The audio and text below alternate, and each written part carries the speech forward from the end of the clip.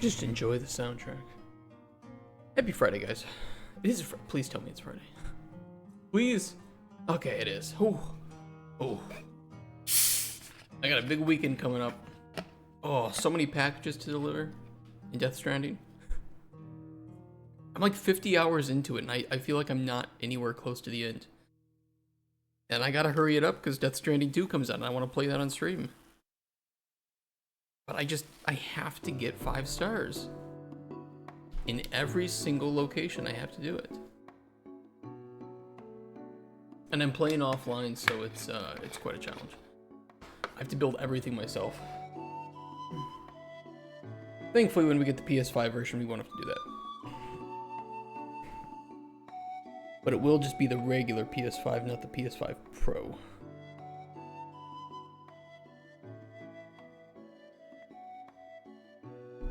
Where did we leave off here? I think I remember. Yeah, I was struggling with figuring out how we wanted to get the commands to the individual components. I know what I want to do with that now. I want to just do a interface call. So I need to pick some things back up, figure out where I left off, what was still dirty, and I think it was quite a bit. Let's find it. Yeah, we had some temporary stuff here.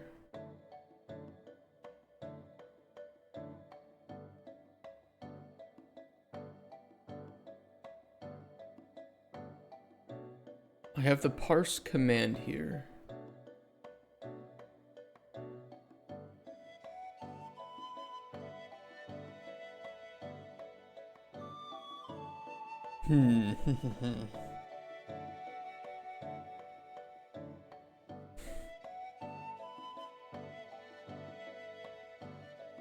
I don't know if I want to call it that, but I do want to run this over to a function library function, where we'll then determine which component to send that to. And then of course in our BPI base device component,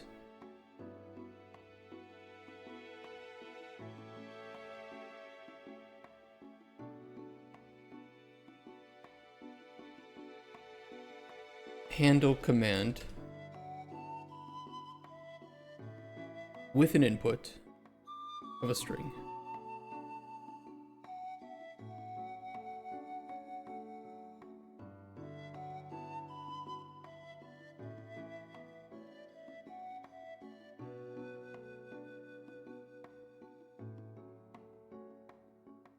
All right, let's grab the function library. Parse command.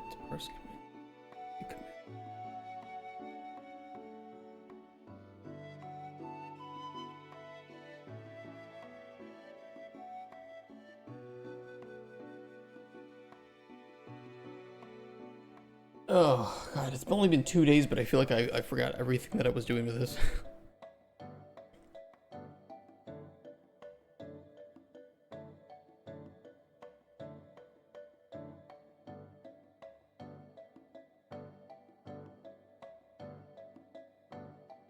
Yeah, that gets the data table row. See, I don't know if I like this. Because this is what we were using to determine if there actually is a command for that. I mean, having one central location to determine if there's a valid command, I think is okay. And this is being done for... No, it's being done like that. See, I'm wondering if it might be smarter to have a data table for device components and commands.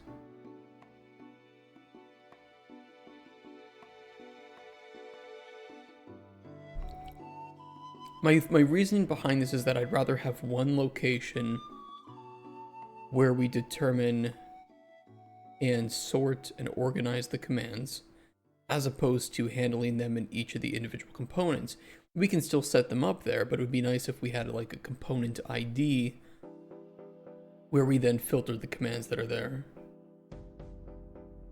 And that would be minimal work in each component. We would just give a component the ID, grab the data table, order the tags available for the commands. I suppose one of the difficult aspects of that, though, is that certain commands may or may not be available during certain camera angles, for instance. Oh, what a mess of structure this game is really turning out to be. Good challenge, though. Definitely a good challenge.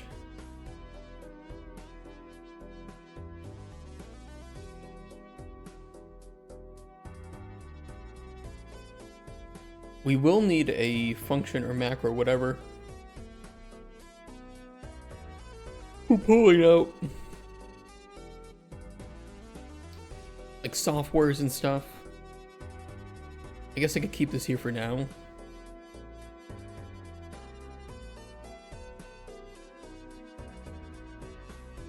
That can be done later, right? Because that's more like quality of life.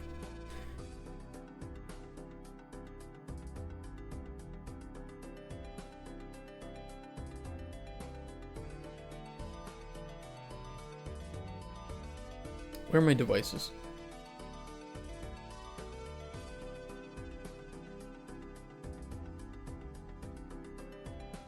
We gave those command tags. I wanted the command tags to be done in the same way that we handled the inputs.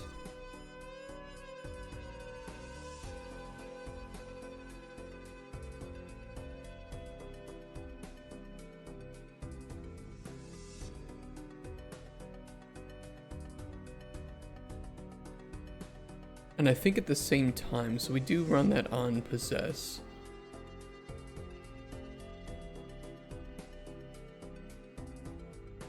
Realistically though, shouldn't we update the command map when we unpossess too?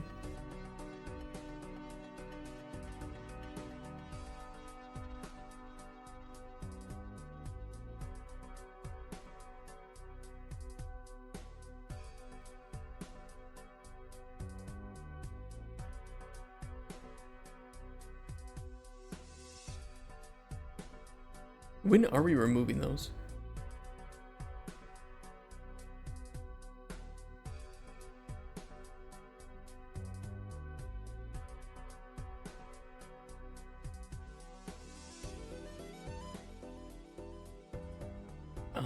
Are we removing those?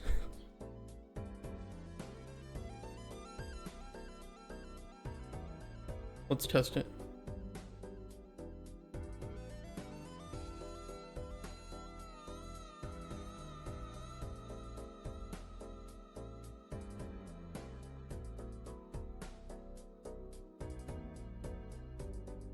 You'd think that I did.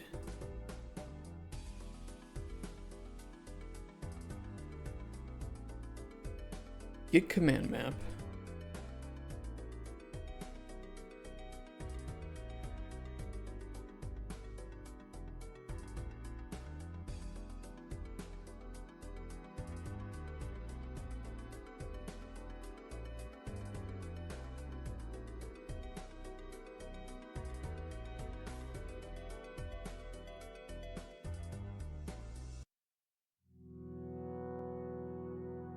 We didn't give any other commands to like the computer or whatnot. And I'd have to do that to test if it actually removes it or not.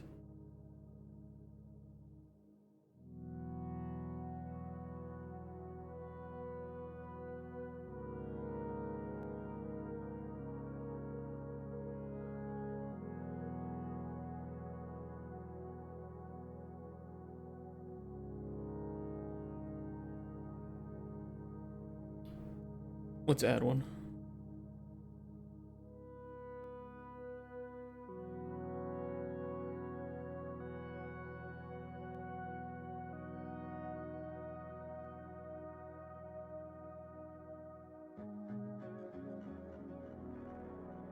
Okay, let's grab the computer.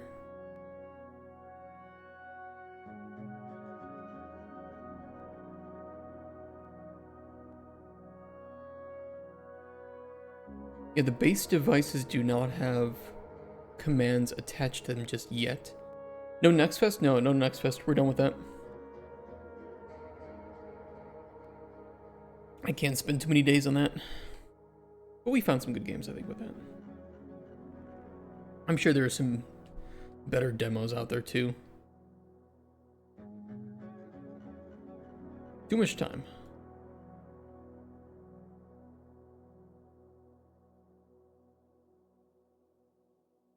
Give me a selfie.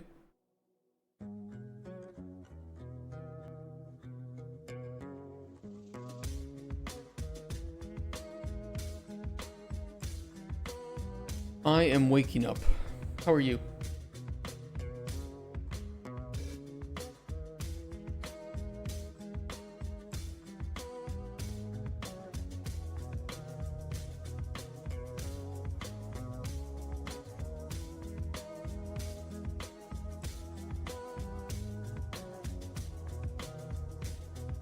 A component.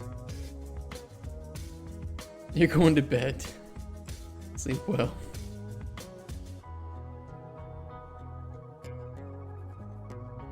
Sleep well indeed.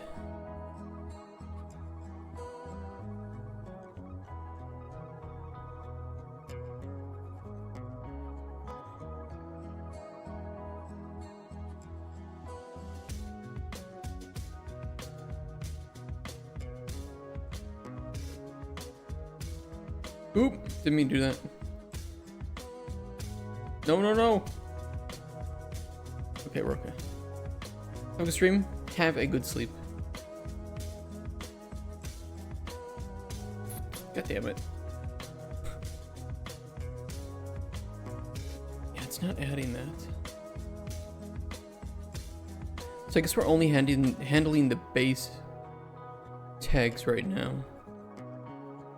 I almost just want to delete everything that I did with the tags and redo them.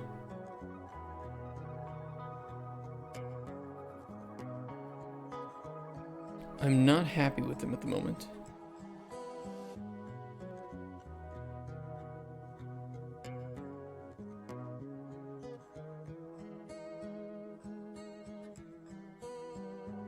I definitely don't want to command data table.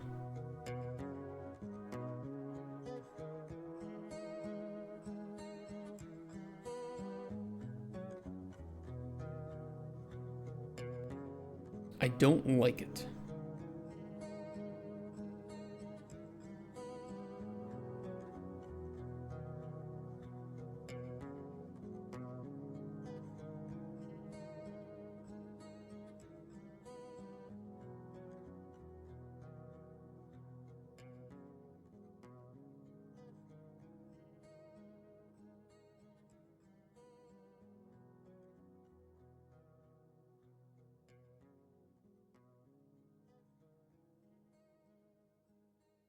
Oh, I don't like this. I don't like that. I don't like this. Hey, Doom says that was Next Fest.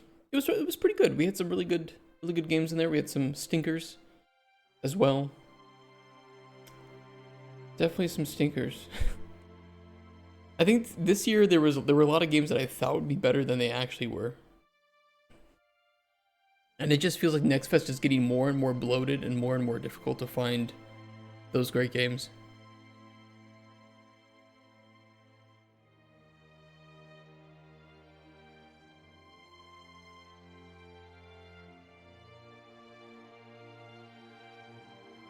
I'm okay with how we store tags. I am.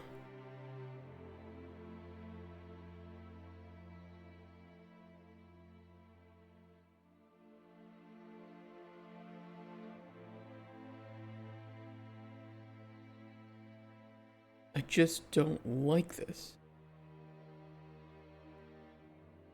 The reason you didn't want to set CC in Next Fest and go for crowdfunding? We would not be able to get that much in crowdfunding. Name me one game that has gotten over 1.5 million in crowdfunding. in the last 3 years. And then I'll tell you why Golden Chronicles isn't in the stage for that.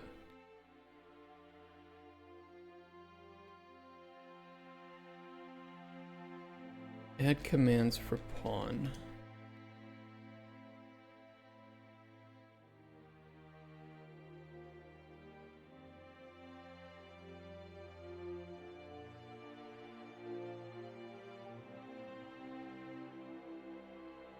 We could do remove commands for pawn.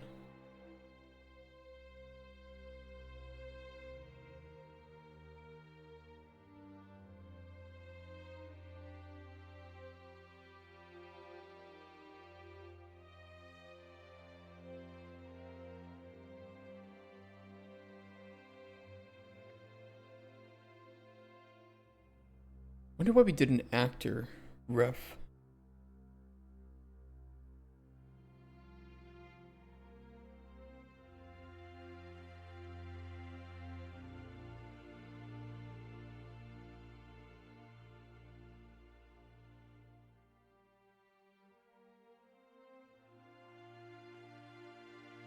Imagine has to be PC game. Yeah, but that's Heroes of Might and Magic 3. How many people know Heroes of Might and Magic?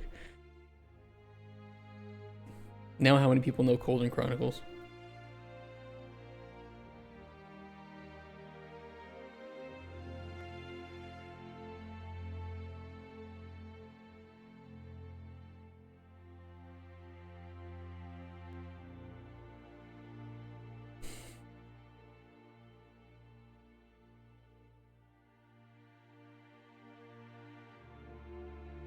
Do we want to expose that?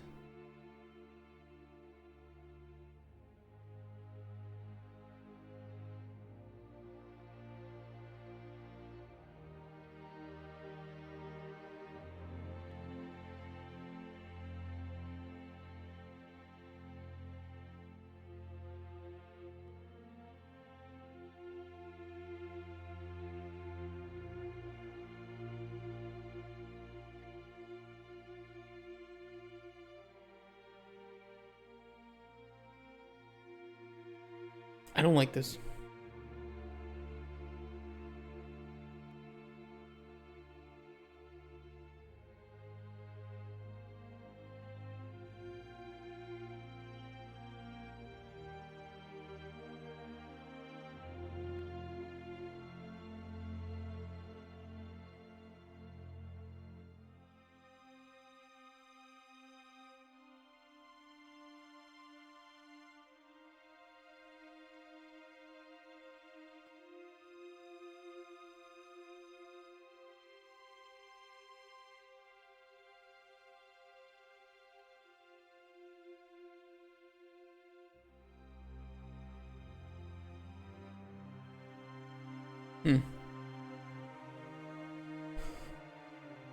Who's someone to be the first?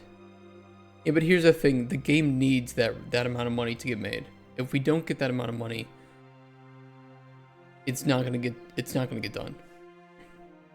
That's commitment. I can't just take the money if we don't get enough, cancel the project, and I run away with the money that we got. I want to make sure that if we get that money, we can do it. And if I go to Next Fest with some shitty early version of Golden Chronicles, I cannot go to Next Fest again with Golden Chronicles. Meaning that if we make a really good vertical slice, which would absolutely bring in more people, I've already ruined my chance at Next Fest. Take a look at Next Fest and how many games go to it way too early with some shitty prototype.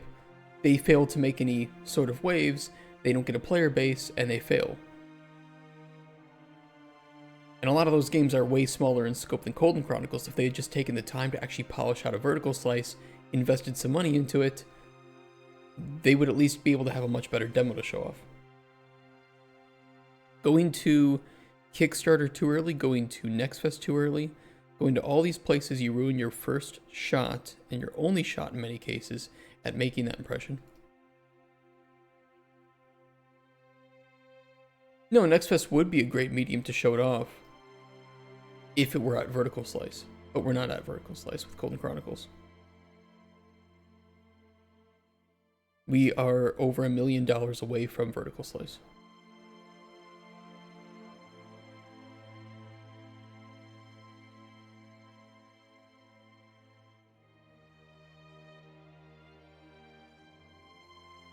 Company is US based.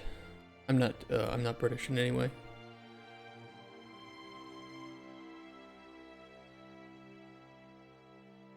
I don't sound British. I hope I don't. No, I'm just kidding. British accents are good. I don't sound British though.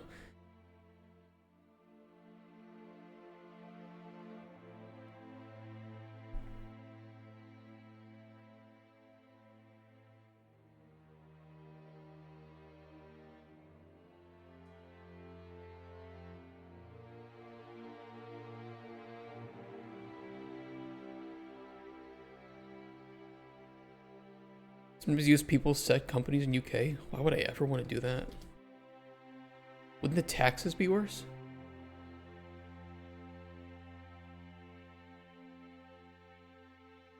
What are the tax rate differences for LCs in US versus UK?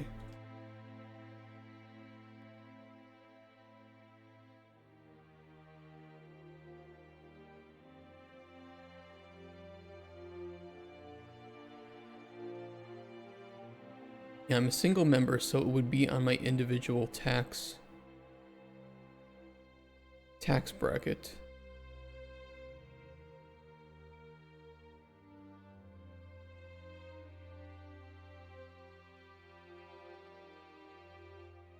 It's just 19%, Jesus Christ.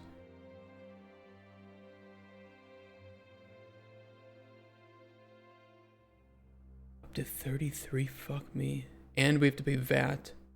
Fuck VAT.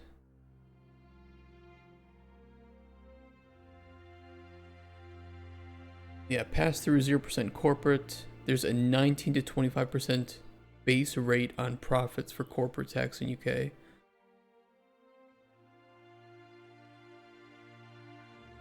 I'm not C Corp, so I don't pay any corporate tax. Otherwise it's 19. I have passed through, so they have double taxation.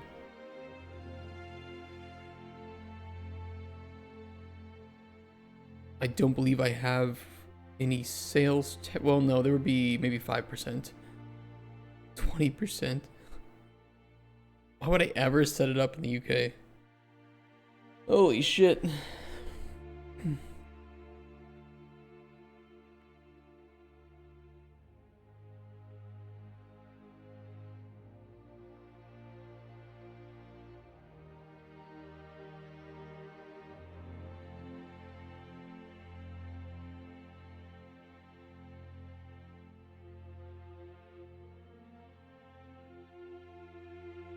Oh,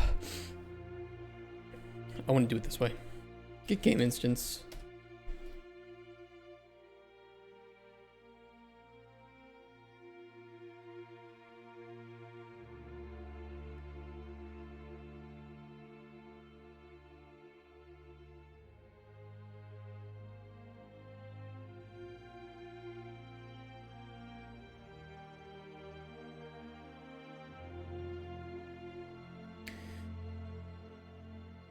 It is an object reference.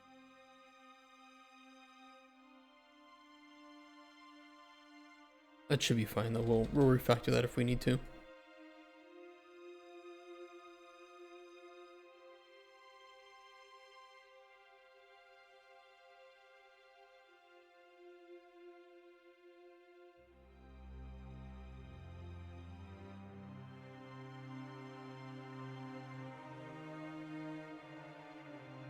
I don't pay any taxes right now because I don't make any money.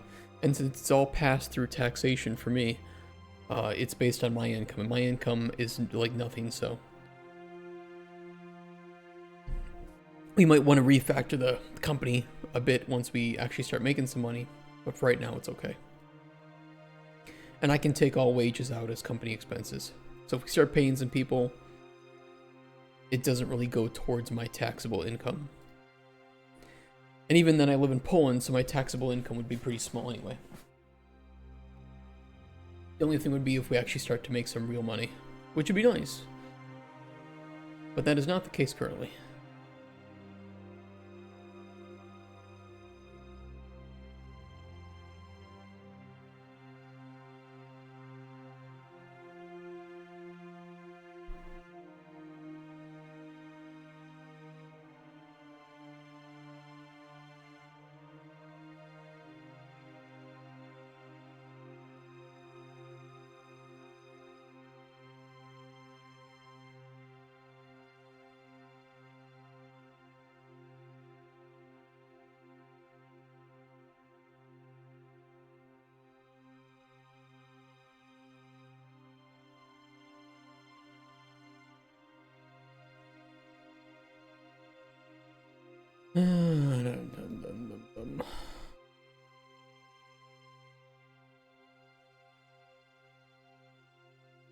We loop through. We don't have base commands. Commands are based purely on the components. Commands will get filtered through available commands, if I'm not mistaken. Want to remove that.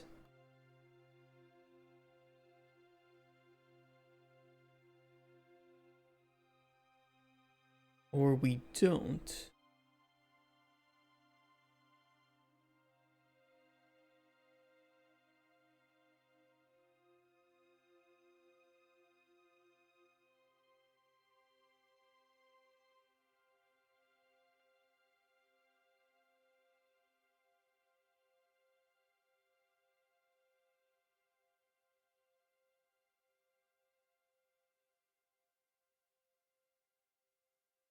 Weird though, we did add that to the camera.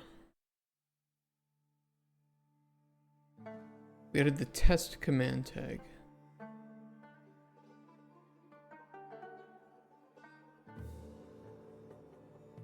So that may be not grabbing the right tag for some reason.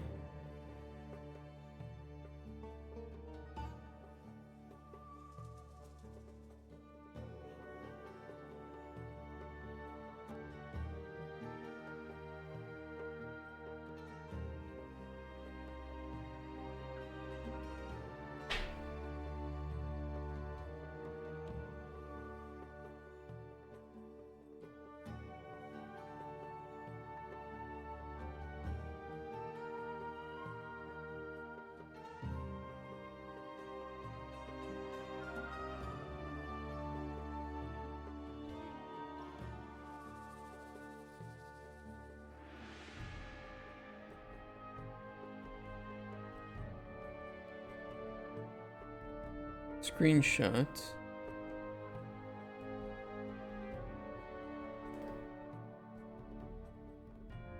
Test.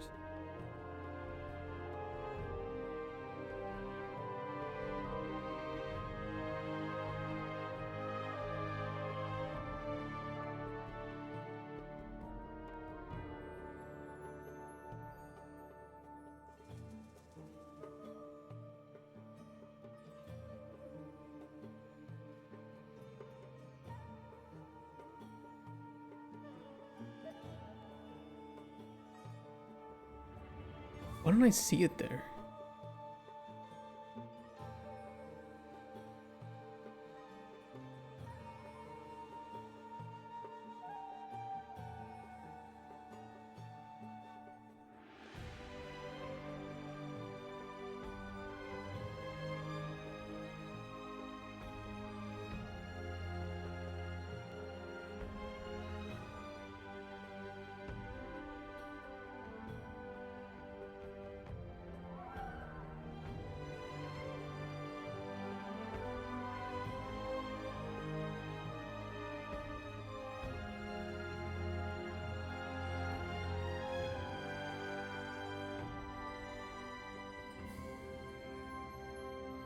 It's just not long enough or something?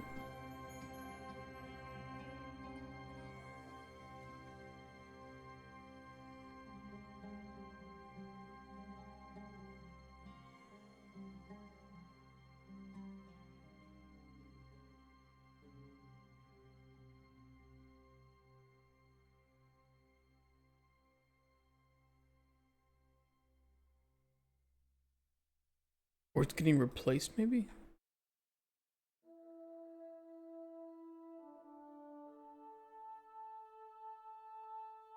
Hmm.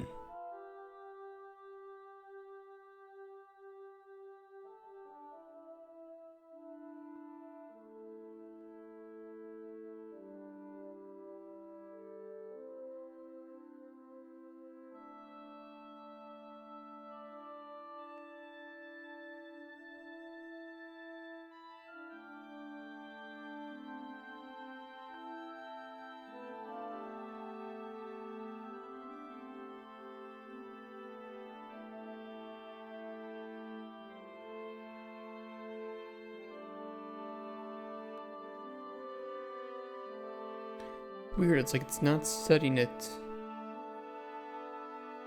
by reference. I wonder if that's just because it's grabbing a copy.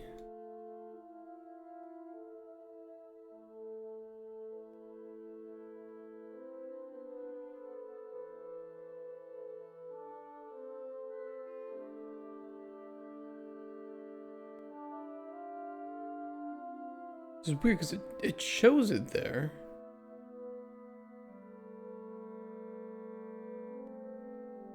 But then it's not getting added.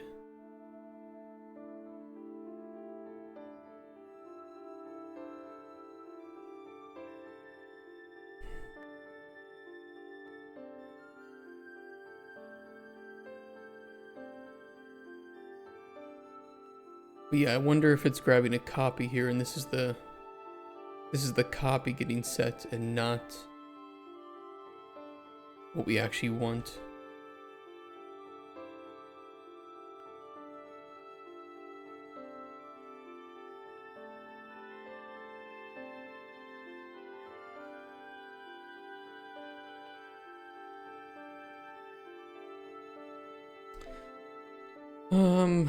What do I want to do here?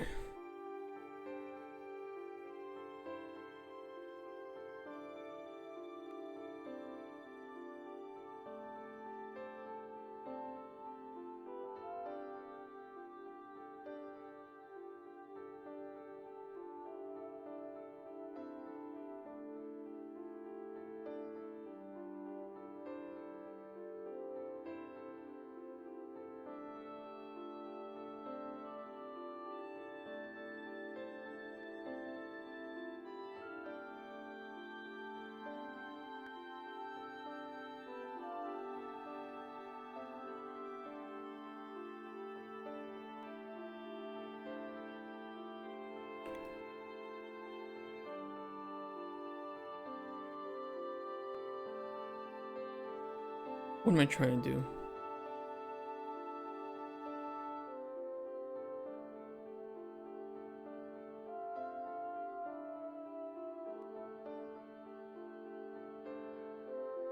Well, why don't we just make a copy of the gameplay tag container and then set the... That would be, I think, even easier. Literally just run an ad. First grabbing the container.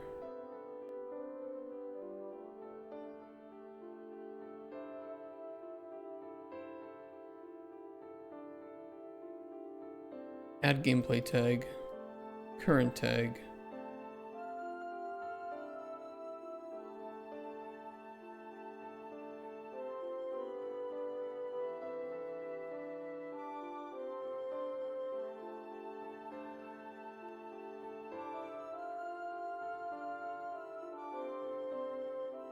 Let's see if that fixes it.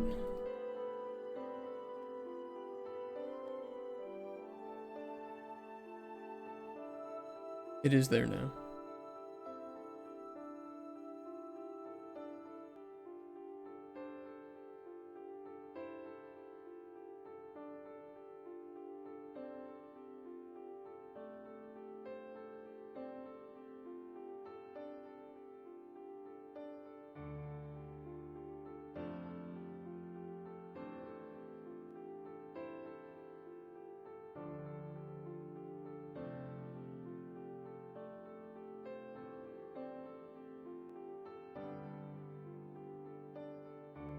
Okay.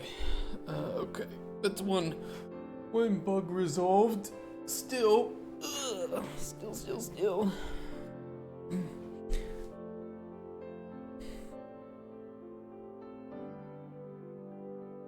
Still. The whole parsing of commands.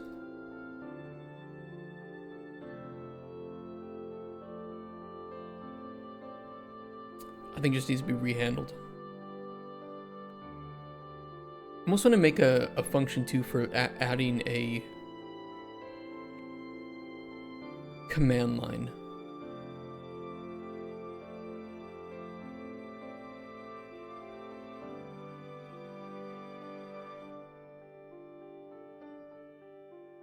Like add console entry.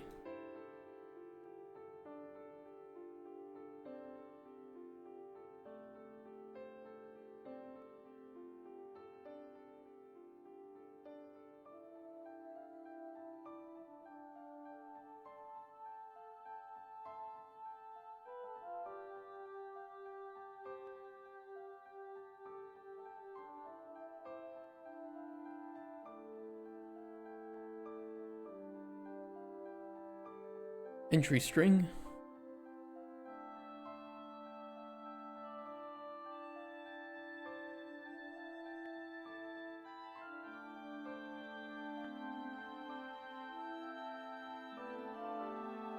And we'll do a little bit of checking here, just to handle some errors.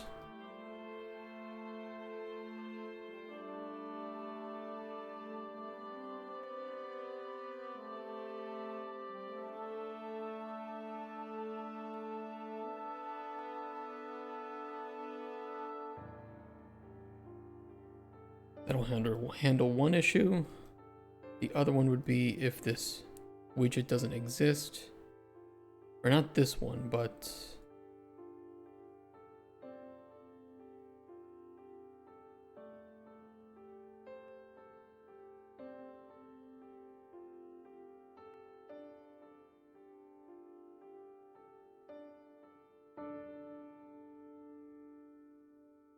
do that.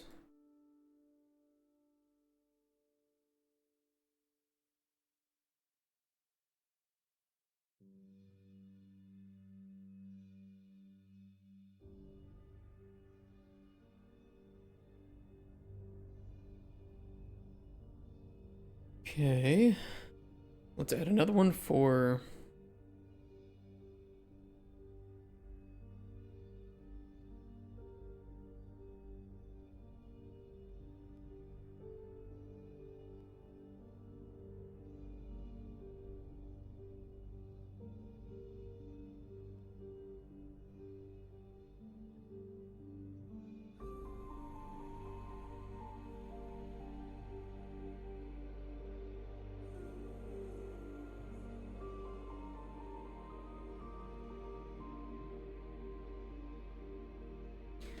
base command string.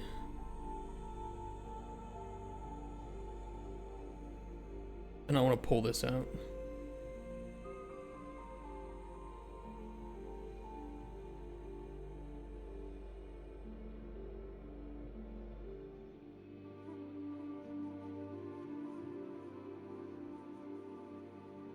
This will ease my life in certain ways later.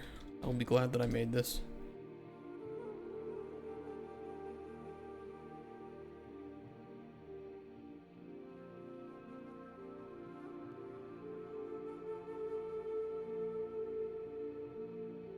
Okay.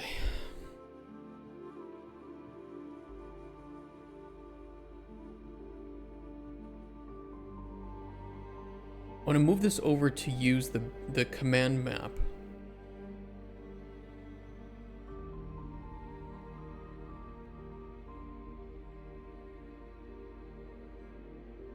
We can get rid of this. This is no longer needed. Match command to tag.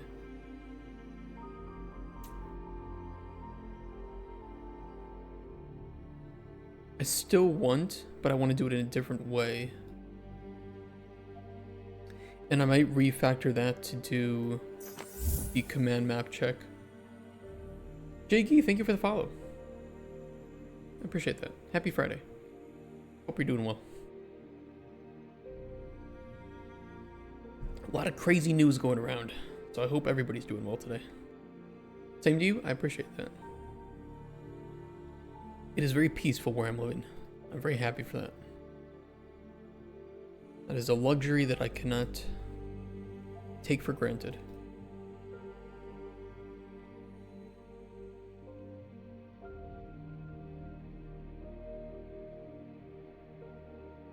What kind of minigame you're working on? A hacking minigame that is done through console.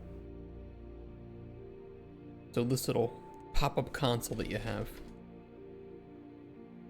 But I need to make sure that we are adding the right tags when you're hacking into different devices. And not just different devices, but different camera angles for those devices, there's so many different like reasons you might have different tags available. So once we get the base architecture handled, which we're almost done with, we can run the check and run the commands based on what we want to do. Just a lot of that foundational work, right? Because the in-game console is going to be very central to the gameplay.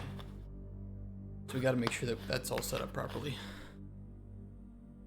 And I'm still trying to wake up too.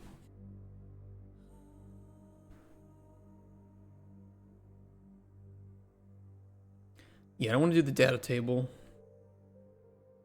I don't like that idea here.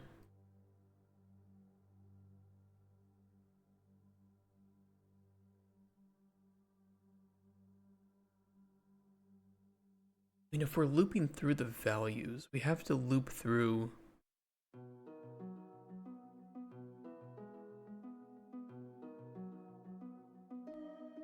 No. We can do this in parse command. I think it is better just to do that and get rid of this function.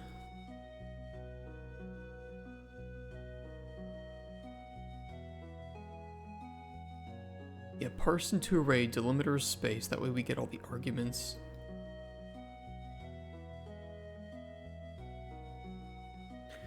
I did use my chat to Unreal server so chat can hack. So chat can hack? Well, like Twitch chat? That could be pretty fun. We'll probably do some Twitch integration. But that is way down the line. Our goal is at the end of the year to have our first playable, and then vertical slice by June of next year.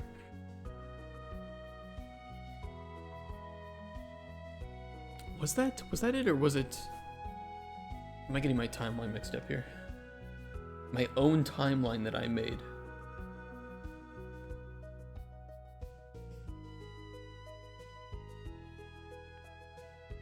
Oh no, that is correct. The all chat supported? We'll see. I mean, I like, integration with communities where it doesn't completely mess up what the player's doing, but in this case it might. We'll see. I mean, it depends on how crazy we want to get with it. If we want the, chat to absolutely just be able to mess with a streamer's game, which I think that some content creators would enjoy, but it would have to be optional commands. So we'll work that all out. We are 8 days into development. We'll get there. One thing at a time.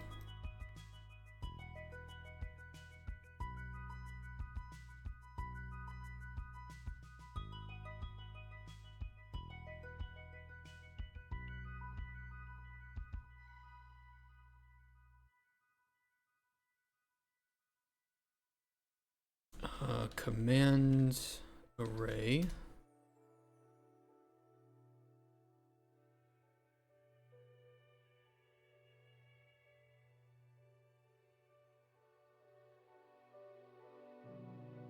Yeah, our team's pretty big on integration with that stuff, so we'll probably do it.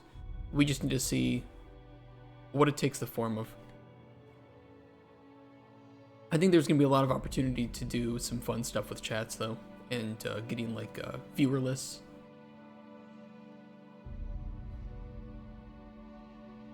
So if you can hack into like people's emails or something, and it's like, oh, this character in the world is cheating on their husband or wife with some other person, we can always just replace that other person with some viewer from chat, which would be pretty funny. Tim from IT, he's cheating with Jay Gee. I knew it.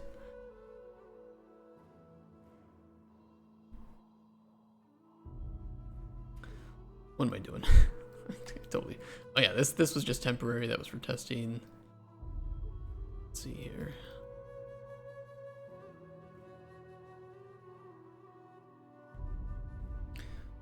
For each.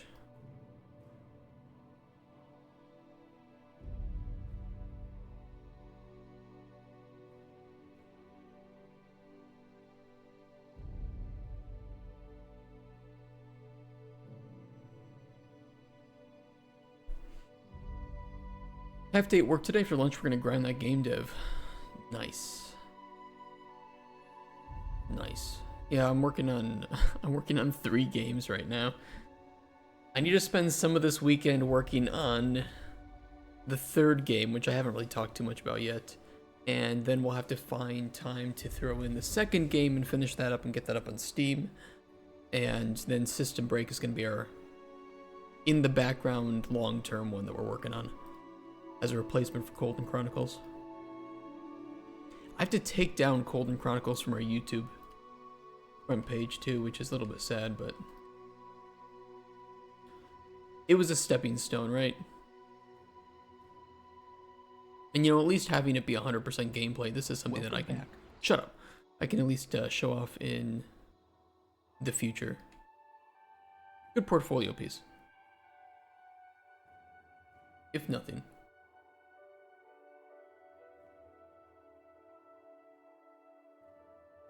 But I'm happy with it.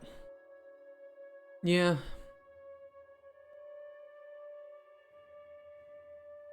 It was a good prototype.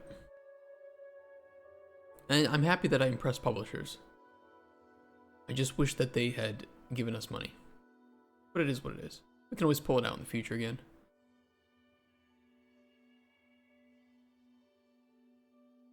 God, I hate how YouTube fucked up the bitrate on this.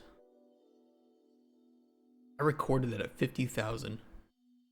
I made sure to record this at a high bitrate, but when you have a lot of foliage, what are you gonna do?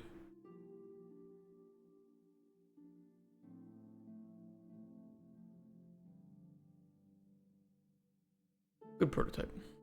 Used to kill its scope to release it as 2-person game. Yeah, because it wouldn't be the same game at that point. Because tell me what you think, and I'm not getting upset at you, by the way, but tell me what you think we would have to remove in order to release it as like a 2 to 3-person game. And eventually, to me, when I think about that, it comes down to we remove everything in the open world and just make it a shopkeeping game. And it's like, okay, well, let's go to Steam and let's find, you know, alchemy shopkeeping games. Is there like a tag for alchemy or something? Oh, that's sexual content. Hold on. Hold on, I won't get banned. I didn't mean to click on the only sexual content game in the alchemy genre. Like this is shopkeeping. They pretty much all are. There's no alchemy tag. That's really unfortunate. We just got potion. Potion permit, shopkeeping, potion tycoon is kind of like a man. It's completely separate. All these are just gonna be like shopkeeping games.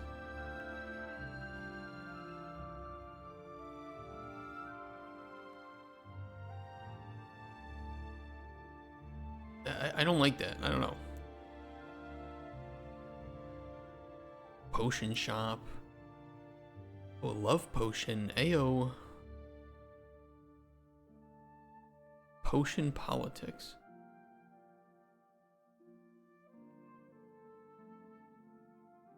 Run your own potion shop.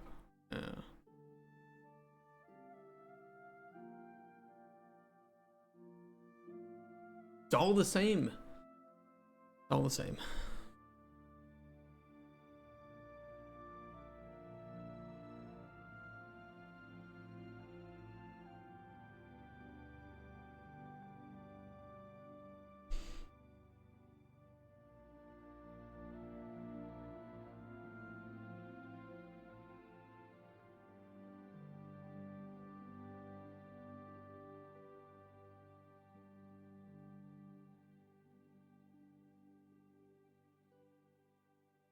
What's the string?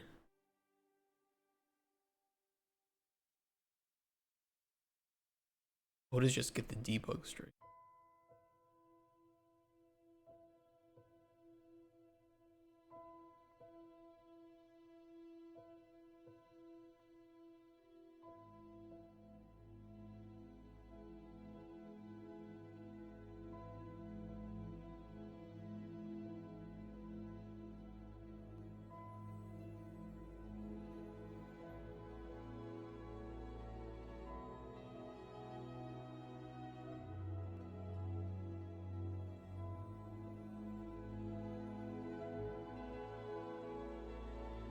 Yeah, this should be the right test for it. Right now we can print that if that's true. Not print text.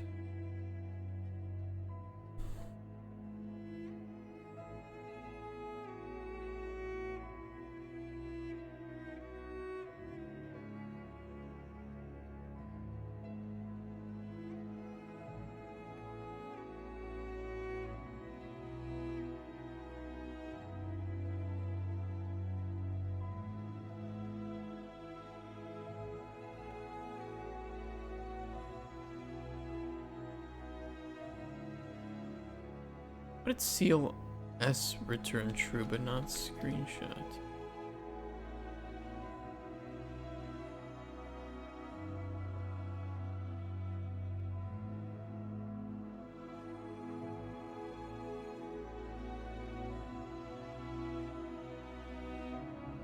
What the fuck? Oh, it's committing the text when I click off. I want to make sure that we remove that, actually.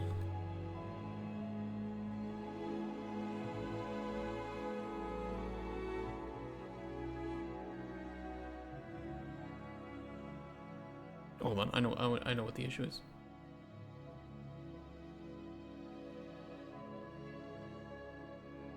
Got a little bit too hasty with my testing.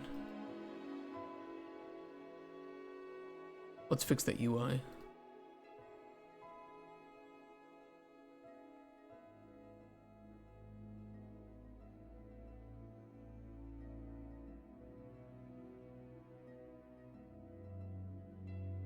Editable box. Where is my commit?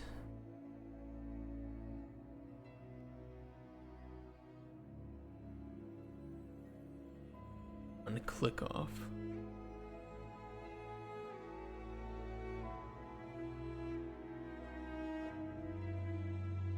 I could switch on commit type actually, because I think I just do on committed. We'll just do a switch here. And we want only on enter. That'll fix that problem.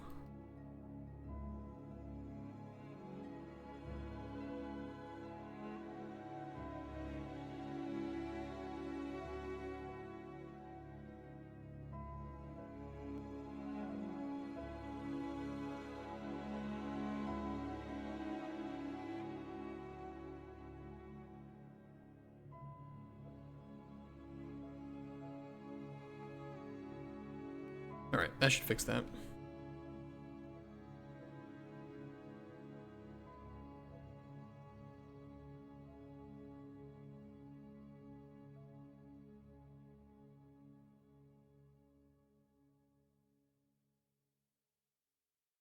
Okay, now it's testing the camera.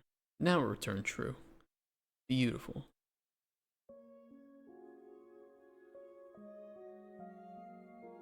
Test. Nothing. Screenshot. True. Beautiful. CLS true, beautiful. And those should be grabbing the right test command object too. Let's just get that printed.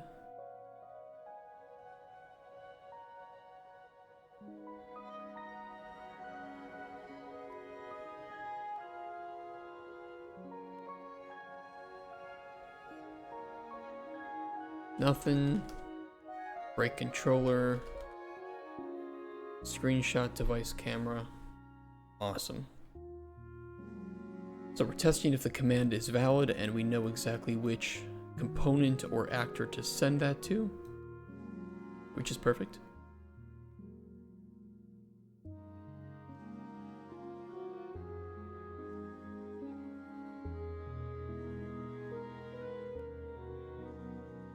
I'm half tempted because we have the handle command on the interface in here. I wonder, no, because we'll plug the base console tags. Yeah, if the found object is equal to the player controller, we'll send it there to handle command. Granted, we could send that anywhere, to be fair, but I think it's fine if we route it here. Handle base console command.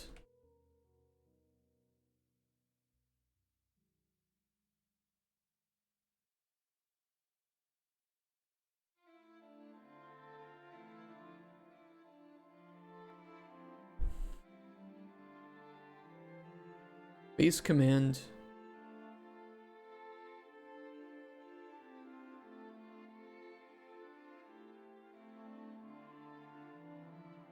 Arguments.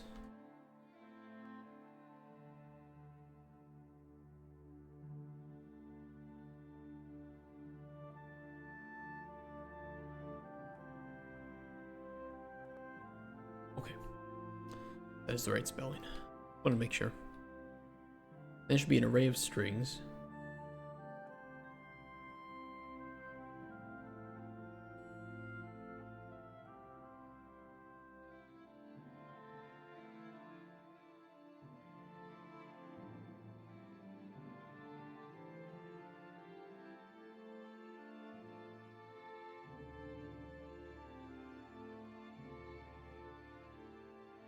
Do I want that to be an event or do I want that to be a function? I'm gonna be honest, I think I want that as a function. There shouldn't be any...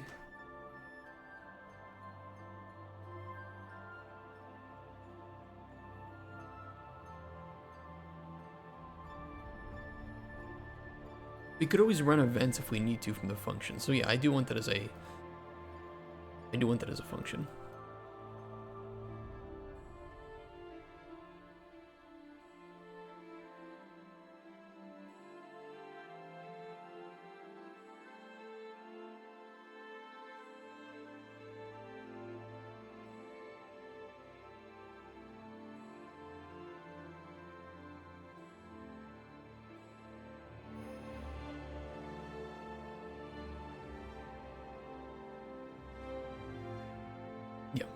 Yep.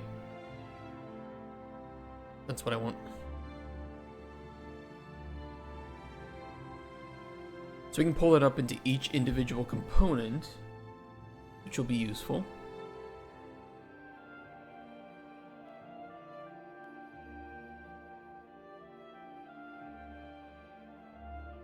When we're building...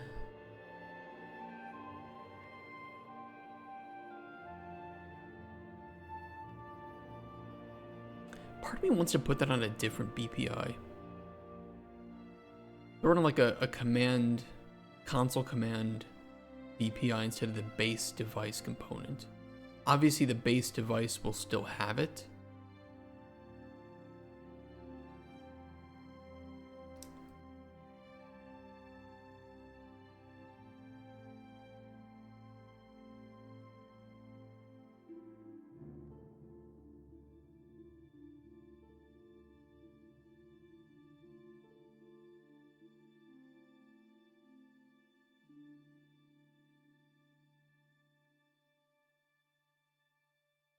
But this way I can more strategically determine what should be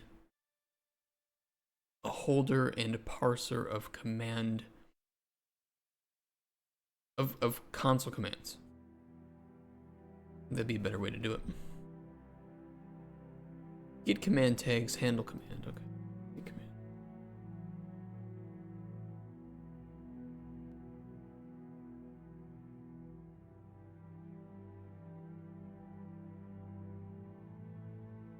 String and Boolean.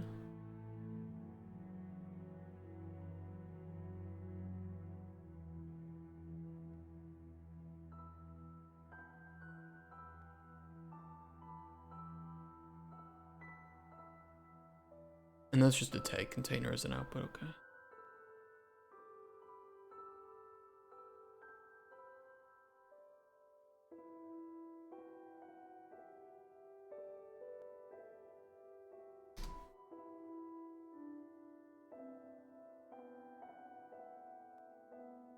Okay, I'll get them moved over to the new BPI.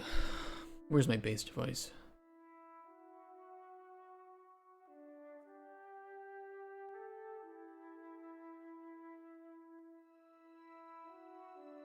Command console.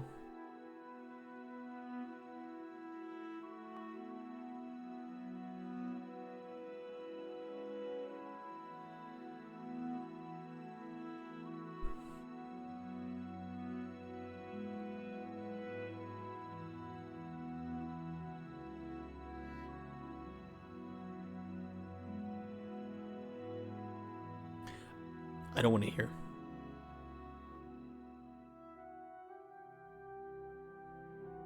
Wrong place. This is where I want it.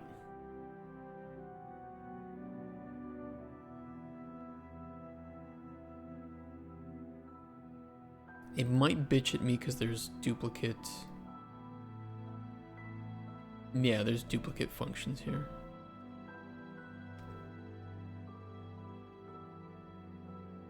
Okay, I'll delete it. It's going to cause a little bit of a kerfuffle.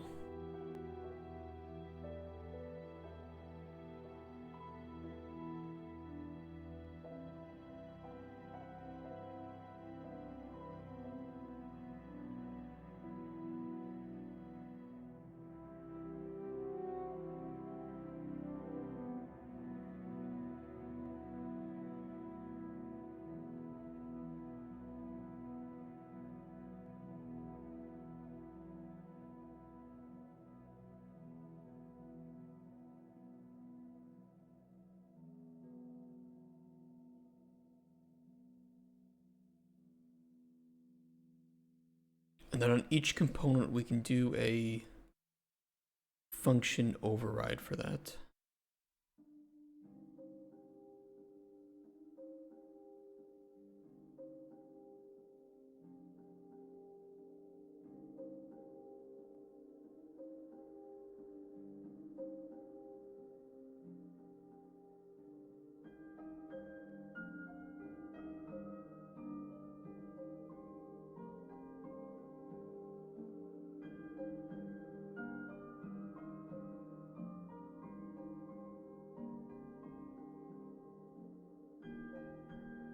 Are you gonna compile? Okay. Took 16,500 milliseconds. I don't know why, but the device camera takes forever to compile, and I have no clue why that might be. But it scares me every time. I think I've crashed the engine. Horrendous.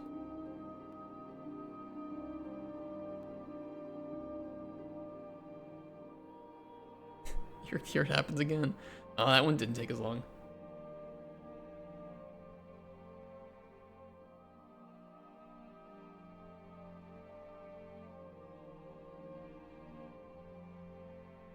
Okay.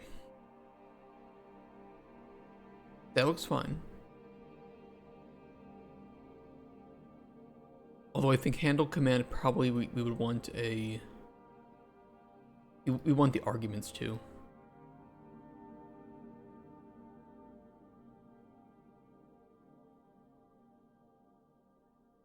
And then on the player controller, I'm going to delete this and give it the same interface. Get command tags.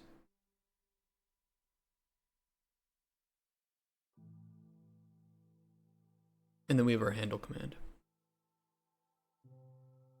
Then we'll go back to the function library.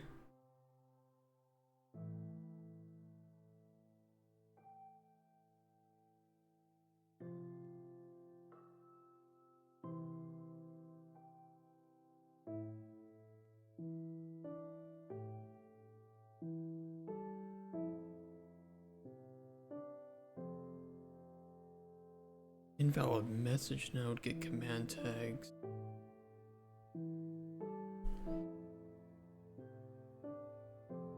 Switch that.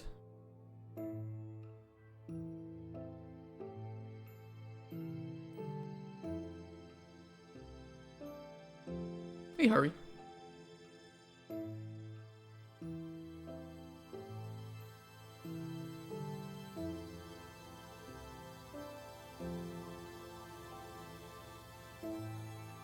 Technically with the player controller we can do that too. I might...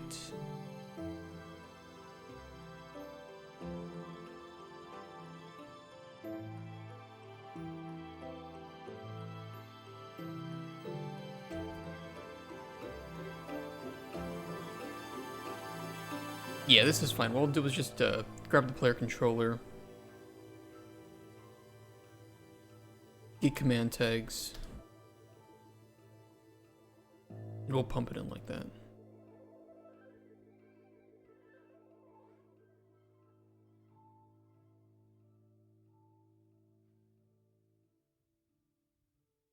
A little bit of awkward spaghetti here.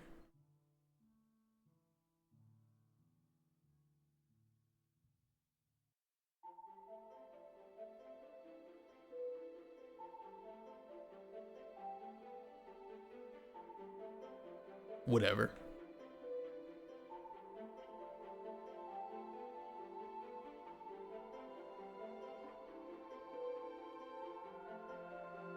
Should work.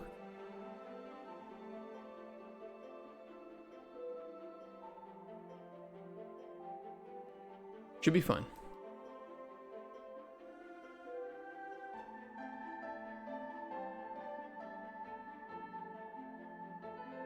Parse command, if the command isn't found, which we'll do here.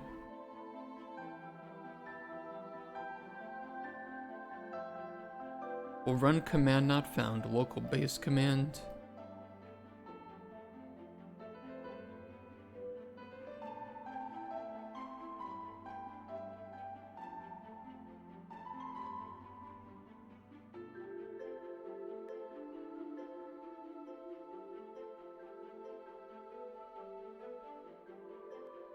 CLS is not recognized. That, see, it should be found, but it's based mainly because we're not returning.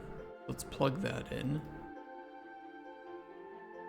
So the two that should not spit out that error message should be screenshot and CLS. Beautiful. Anything else? Gives that. Wonderful. Let's start with putting in the CLS command because that's just, it's already working. And we can use that as a test.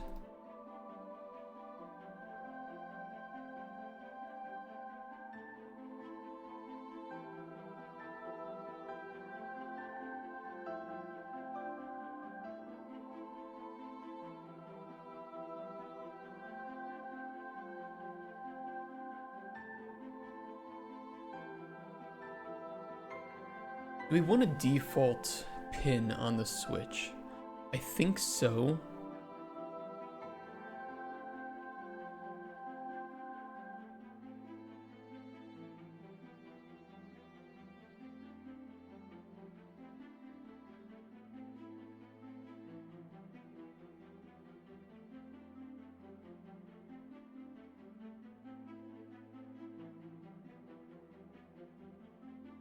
And I think we should run We should definitely run a debug print here.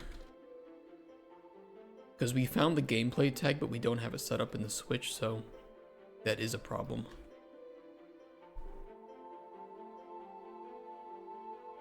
Gameplay tag successfully parsed for command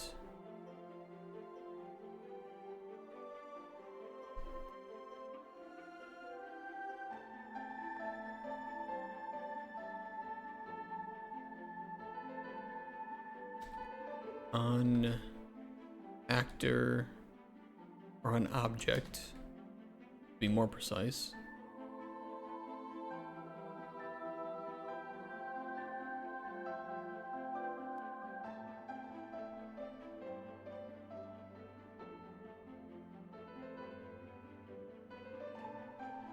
But no switch case handled.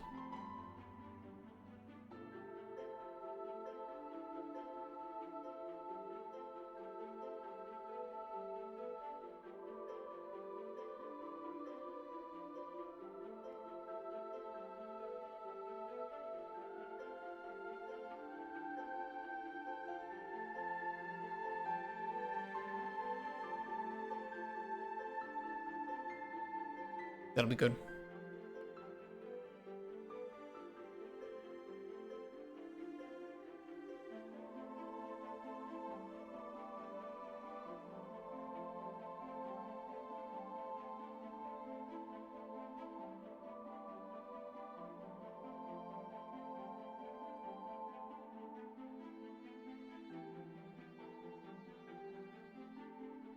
We actually need to send it over to there.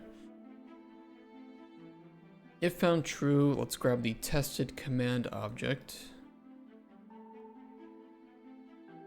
Handle command. Base command arguments.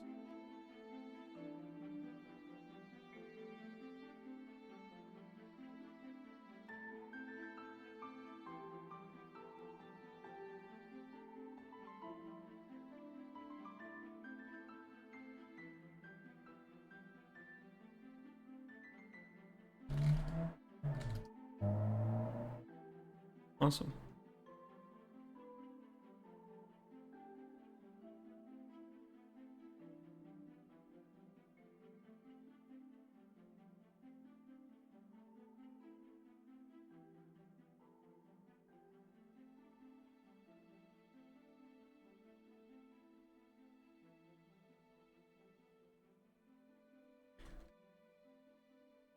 Hold on, we'll just do an append here.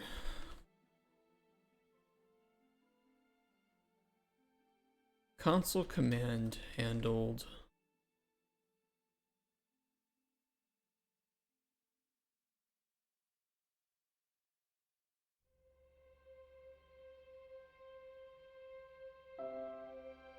And I think it'd be smarter if we moved this into the parse command.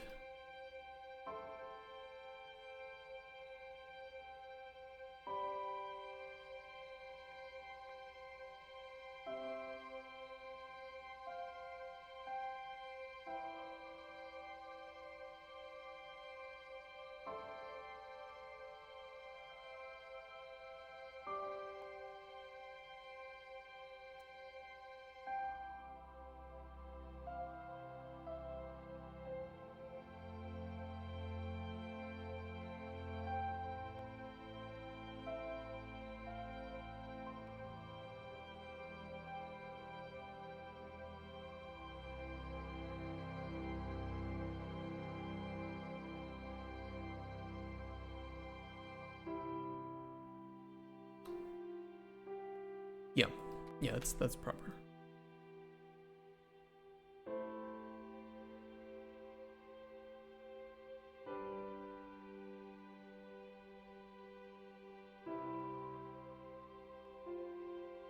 Technically, would that spit out false if the... Let me try screenshot. Oh, it crashes.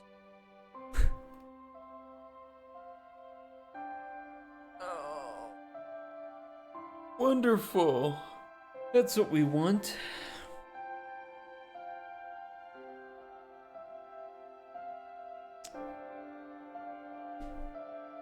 Oh, my posture is horrible. Ooh.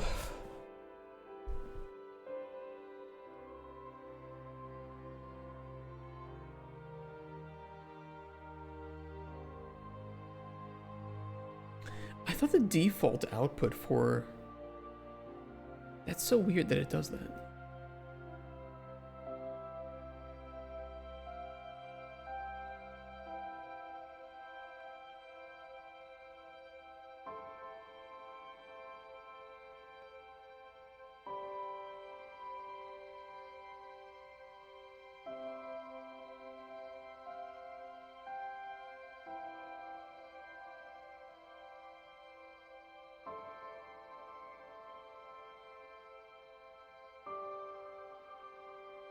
But the command map doesn't map pawns, it maps components. I mean, technically it maps objects, but for everything that it builds either the player controller or the components.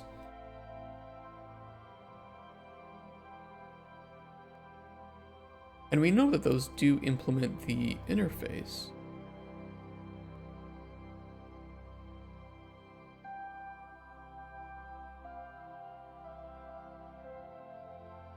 I mean, we're automatically returning handled.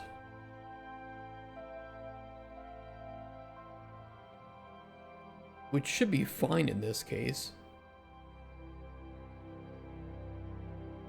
That's weird.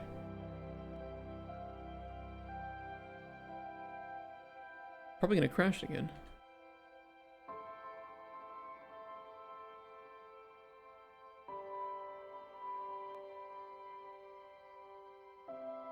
Oh, that's returning false.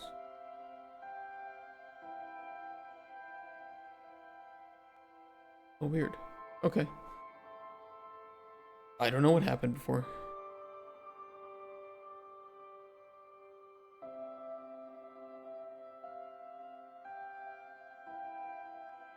No error. Screenshot.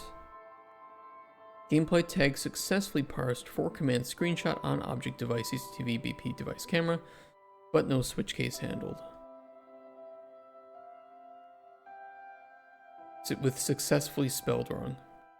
Beautiful.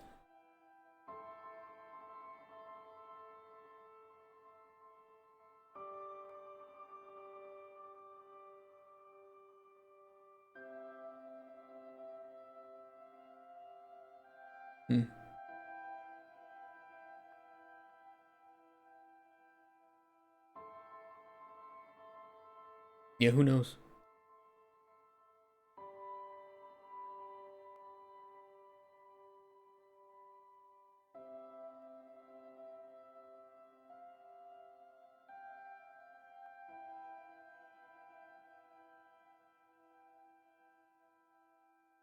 I thought you were able to raise...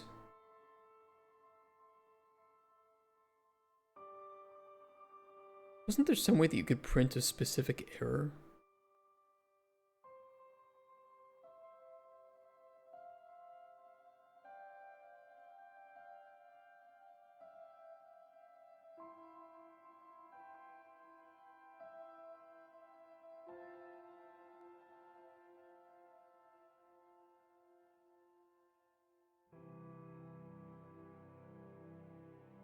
Because right now it'll just print this to the log, but it won't actually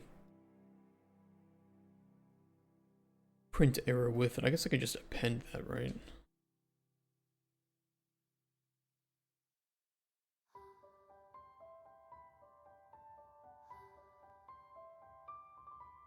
Long ago I made my own custom error handler, which I actually kind of liked. I made my own function where you determined the error type, and based on that it would log it differently, and it would not only print something to the screen that showed that for the player in a bit more of a non-weird text in the upper left hand corner sort of way, and it would take a screenshot. So if something happened in the moment and there was an error, it would take a screenshot for you with that error on the screen. It was actually quite nice.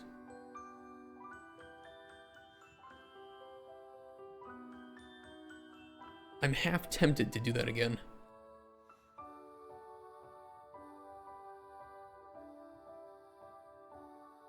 Either way, this is working.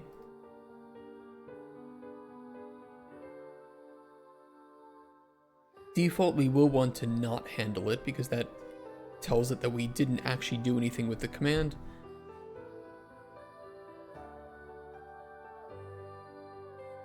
And now we can set up those specific commands in the individual components.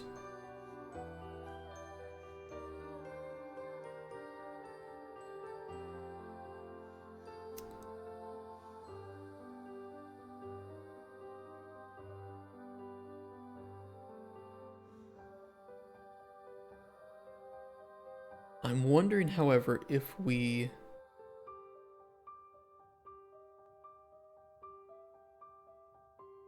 correctly handle the tags, the command tags based on switching camera modes, and I don't think that we do currently.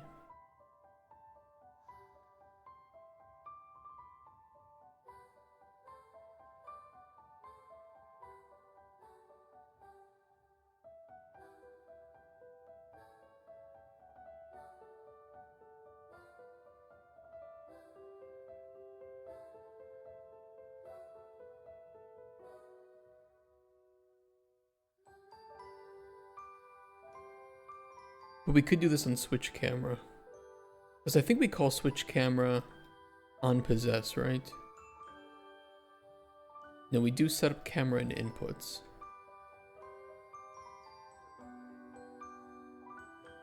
Which is separate here.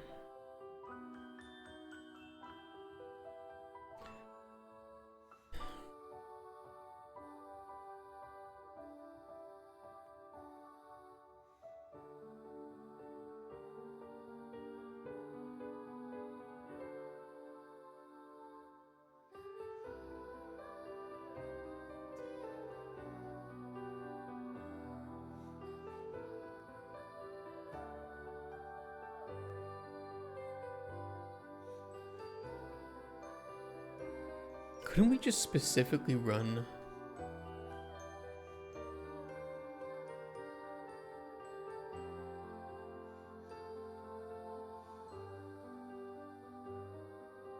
add commands for pawn?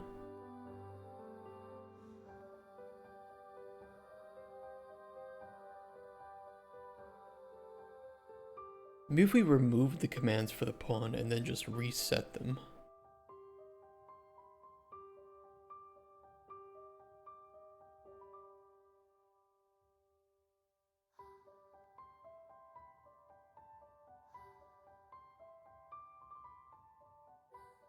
Should be fine. Should be fine if we do that.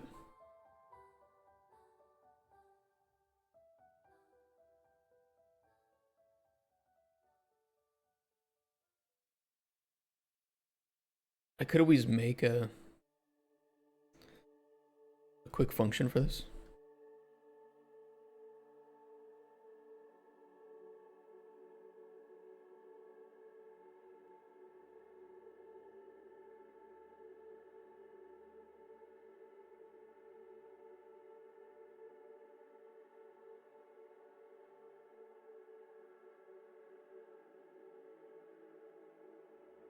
We'll just do like recheck commands for pawn.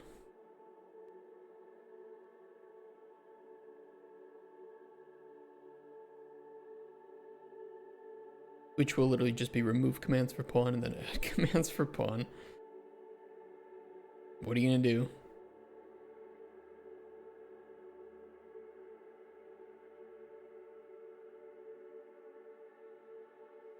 But now instead of needing to do 2 nodes, I can do 1 node. Efficiency.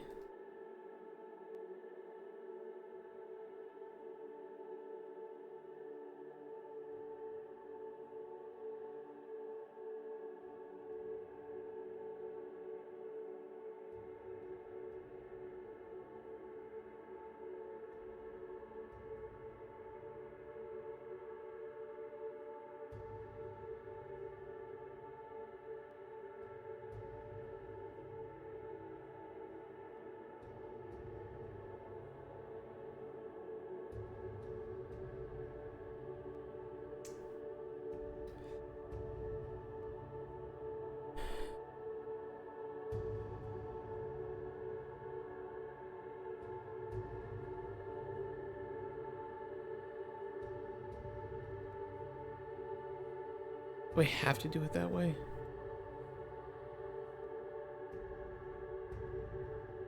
Yeah, I did move that over to an actor ref.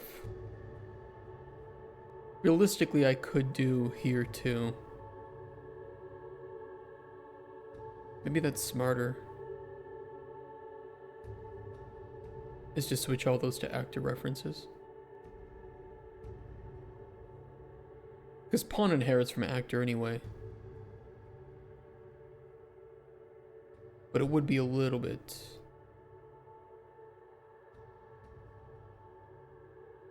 safer. Or even just do it for object.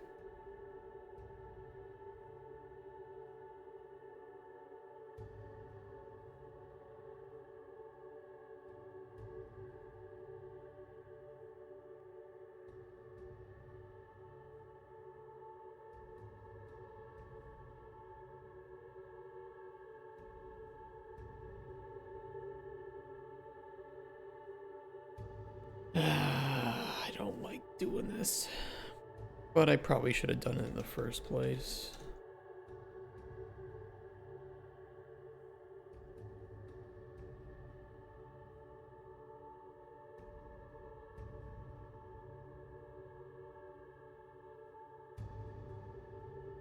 Shouldn't explicitly break anything.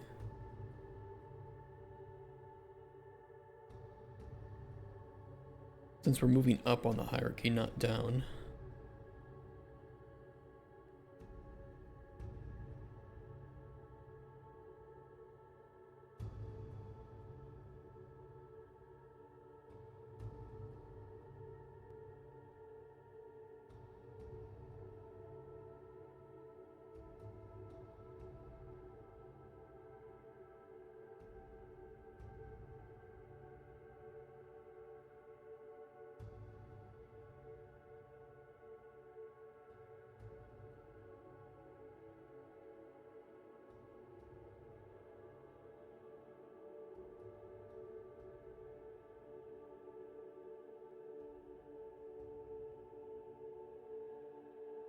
Yeah, we'll do that.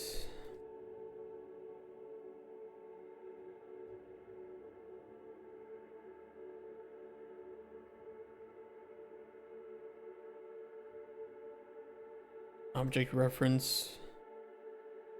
Command tags is an object reference. Object reference, it's the gameplay tag. I mean, that will keep it consistent. So I'm not necessarily upset with that.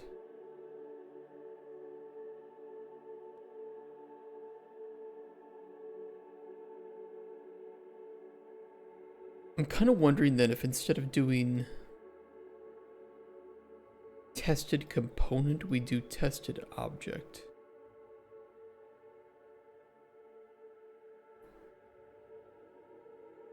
It doesn't matter. It actually just doesn't matter right now.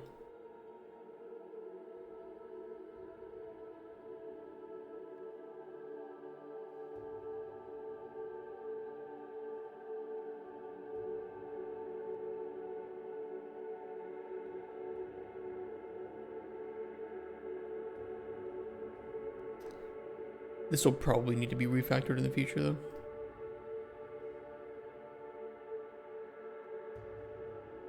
Of course.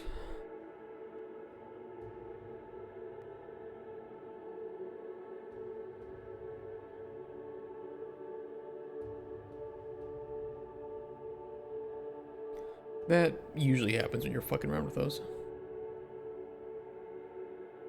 Also,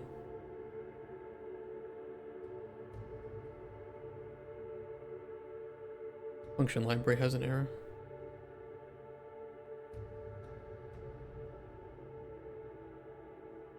Yeah, there we are.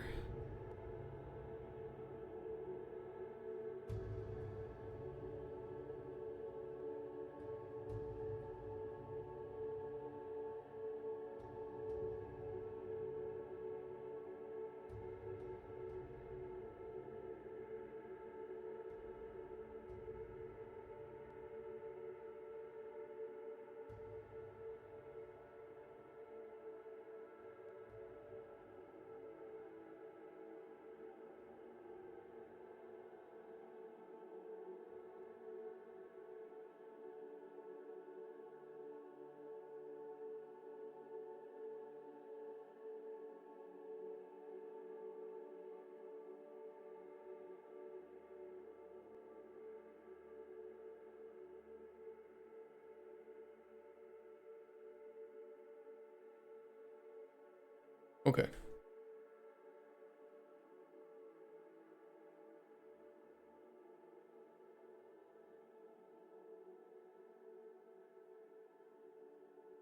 Beautiful. I think I'm happy with that as it is. And then in each component or in each object where we have that interface, we can implement the parsing of commands.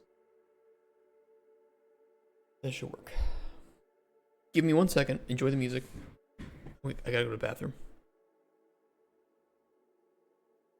You can watch this guy walk around. Track his movements for me.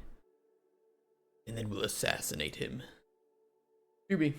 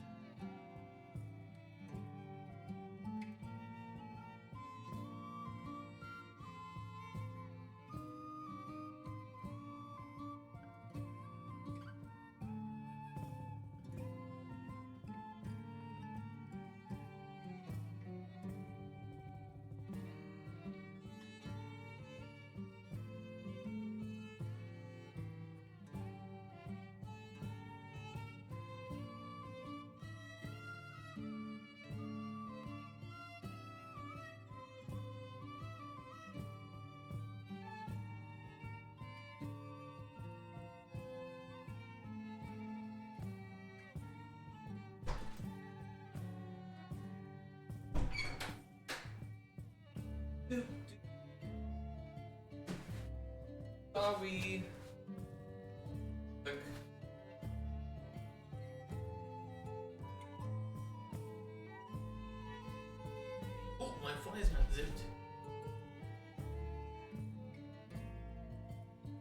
good.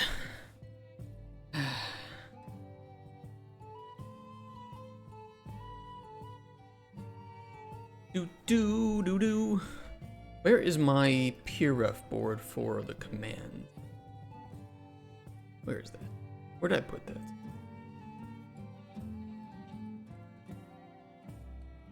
I think it was this one, right? Yeah.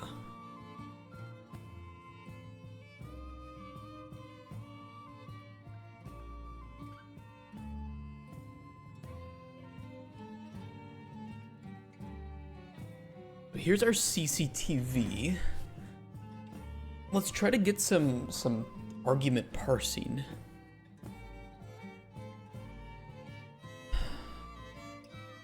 Some of it might be a little bit annoying because there are optional parameters in some cases, and others there are required ones. Primarily like camera operation mode on off.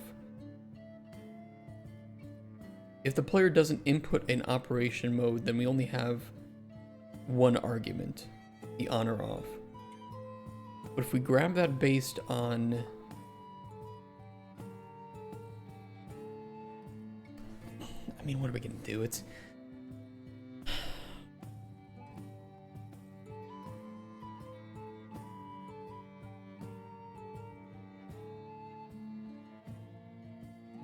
we will need base device commands. Did we set up base device commands? Or did we not? I don't think we did.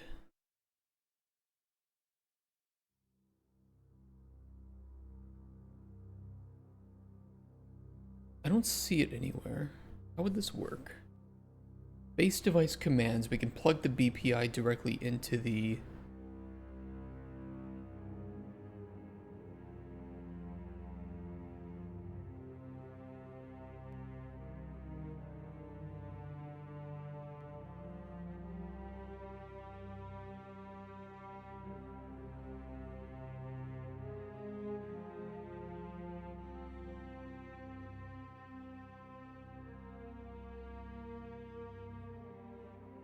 We could plug the BPI in. I don't think it would cause a problem, actually. Let's try it.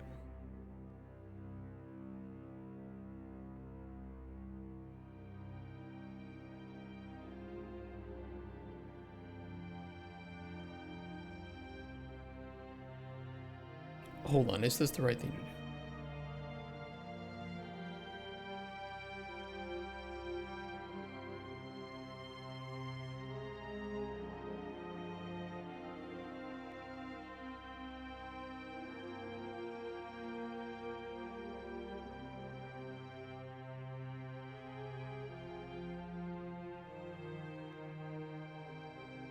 Or would it be smarter to have like a base device component?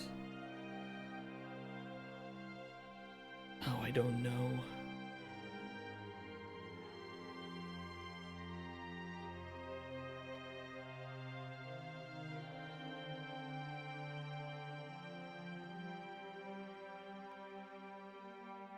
I mean, let's group this. Let's categorize this.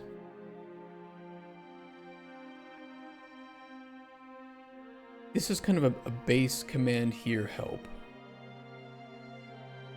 That one we can make more universal. We can grab the associated commands for the base device itself and then all the components.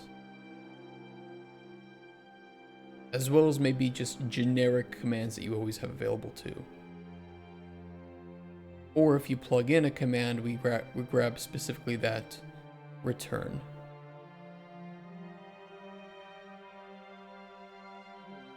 If you query,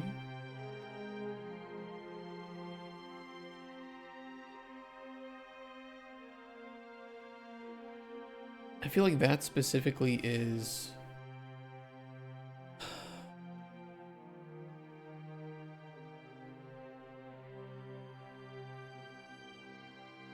different depending on the device. And then we would need a list of parameters that it actually accepts.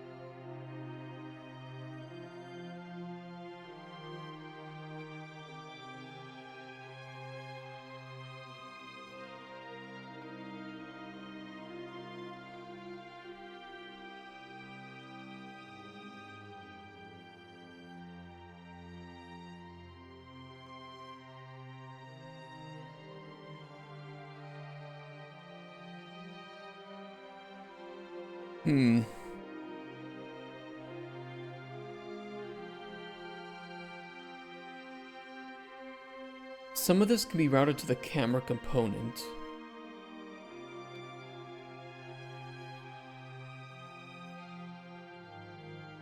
Camera, microphone, zoom, screenshot, swivel, set swivel. These are all specific to the camera component. Help and query though. Query is one that pretty much everything should have.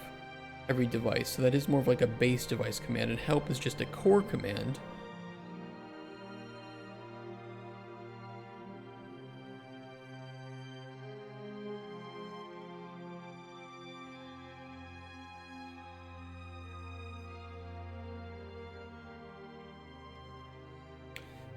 I don't know how to set this up.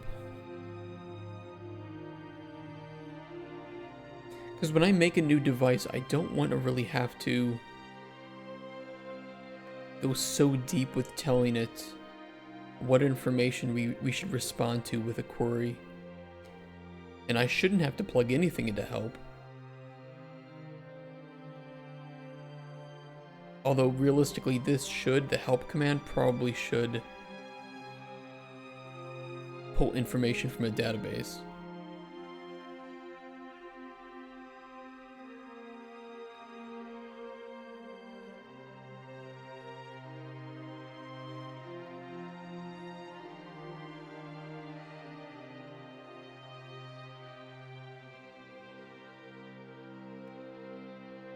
Query is the annoying one though.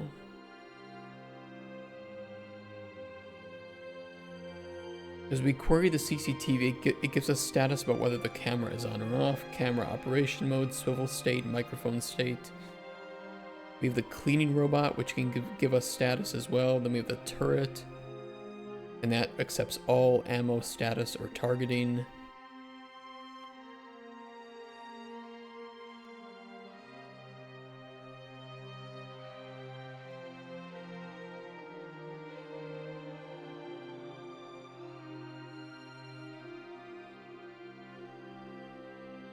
I mean, maybe we do just have to suck it up and start putting some of that info in.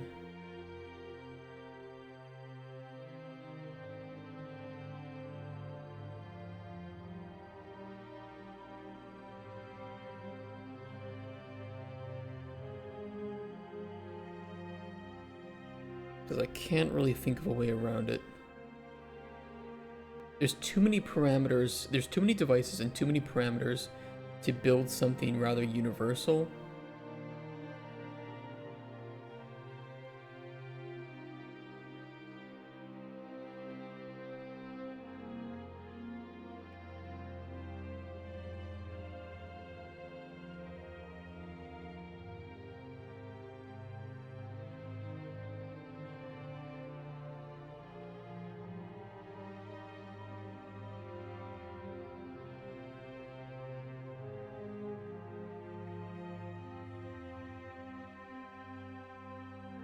Yeah.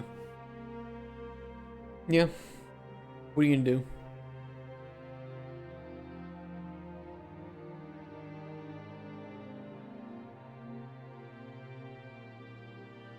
I'm a little bit tempted to... No, I'm not tempted. I take it back. Alright. There's a lot going through my mind right now thinking about the structure of this.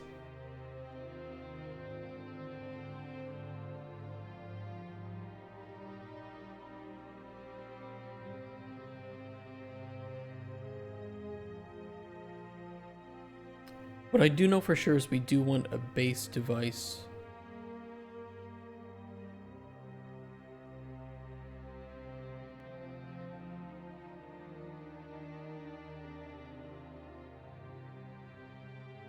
Fuck that query. Fuck that query. It sounds so simple.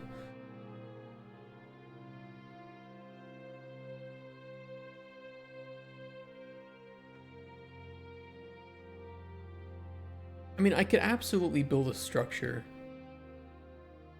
with each device. Like, here's the query parameter. Here's the text you need to reply with.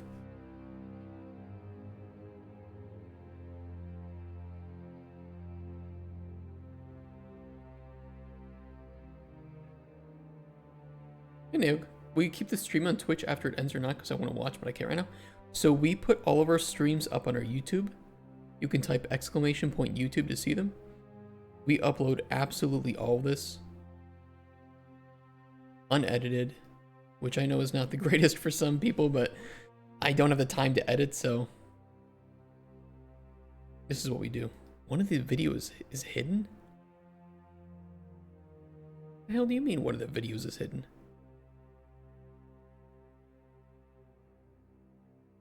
Oh, I think I had to re-upload a day and it deleted, so there's a deleted video in there. I'll fix that.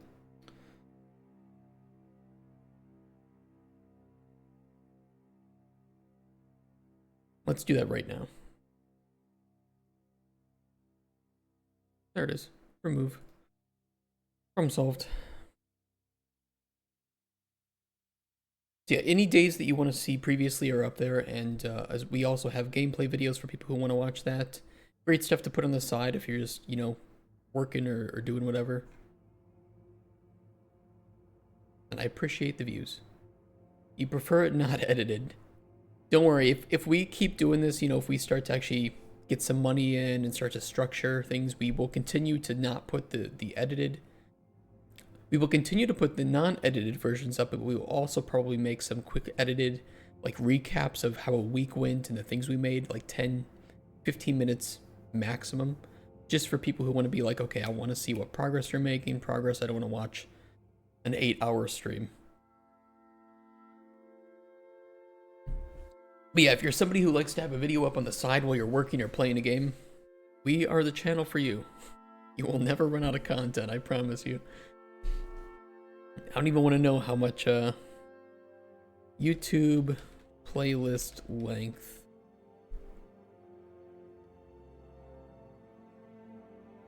Even her previous game, like Cauldron Chronicles. Oh god. Where is it?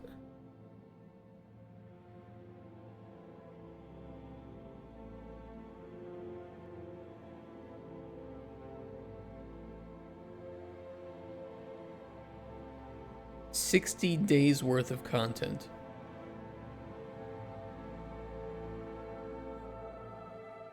That's what I do, listen and watch while I tinker in Unreal. I think a lot of people do.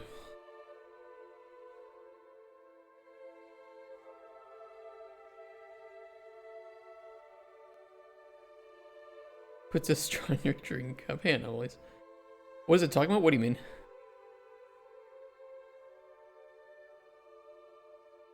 What am I talking about? I mean, actually, that's a good question. What am I talking about?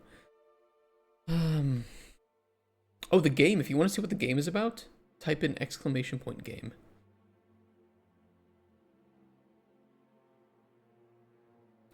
We get that question a lot, so I made a command for it. It's also below the Twitch stream as well.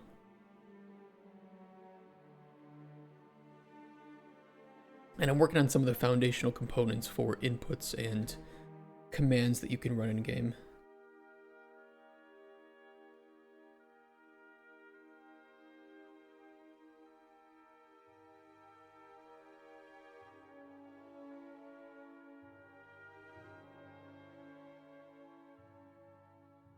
You like it?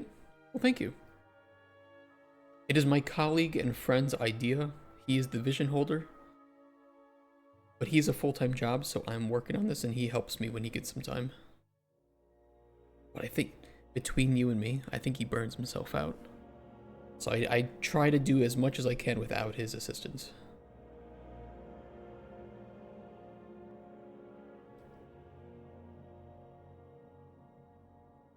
I mean, we could implement one command at a time here. I think because help and query are going to be some of the most core and important commands, and I know how I want to handle these, I'd like to start by implementing help and query.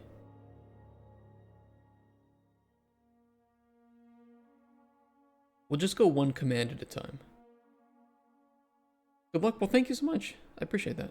We do have a couple of other people on, but we're working on 3 games right now, which I know sounds like a lot, but one of them we're just finishing up. So the gameplay is completely done. We're working on the artwork for it, and then we just need to finish it up, like do some get some localization, finish up adding the music and sounds, and then we're gonna throw that up on Steam for like some measly amount of dollars. Then there's a 3rd game that we're starting some pre-production of right now with a team of 2 artists, level designer, and then I'm doing some of the systems design. And then we have System Break here, which is our long-term game that we're working on with my colleague and friend who's a programmer, and then another colleague, and she's an artist. And we'd like to stay independent for all these games. We were previously looking for funding to develop Golden Chronicles, but I didn't like how publishers were reacting to the game. I think they were kind of idiots, to be fair.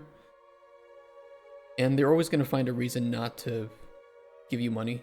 So, while I was happy with what we developed here over the course of like 2 years, year and a half, I'd rather just build up a team independently to jump into this sort of game. This was nice though. We even had a theme song made for this game.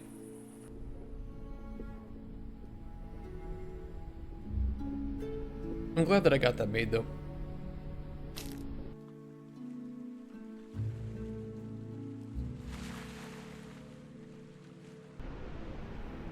It was pretty stable too, like it was a prototype, right? So it was even before vertical slice.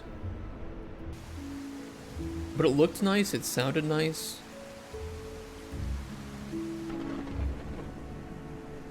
It was pretty fun to play. Had about 2 hours of content.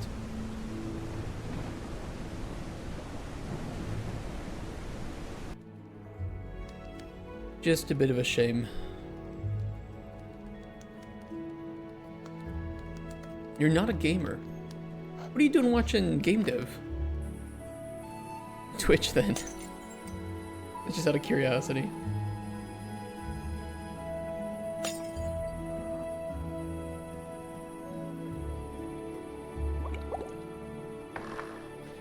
Do you work in Unreal for like virtual production? Or something else? Or again in CC? I'm just showing it up. Let me be sad, okay? It's not even up on Steam. It was just a prototype. So we were just trying to get funding to build up a team for it. But, you know. It is all gameplay, though. Everything you're seeing here is all gameplay. I was trying to, you know, look legitimate. So it might not be pretty in every case. But it is real.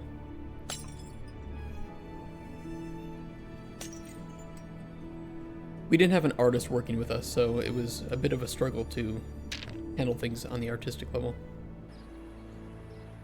But it was nice. I miss it.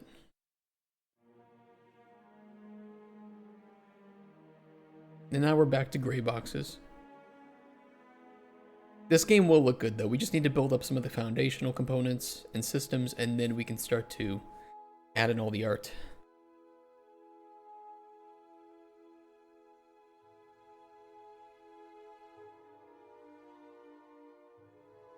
Yeah, boxes.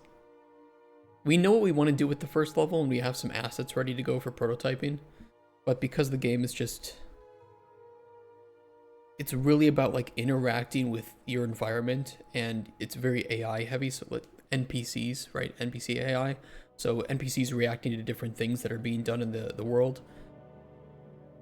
We need to get that working, otherwise we don't have a game. Just for fun, I made my post server that works with AI and Unreal Engine for an AI avatar, and now I'm tinkering with kind of chat MMO. Oh, that's pretty cool. You developers are wild. Okay, I got distracted. What was I doing? Oh yeah, we need to implement the help command. Now the help command is pretty universal. We need to make sure that it's universal. Without the optional parameter, we should just list all commands that are available for the device. With the optional command, we should provide info about that command. So we do still want a data table of commands, which we do have. And we need to return information about each one.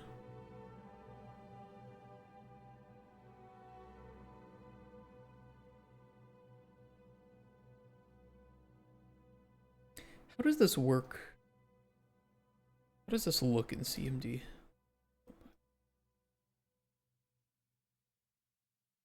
Out of curiosity. Oh yeah.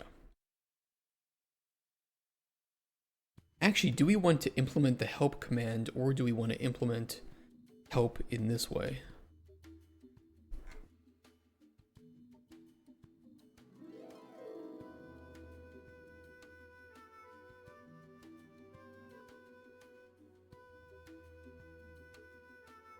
It does implement some tabs.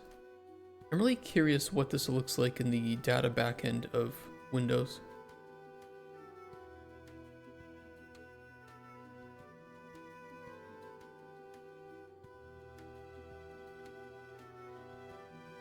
I'm really curious what that looks like. Where does it fetch this info from? Does it build it in real time?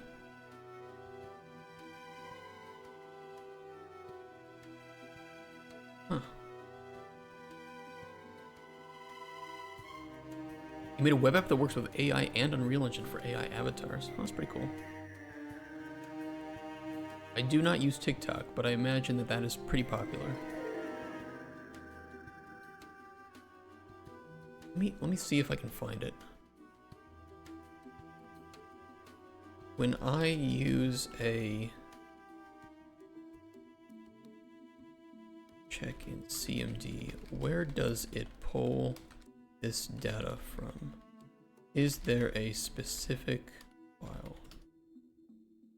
Gotta go. Yeah, take care. And thank you for checking out the stream. You don't use TikTok either. They told me in my Discord. Okay. Data is embedded within the command's executable or the CMD shell itself, not pulled from a separate file. For built-in commands, the help text is stored in CMD.exe. For external commands like xcopy, it's typically within the command's executable file. Interesting. Okay, so they store it within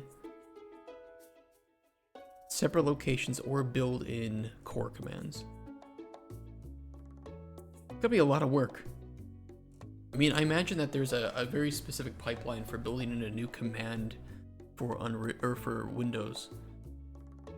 And I think same for us. Like, we would just need a pipeline for it. Like, hey, you want to implement a new command? Okay, here's what you do. Add a gameplay tag for it. Go into the data table for commands and add in helper text for it.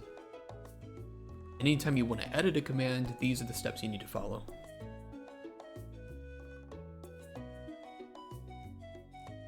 Interesting though. Makes sense.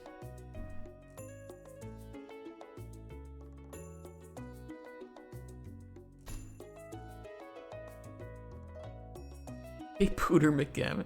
Most straightforward ways to use batch files.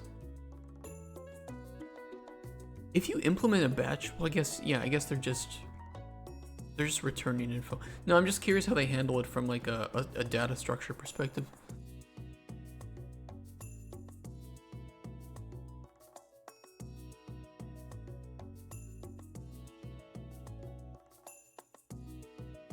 Kind of fun recreating a command line interface and having to reverse engineer or just think about a command line interface in a different way than you normally would.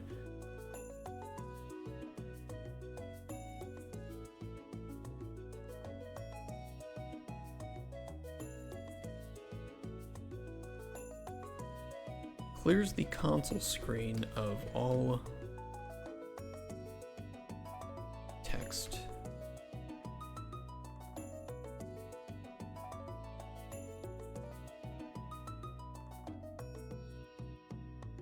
Do we want to put like usage and then tab that in? I mean, it looks like they do section, core. There's also parameters.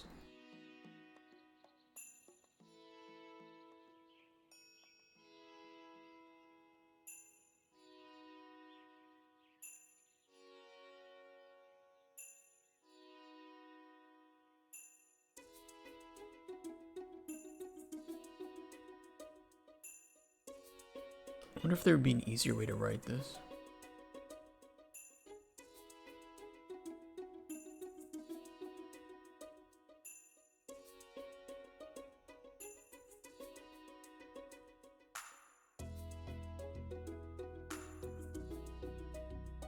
Clears the screen.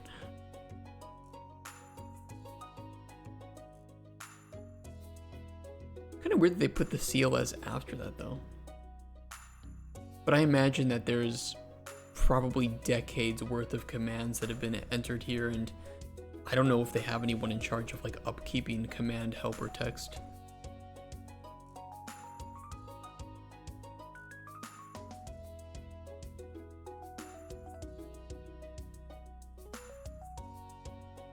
It's just gonna be a lot of work, a lot of writing work.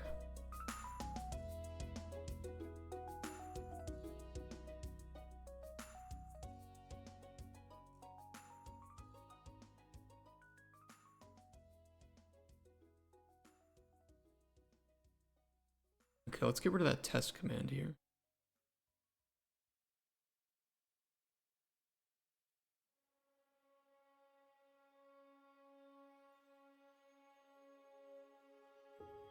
My only annoyance with having to handle commands in the device components themselves, although in some cases it makes sense. I mean, maybe I'll just take this out. I don't know. I'm gonna worry about that when we'll get to the bridge, we'll cross it, or we'll blow up the bridge. But we're not at the bridge yet, so I don't know what I want to do with it yet.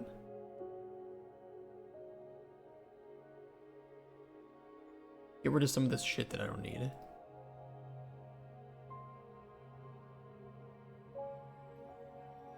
I would love to have a command just to test out.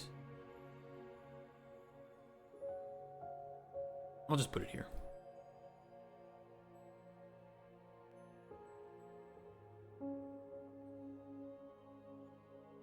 Why could I not put a line break here?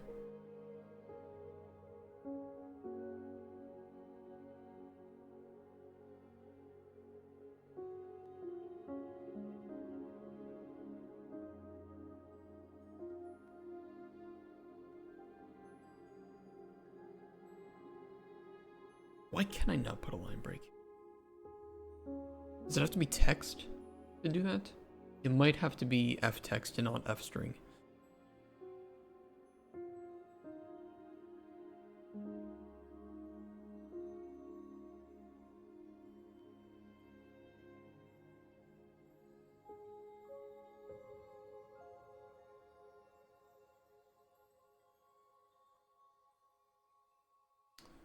Doesn't like that either.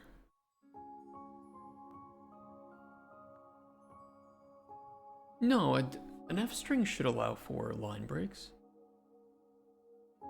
Maybe it only does it when it's imported and it won't allow it by default?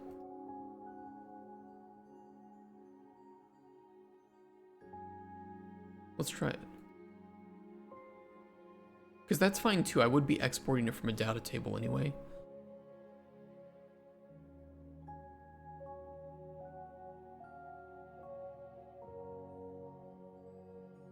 What do you use strings for text? Because I'll have to parse some of it anyway.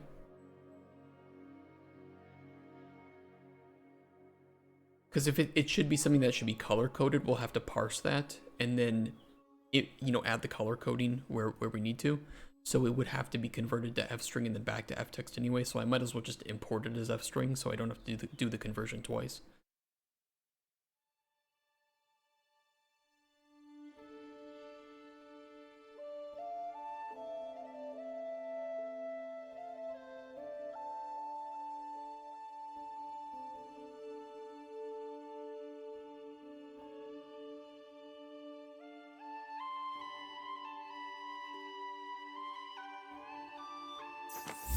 Hooter McGavin, thank you for the follow. I appreciate that. Hope you're having a good Friday. As I try to remember what I did for I did this for Colden Chronicles as strings. That shouldn't be an issue.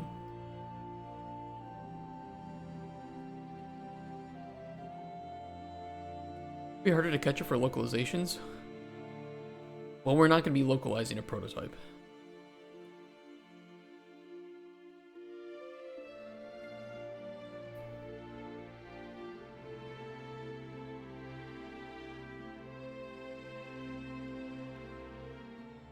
But I will test all of this. I just want to test if the string will accept the line break on import.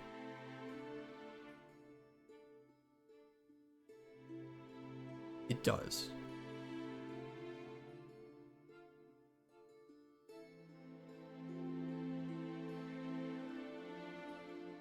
It accepts the text too. That's fine. Okay, I want it as text. It'll have to be string anyway. I knew that line breaks were accepted on import with f-string, so now it does accept it on f-text. That is good. That is really weird that you can't add those manually, though.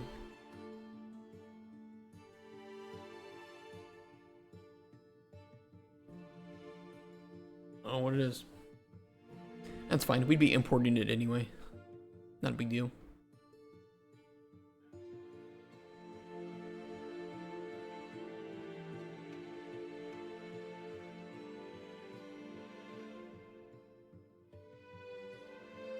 We could...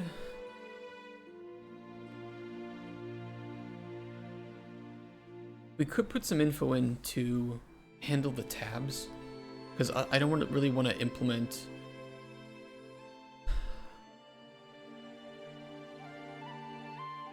What am I thinking of doing here?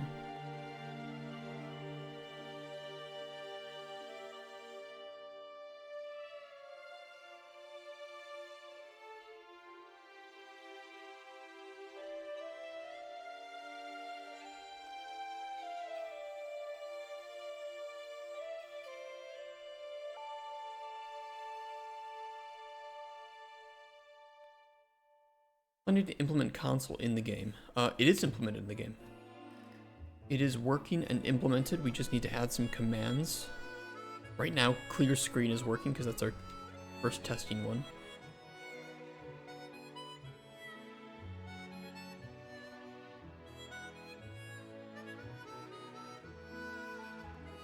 We could do like bracket for tabs to push it in.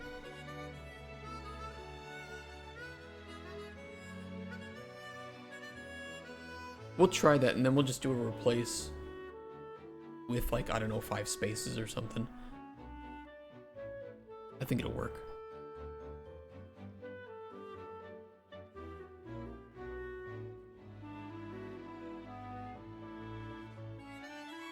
We'll just see how that looks.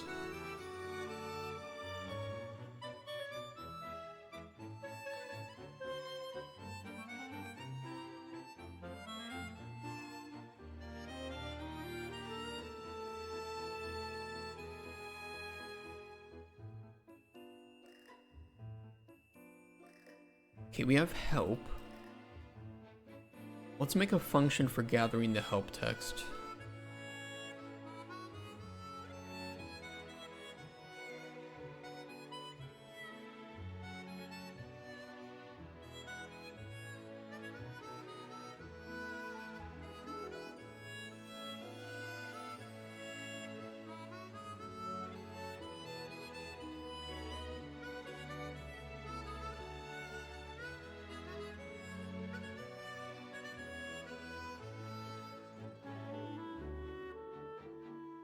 We know that the base command is being fired. We really just need the argument. Command.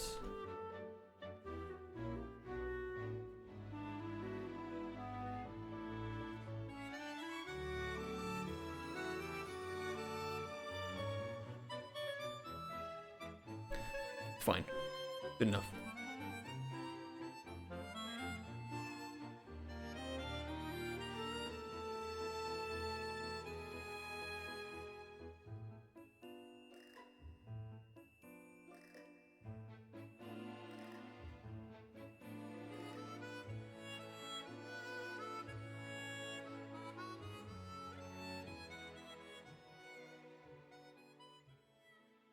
If the row isn't found,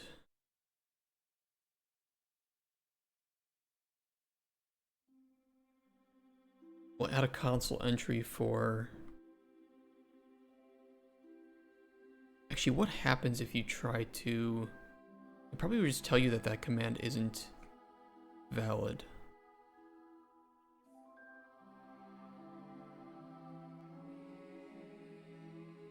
Yeah, same thing as usual. So we could just...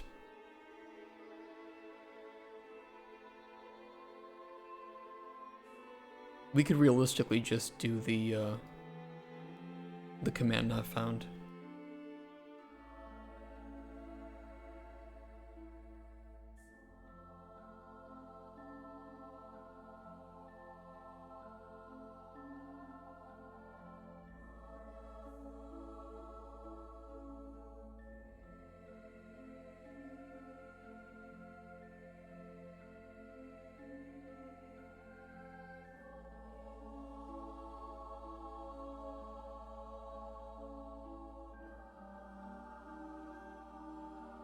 We'll make a more robust replacement as well, because there's probably a lot to replace. But for right now, this will be fine.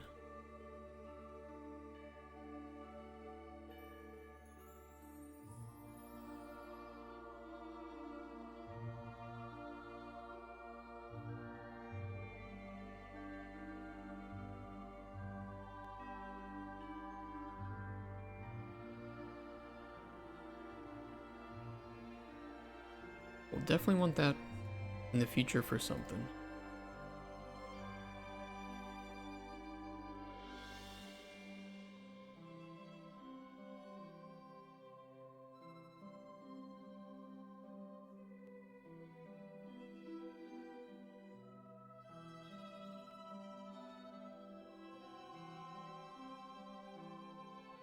Looks weird, but it's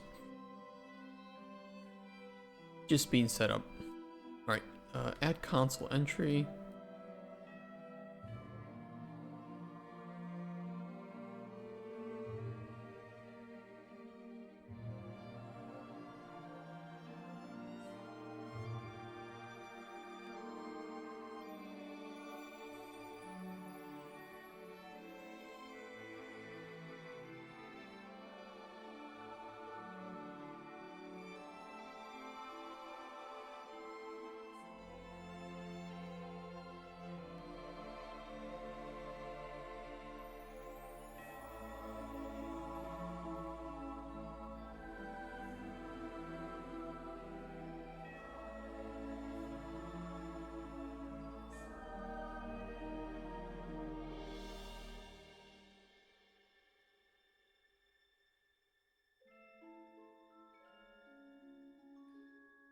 And what if the player just says, like, help, and then nothing? What if there is no argument after that, actually? Well, we know that, actually, if arguments is empty. Although we do...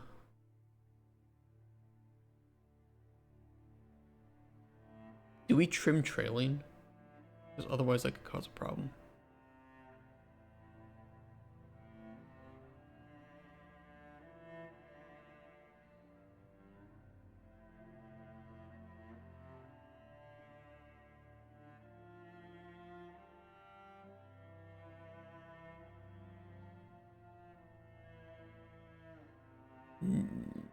We do empty strings. So maybe we're okay.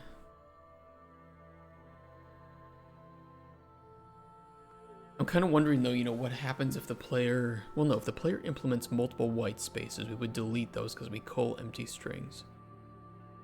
So we would just be left with the actual, well, we can test it. Okay.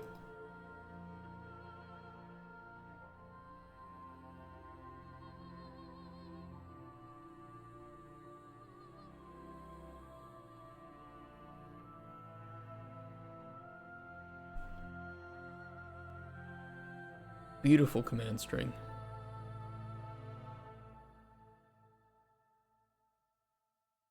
Very good.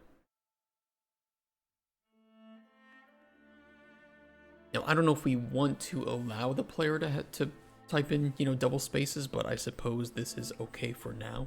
And it is the safest.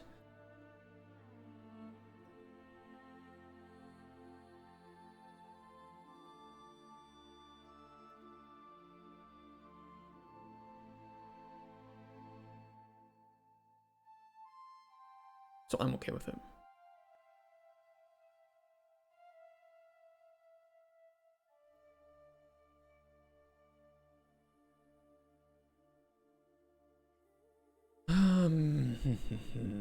Helper.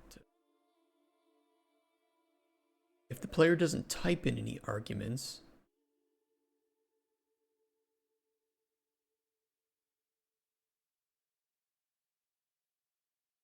that function name sucks, by the way. I will update that.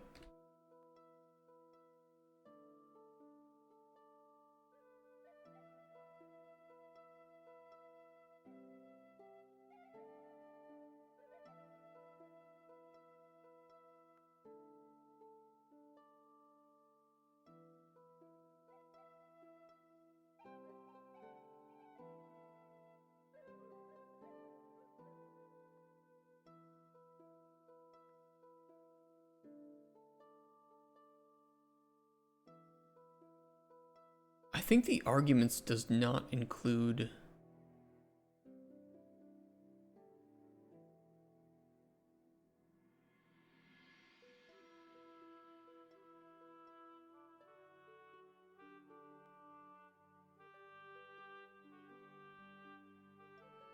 Oh yeah, we're not removing that first.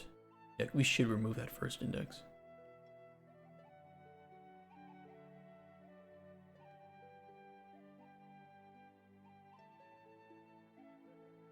Because that's the base command. And it'd be easier if we just... I know that I could like mentally remember that we include that base command, but that would be dumb.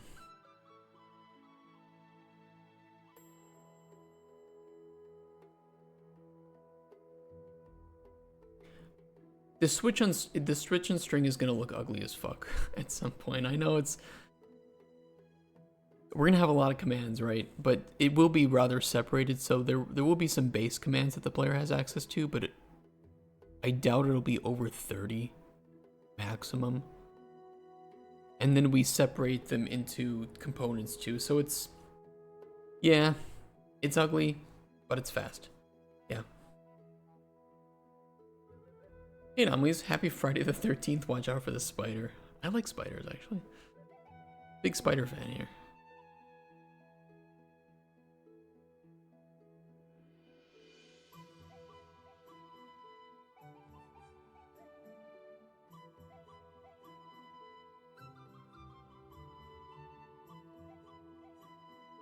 We actually don't do an empty check, do we? Do we handle it here? Yeah, we do an empty check here.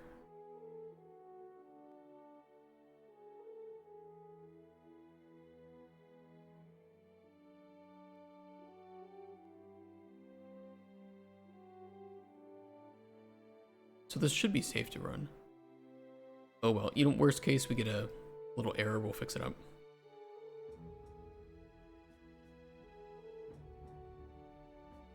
In my cup, is it? Yeah, I mean, I like spiders. I don't know if I want to eat spiders.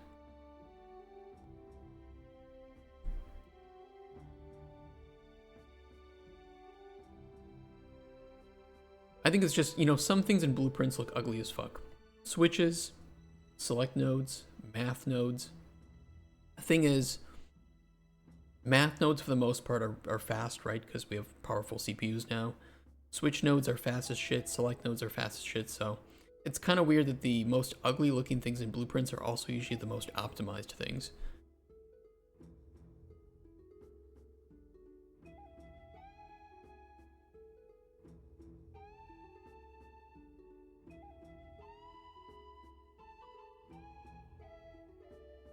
Spaghetti's the name of the game. I try to avoid spaghetti. I think I do a decent job at avoiding spaghetti. Although, like I said, some things...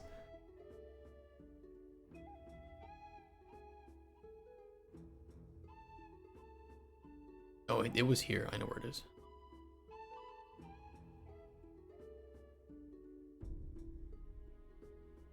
Forgot I took that up.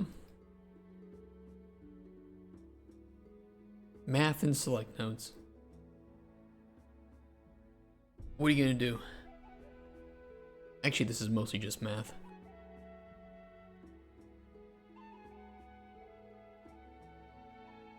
Yeah, it's really hard to avoid spaghetti with switches. There's just like, what other way am I gonna do it? Yeah, I can collapse the nodes. I don't really like collapsing nodes though, in most cases, because it hides my nodes, and I don't like that. And it's just easy to overlook a node like this, and you'll like have a bug, and you'll have to be checking, I don't know, a billion collapsed nodes. I try to avoid it where possible, but if there's like a lot of select spaghetti or something, then I'll put one down. But I'm not a fan of it. I'd rather have this shown to me than collapse all that just so that I can have 2 inputs, 2 outputs. And I think if you take your time with making nodes, you can avoid most of the spaghetti anyway. I should do more comments. I don't do enough comments. I just kind of keep working.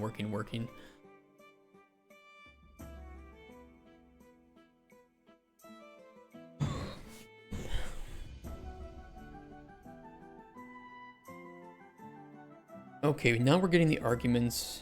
So that should be fine. Argument 0 is the helper text. Let's rename this.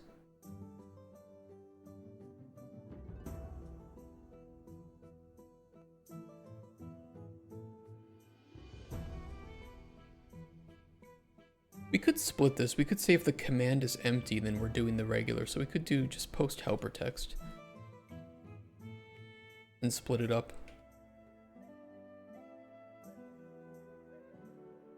Me trying to find the problem if they're all collapsed. Yeah, I feel the same way.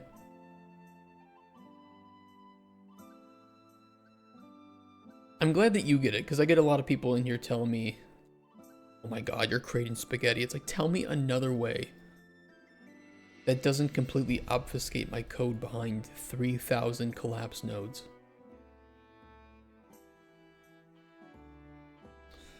There's never an answer.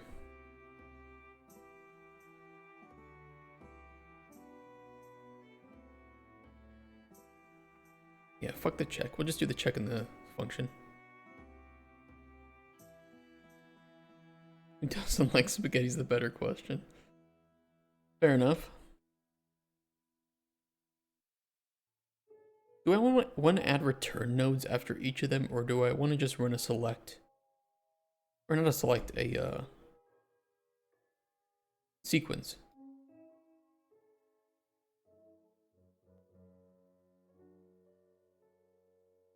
I'll just do it like this for now. Refactor if we need to. I'd like to have a good overview of what I've actually made. I agree. Even if it's a little bit ugly, I'd rather just be able to see everything and be like, okay, yep, the issue is probably there. And not collapse nodes within collapse nodes within collapse nodes.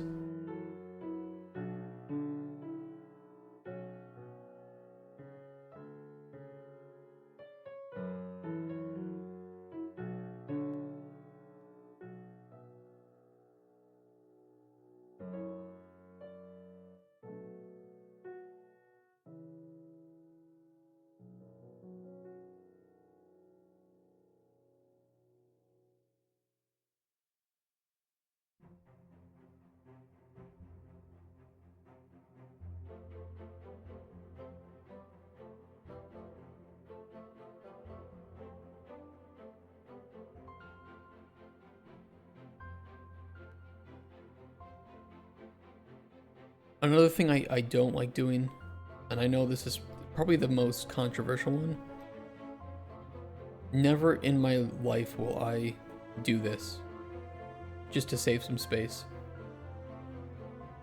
I feel like you're deliberately creating more spaghetti that way.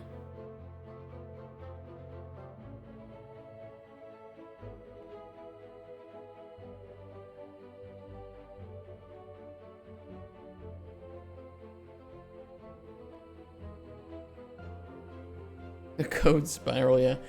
I see some people doing it to like save space beneath nodes. I'm never gonna do that.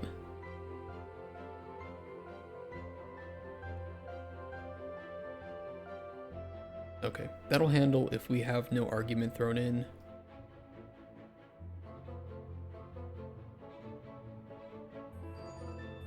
Like it's a blueprint graph. To me, I would rather make more space in order to see it cleanly than try to condense my nodes into some tiny space.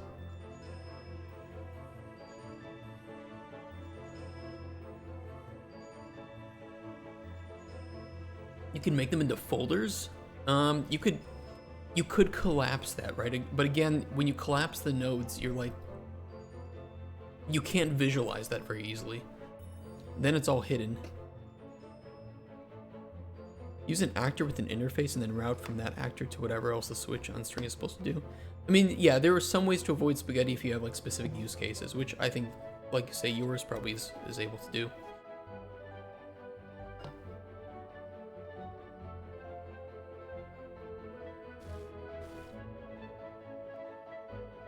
You know what? Maybe it's also a search through 50 collapses to find a bug. Yeah, that's what I hate. I think if some of it comes from the idea of like the coding, the junior coding idea of, oh, the fewer lines I use, the better the code is. I think readability is 10,000 times more important than the lines of code you use in almost every case. Drink some normal water. This is special water. This is tasty water. All commands come from outside UE in my case. Oh, you're like working through like an API and stuff.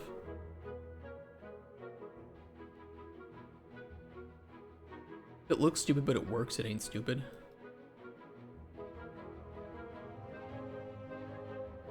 What's a good example of what I mean?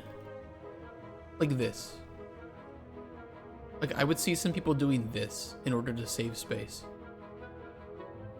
I'm sorry, I think it looks way uglier and a little bit harder to read, especially if you have like a whole bunch of shit. Or they'll run their command text throughout like the whole thing to use it somewhere. Like, oh, I need to use this here. Let me just wire this all the way over.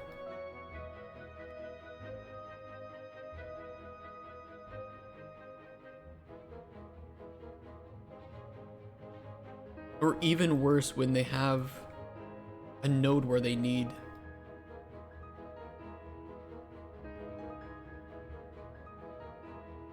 they'll use like one structure break and then just route this throughout the entire blueprint instead of just copying and pasting and hiding what you don't need.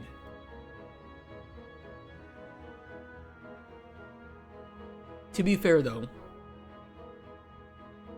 some of that comes with experience, right? Like you might not know that you can hide unconnected pins to make something more easy to read. Or you may not know how local variables work, right? I've seen that happen too. Some of that is just experience. I mean, API that is using post from a chat and then sends that to you using OSC, and then my actor handles OSC and switch on string. If you could call it an API, just call it post. Okay. I don't know the correct terms. I'm a game designer. I'm not a coder by trade. I'm a game designer who does blueprint coding. Because my mind just works visually in this way. Again, I forgot what I was doing. Helper command, where is it?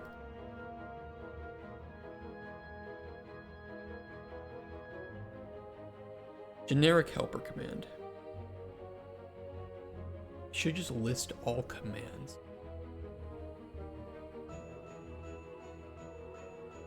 This should be easy to do because we have the command map.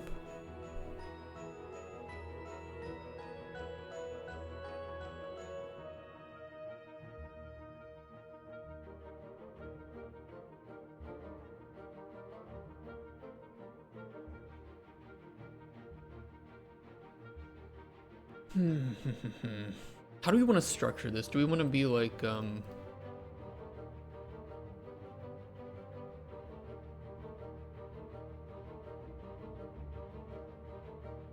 core, command 1,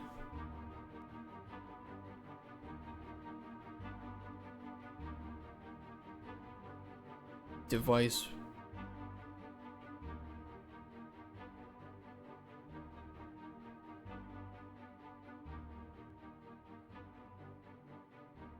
I think structuring it like that, and then we can do the, oops, parameters,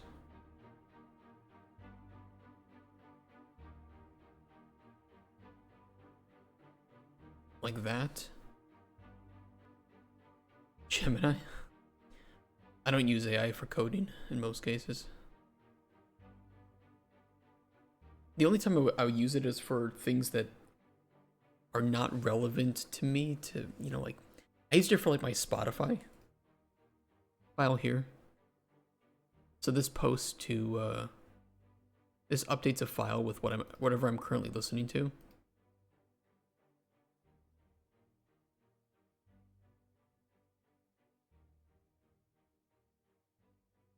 Why is it being weird? Oh, there it is. I'd accidentally paused it.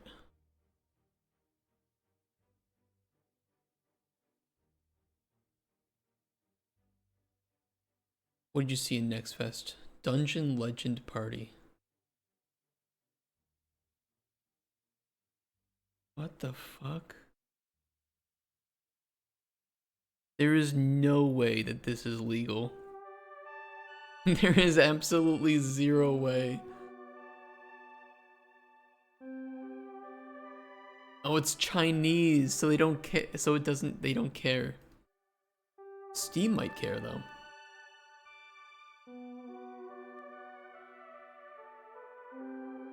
There is no fucking way that this is legal.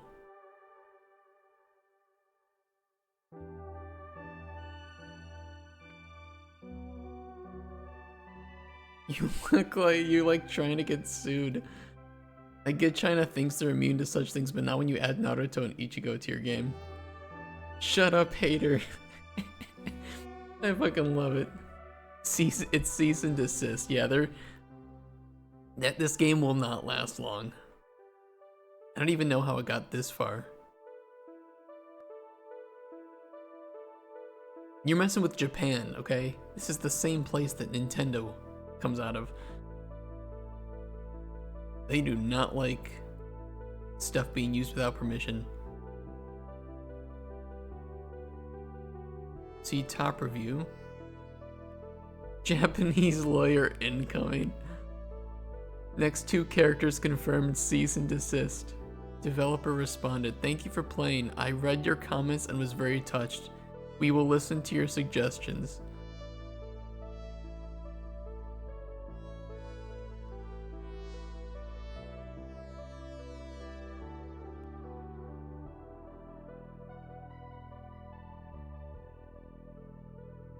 This is golden. This review is absolutely fucking golden.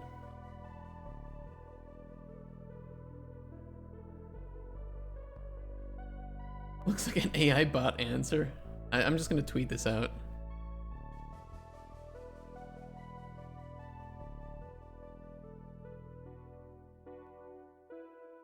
I'm not even gonna say anything. I'm just gonna tweet that. It's so amazing.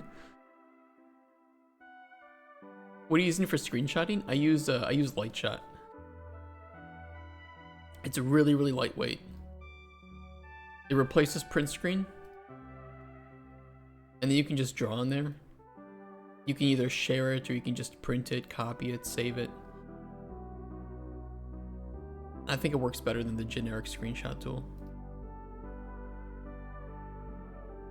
The generic I don't like the generic screenshot tool. It feels like there's an extra step to it. And Lightshot gets rid of that extra step. Press, draw, copy, go.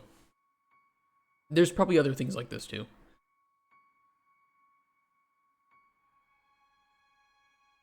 Yeah, the generic Windows one I think has that you have to like not only press 3 fucking buttons, but then you have to like I like being able to like control it. I can move it, set it.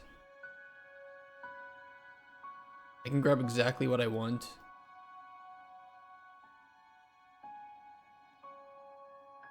Put some text on there. And then just immediately copy and paste it into like Discord.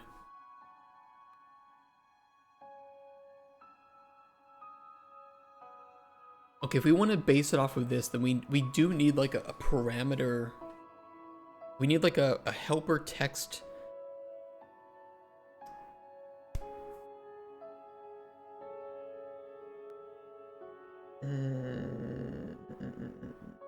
Match command tag. I mean, we do have match commanded tag.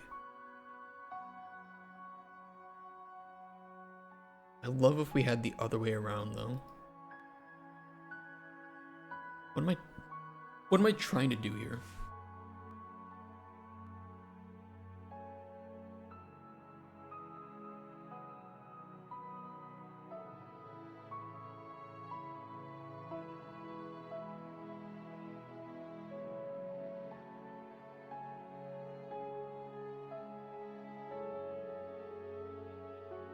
You said like you don't have to convince me more.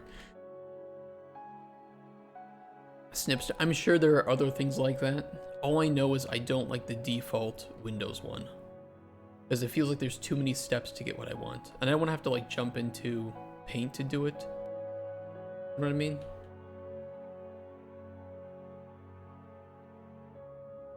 The only thing I can say for certain. We don't really have like a device name though.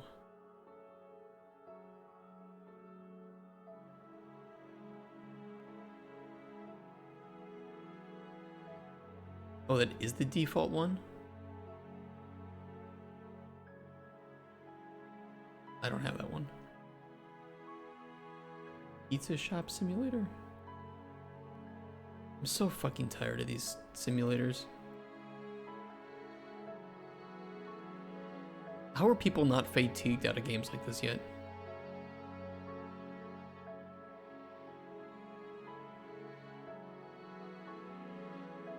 Watch the trailer?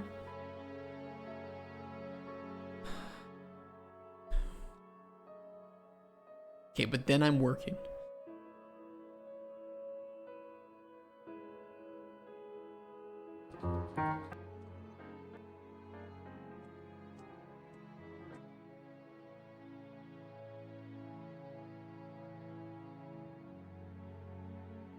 The first one? Okay. What is it, AI? It is AI, isn't it? A courier story?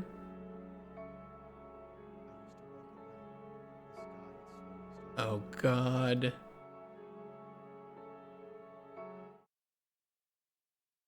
It was an ordinary day, just like any other, until my boss sent me to that address. It was a remote place. Sometimes in cases like that, he'd let me use his car. For some reason, I always enjoyed going on deliveries with his car. A 1965 model, bright red. You were out of 11 lab tokens. Even the sound of its engine was different from the others. That day, I hit the road in that beautiful car. The address was in a rather secluded area, close to the woods. I went there and delivered the order. On the way back, the car suddenly stopped. No matter what I did, it wouldn't start. I was stranded. What the fuck is this? I'm so fucking... We talked about it yesterday. I'm so fucking tired of AI generated games now being... They're going to overtake Steam. And it's gonna hurt everybody's experience. It's gonna hurt players' experience. It's gonna hurt real developers' experience. Steam needs to implement a filter where I can just turn off any games made with AI. There's like a little thing here, like, because you have to disclose if you have AI generated content, but you can't filter out games using AI generated content as far as I know. There's no way to filter it out.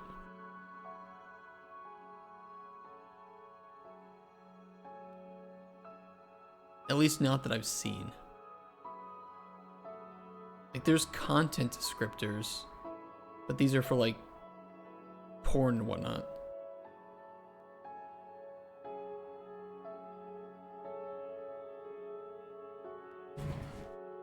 Yep. Oh. I don't even think they check if you don't tag it.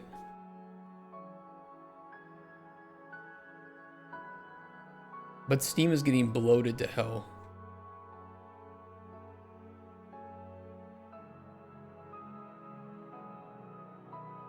I feel the same way, JG.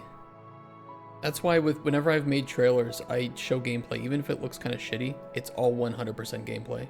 Because it's just easier to say everything you're seeing is actually in the game. Can add tags to exclude. Does AI have a tag yet? I don't think it does.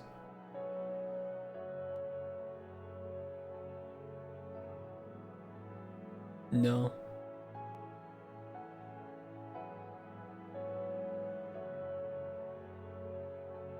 I think players generally prefer if they see ugly gameplay that's real than if they see something amazing that isn't real at all.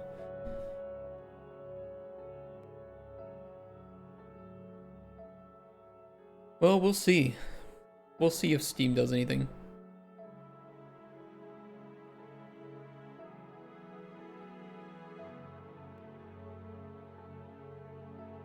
All I can say is before the end of the weekend,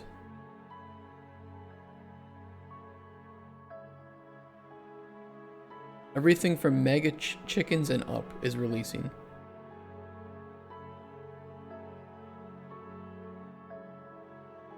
And then just in the span of Monday and Tuesday, you have everything from Sky Resort 3, a very wholesome game, all the way up here to Spearfishing Simulator. In 2 days, that's how many games are releasing on Steam.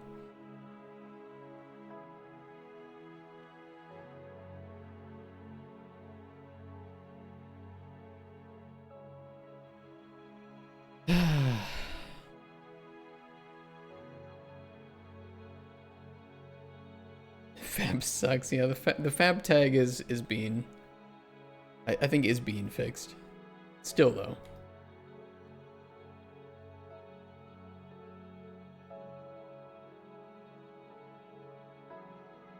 We do have like a devices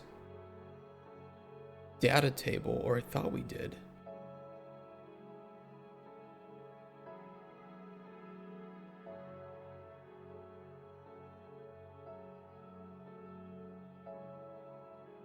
Am I still using this?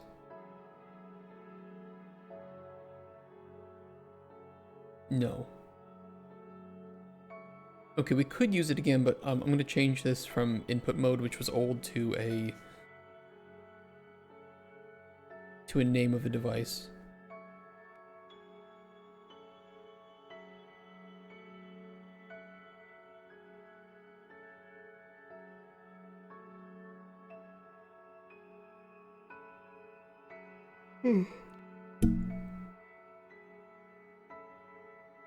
Edit your filter, you'll see 18K upcoming games. Well, I hid everything that was not a game. So like demos, DLC, I filtered all those out.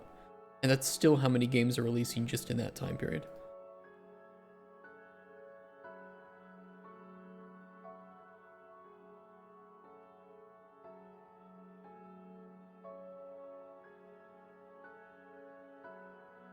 I mean, I can filter out even porn games, and we can see all the games that are releasing just before the end of next week.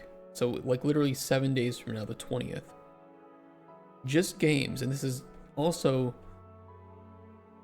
not porn games. All of these in 1 week.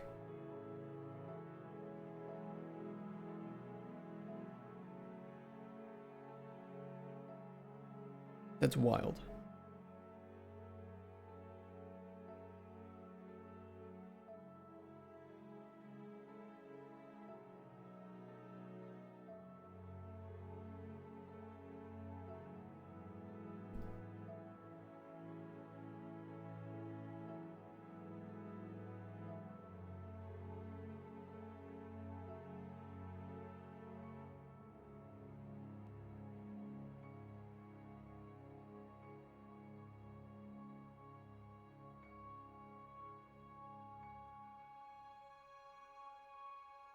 Only for device, though. So maybe I'm thinking about this wrong. Maybe we just need to match up the device we're currently possessed.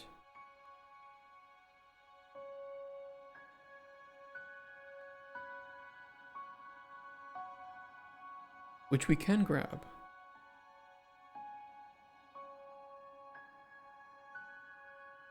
So get the command map, but we need to filter first through...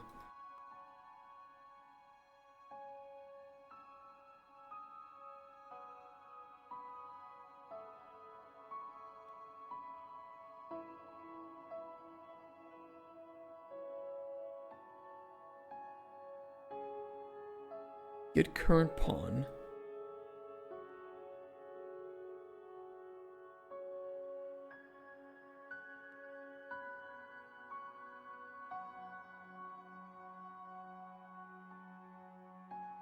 Can't filter by indie because indie is from AA to game. Well, tell me what indie, AA, and AAA mean nowadays.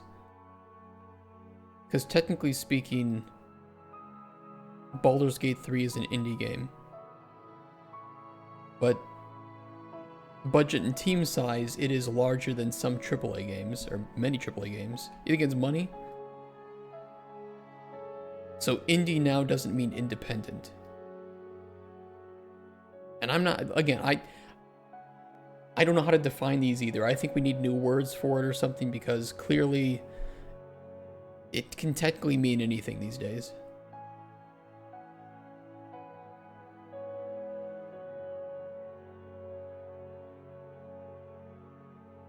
Expedition 33, not an indie game. But some people will say that it's an indie team.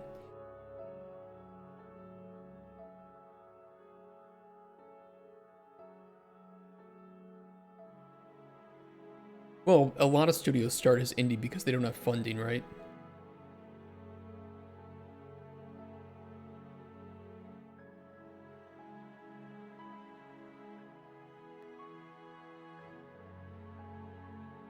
In fact, pretty much every single studio that starts as indie, and then they look for funding.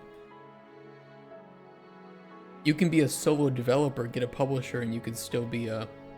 Which technically, I think that Ball Pit that we were playing yesterday, or the Tuesday, I think that this is made by a solo developer, where he probably might do some outsourcing, and then it's published by Devolver.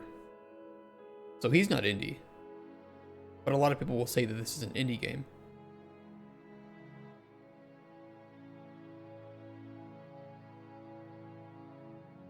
When 5 million start making your game, I wouldn't call it indie. If you use all that money.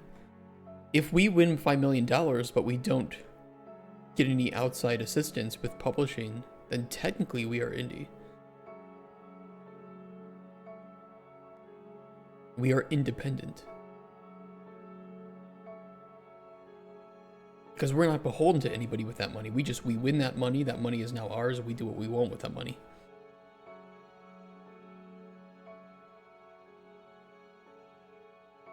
The terms are very confusing, I agree. I don't know how to define them either.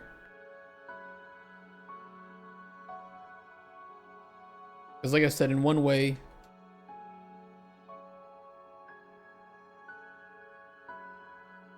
in one way, this game is technically indie. In another way, this is one of the largest AAA productions recently. So, I don't know which one it is. You just want to play good games, call it how you want. I agree with that.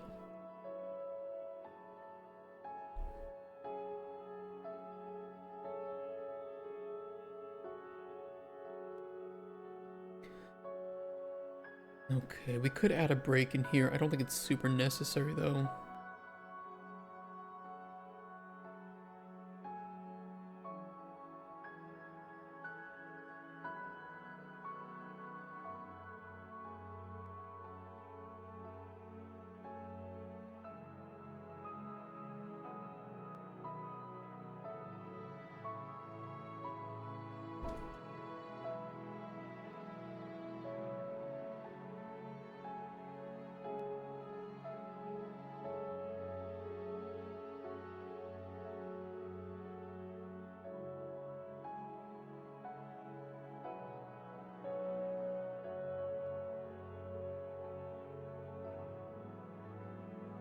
We don't do the tab parsing in add console entry. Why? Where did I put that tab parsing?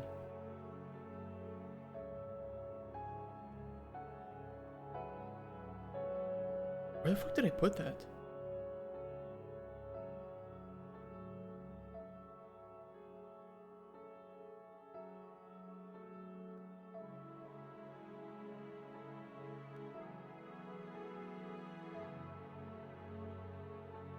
Oh, it's down here. I'm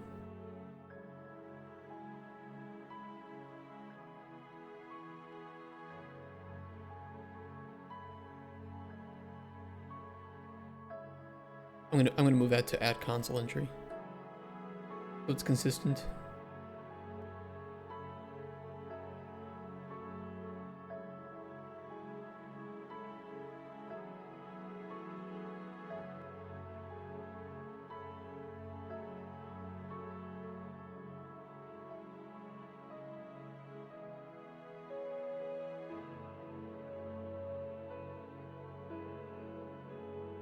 All these thousands of words to describe games just to make sure that you have some claims that are no longer true anyway, that someone gives their game an identity.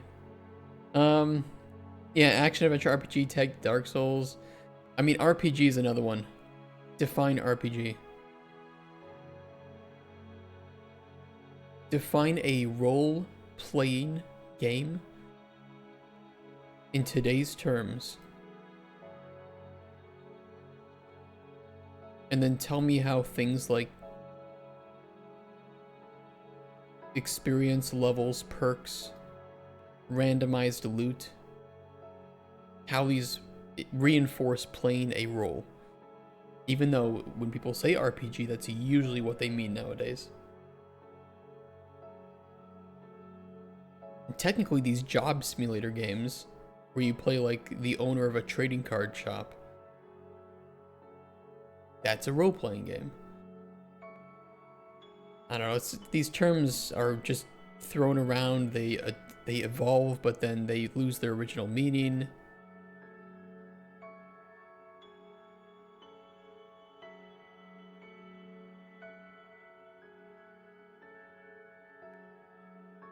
Call your game a game. I think there's a game on Steam that's just called Game. There are indeed.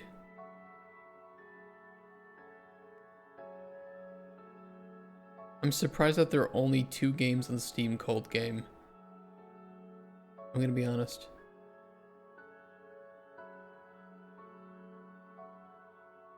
There's ones without names.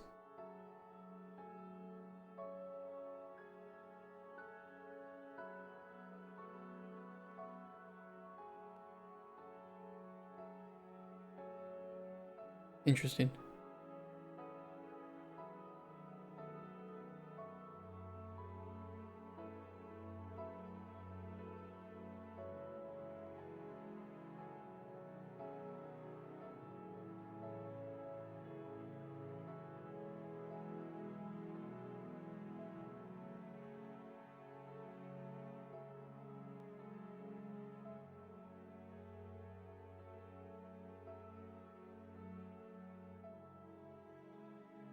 Sounds aren't working.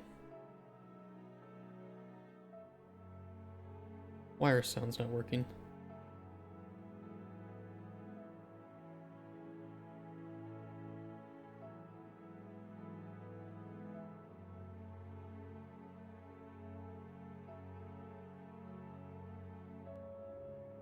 I'll fix it. Give me a sec. I'll try to fix it. There was a lot of Google Cloud problems last night. Maybe something got fucked up behind the scenes. I don't know if you guys saw that, but half the internet was down. Okay, try it now. Try your farts and sniffs. If game dev at home. Much better.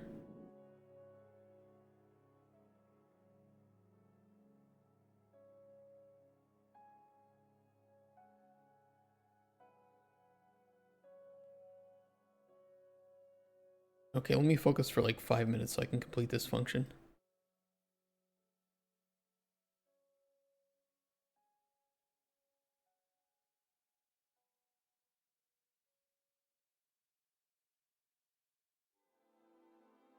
First one, after that, I want to append a tab and a line break.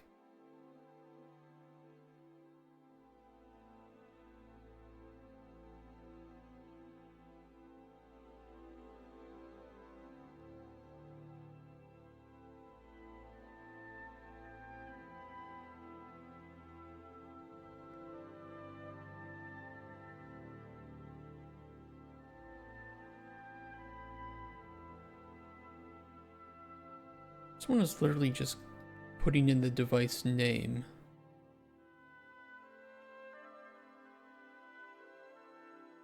Although in the future I would like to use the device nickname within the network, but we don't have that set up yet, so...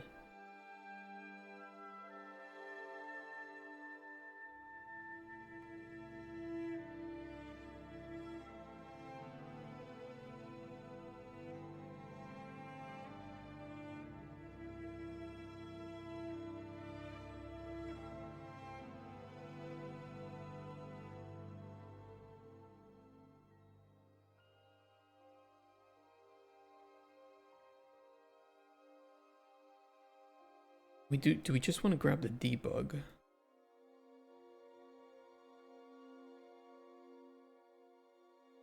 Well, no, because we need the parameter set up for this.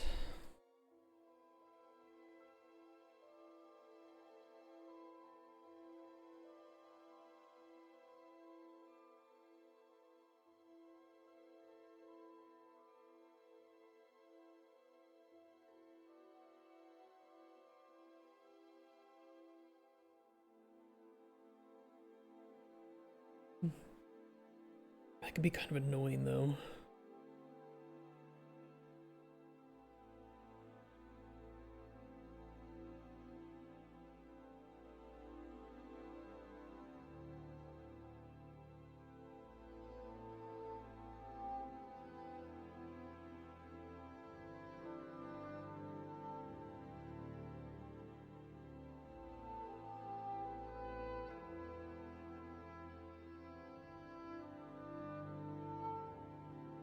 Or we could add individual entries for each.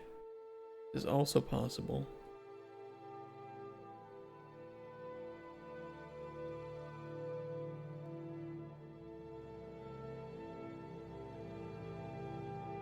Maybe that would look nicer.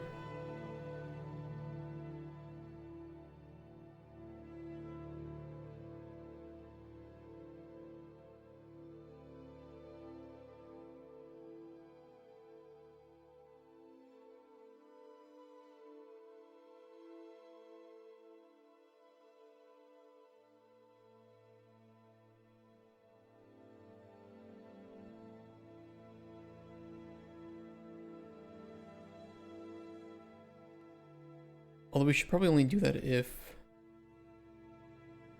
the tag container is not empty.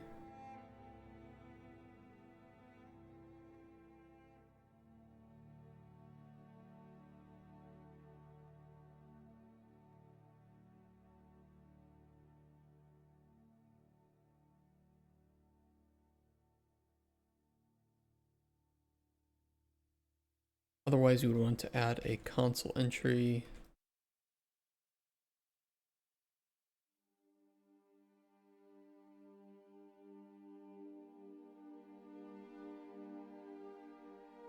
No commands found for device.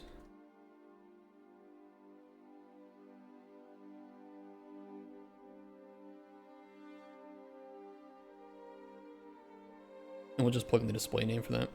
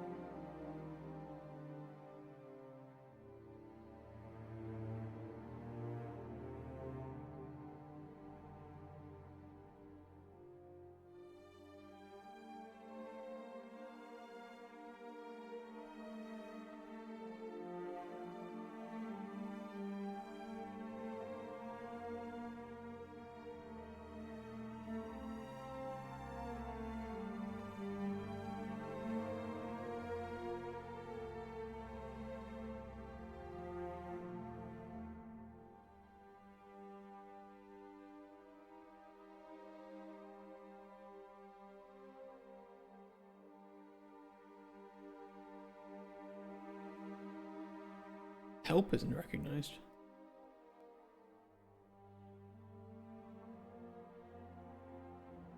What if you type in help?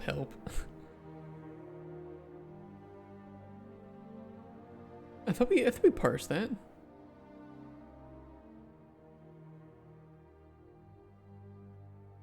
Or am I looking for it in the data table first? Probably.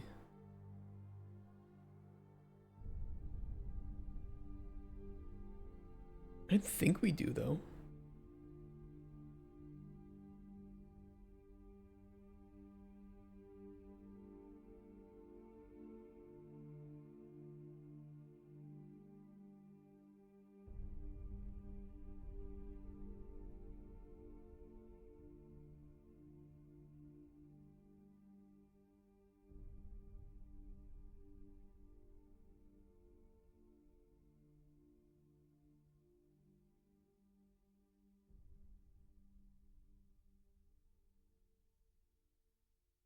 Like, it should have it. Oh, no, because we didn't add it as a tag.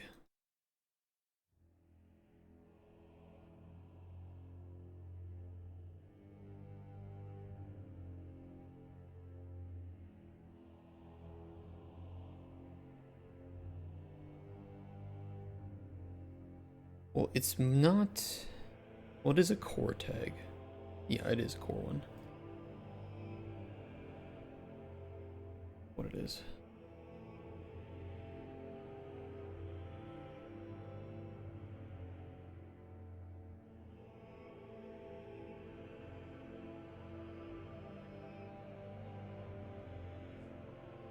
Okay, it is adding the tabs.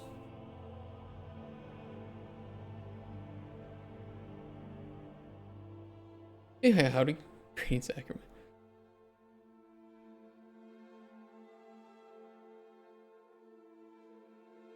If I just do regular help, though, it won't return anything. Yeah.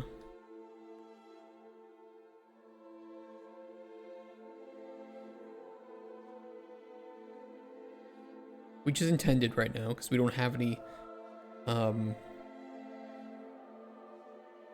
don't have any helper text in the camera.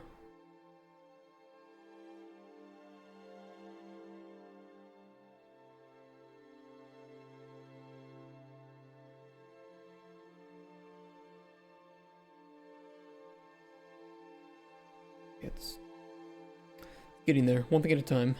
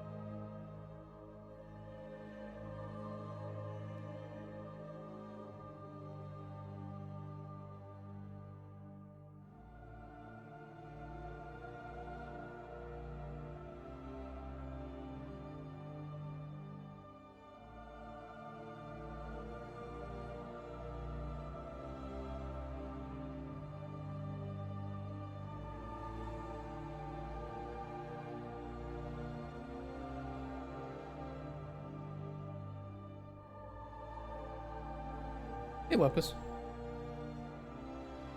Why did that fail?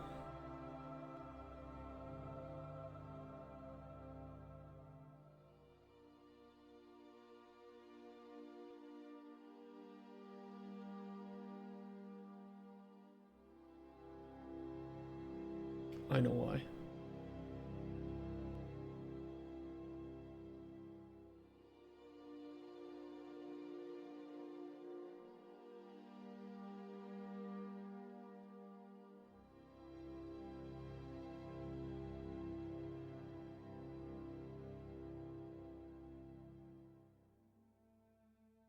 Because we need to loop through the components on that.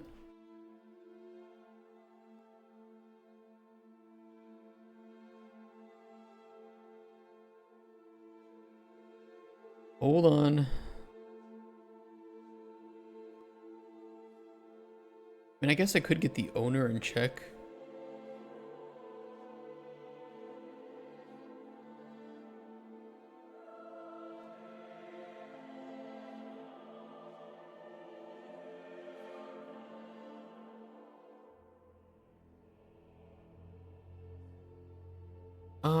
Let me see here. Let me see.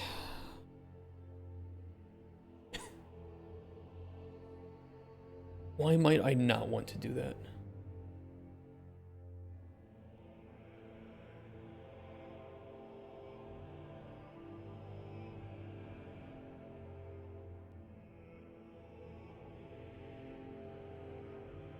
I can't think of any reason why I wouldn't want to do that.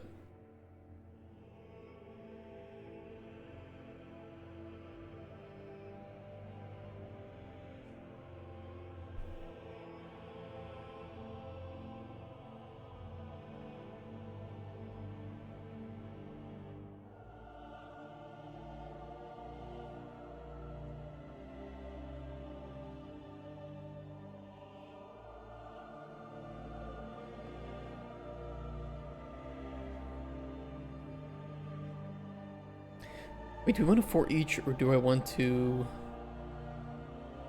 just find?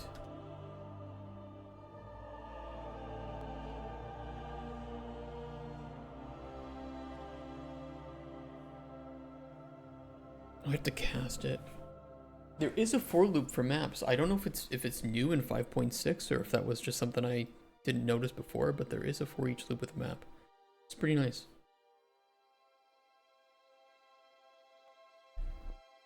The only thing I don't like is that it doesn't give you an index, which is a bit annoying.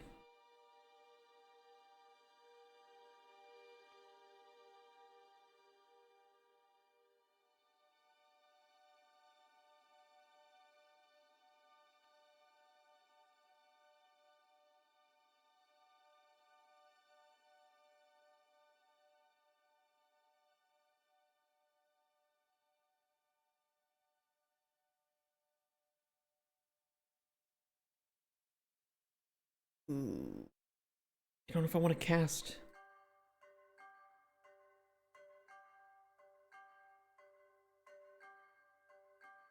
I'm doing it.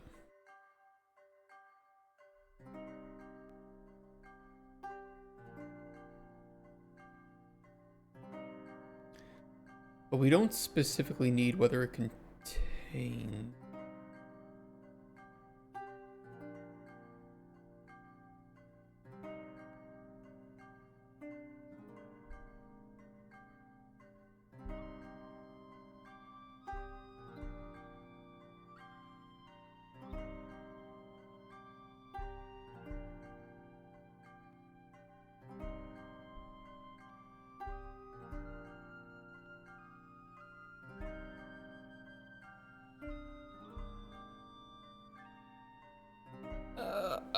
Fuck. Let me do. Fuck.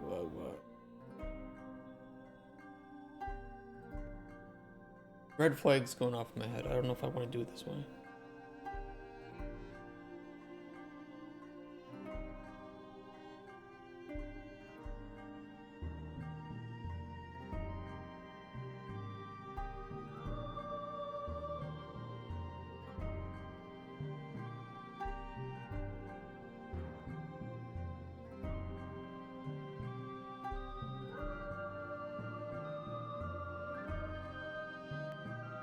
Well, I might leave a little bit early today too, because I gotta go to the store and buy a mini fridge. It's getting to be summer out here, and I do not want to spend another summer without at least some way to keep cool. And I don't have air conditioning in this office, so I'm gonna try the mini fridge. It's the cheaper option, and it would be nice to have anyway.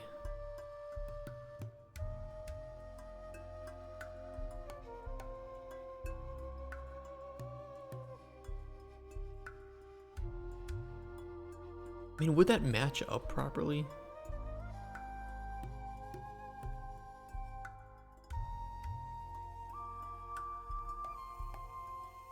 We'll try it. Fuck it. I have a feeling we'll need to refactor this though.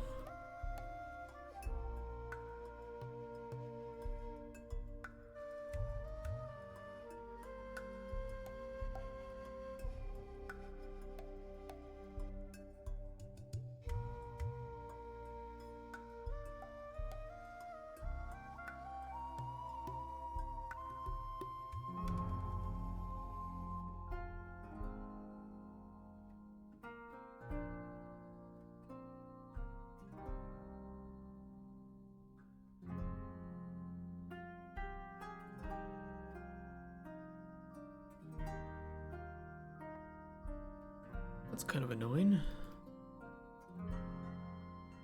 We just make a local variable at that point, but whatever.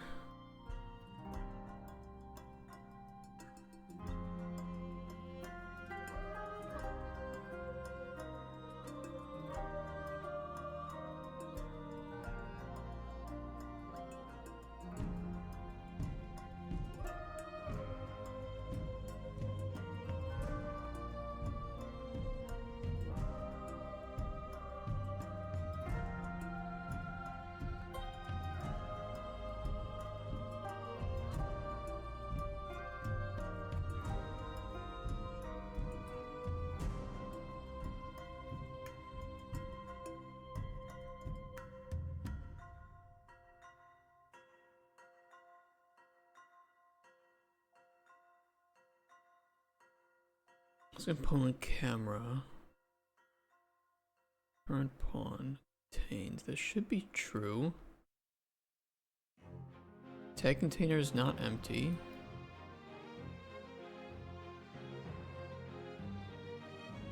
But why didn't that?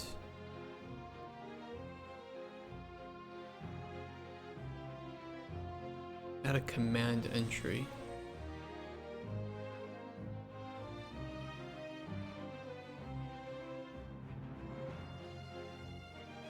Oh, because I need to break it.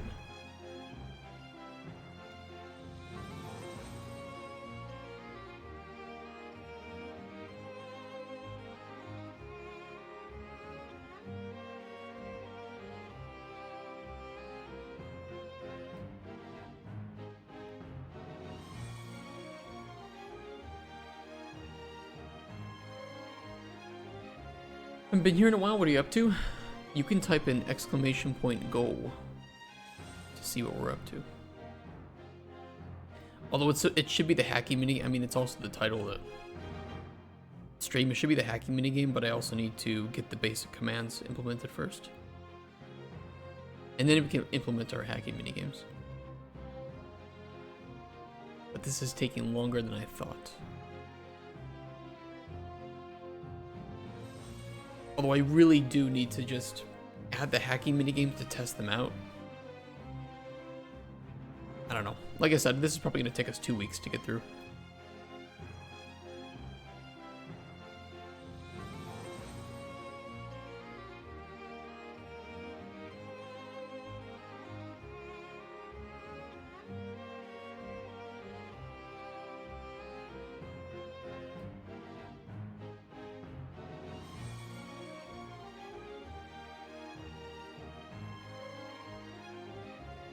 I really get the whole, just the the end result of the gameplay tag.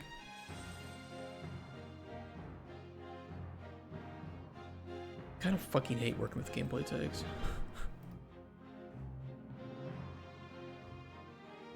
Sorry. Sorry to the gameplay tag lovers. They're a bit obnoxious.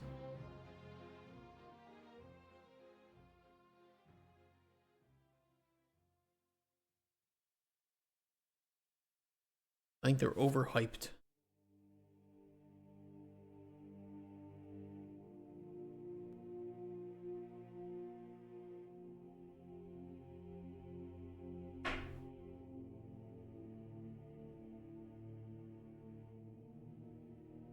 We need the actual tag there too. And then tab the response.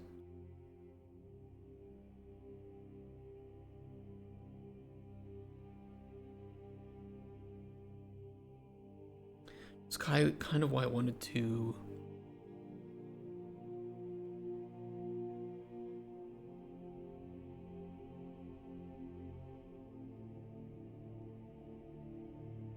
build that.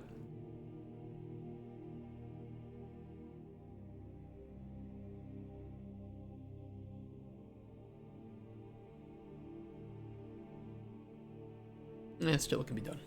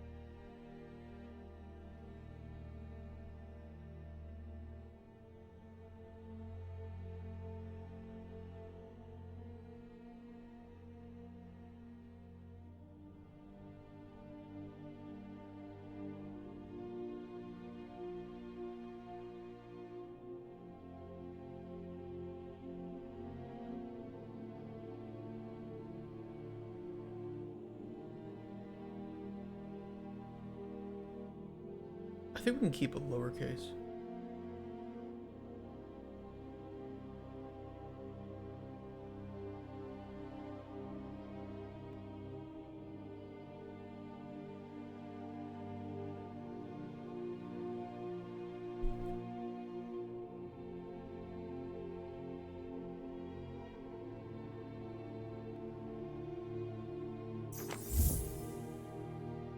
Uniker, thank you for the follow. How would you set up that a camera view is seen on a monitor in game? Like what do you mean?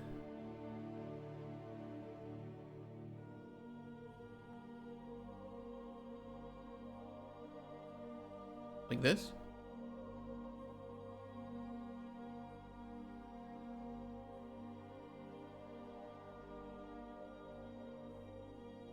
Or do you mean something else?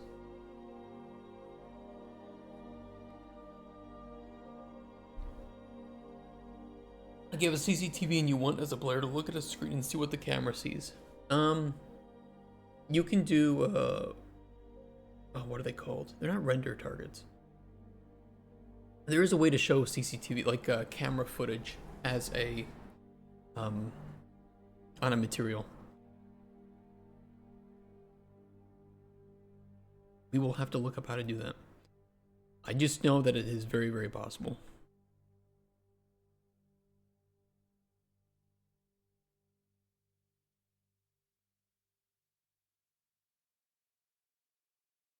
Yeah, there's some way to do it. It's like 2D render, whatever the fuck it's called, and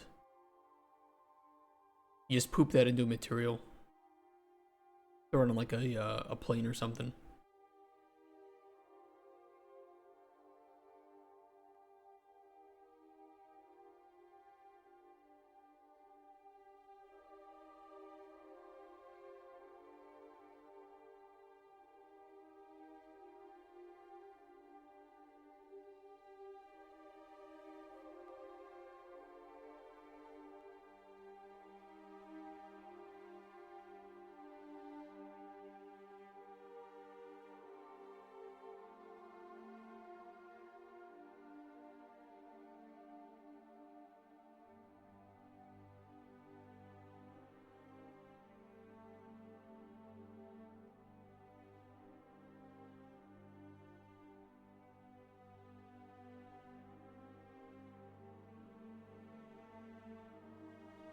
it works.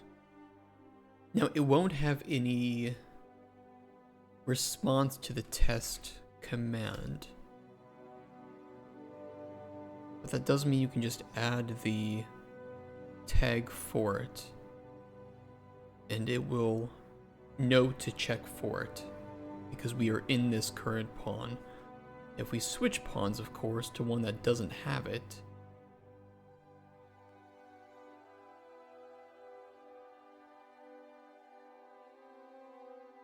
oh, this actually, the base camera has it, so it, technically it does have it.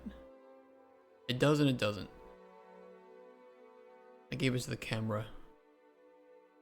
Let me give it to one individually.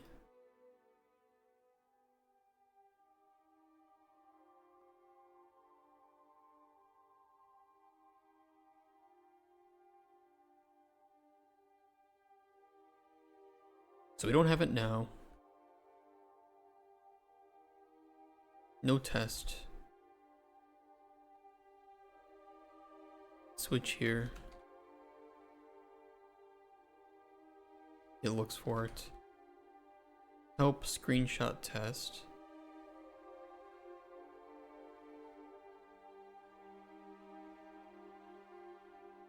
Help screenshot, okay. Oops. Okay, no, that's working. It is working. Oh, what a structural headache this game is.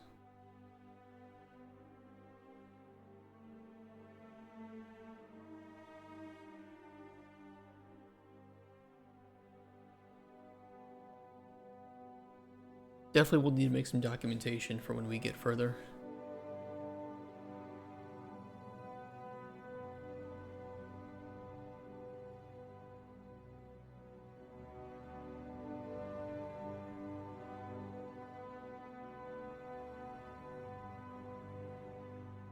But at least we have the clear screen and we have the help commands functioning properly.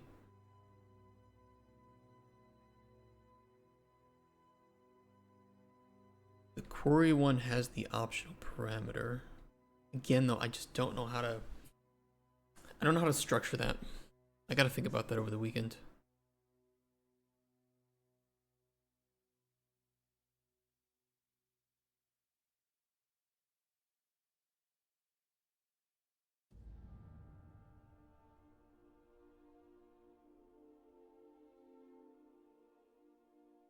It would be nice if we had something on the camera to... If we could just test one command on the camera. I mean, we have the screenshot. We just don't have a way to, like, do anything with that. I could take a screenshot of the game. I could maybe just for now, like, play a sound effect or something and do a quick fake little, you know, like, quick flash to white to make it, you know, mimic a screenshot and not actually just take a screenshot of the game, because of course I could do that. But maybe for now that'll work.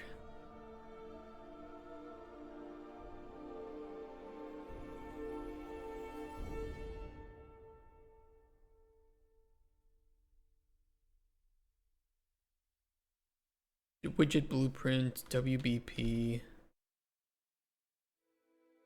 screenshot, test.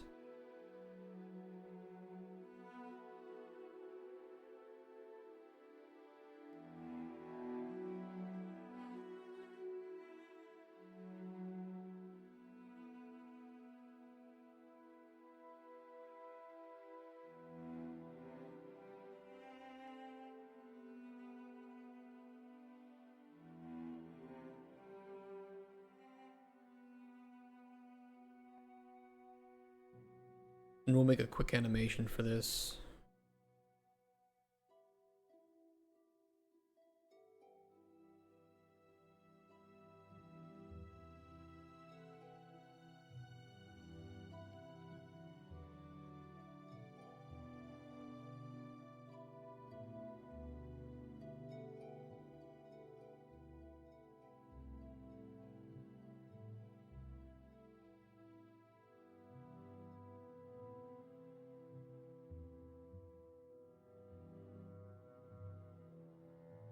On construct, screenshot play animation.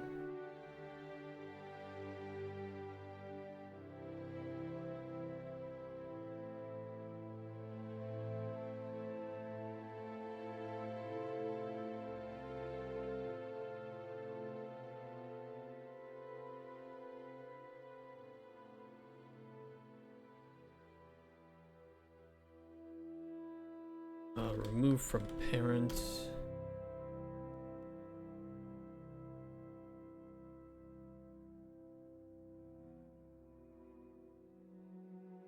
And then make sure that this image doesn't have any visibility.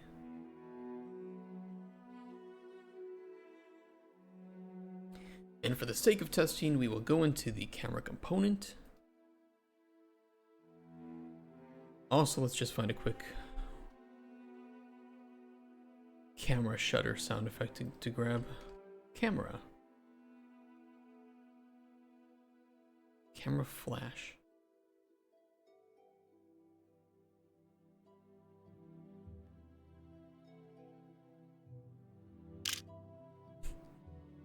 Sure.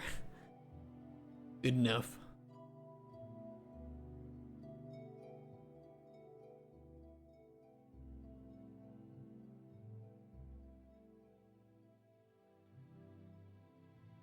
Hey, Chisla.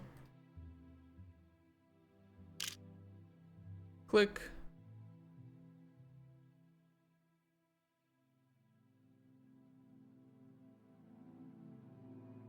Export, browse, system break, assets, audio, sound effects.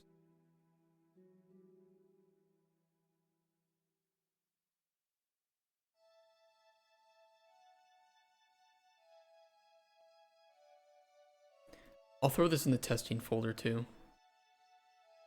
just so I know that it's temporary and to delete it later.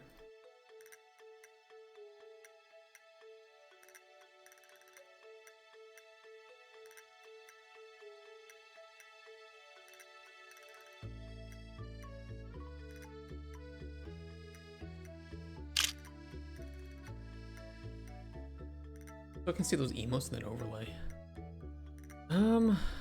Yeah, stream elements should pull the right things.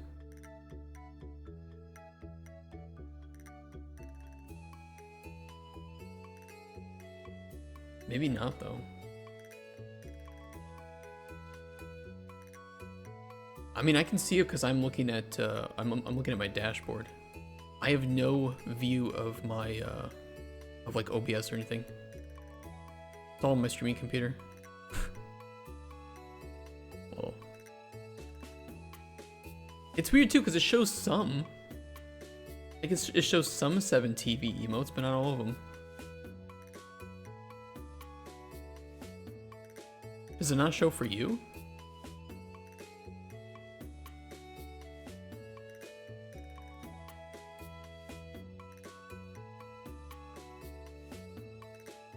Which one did it not show, just like Raptor High?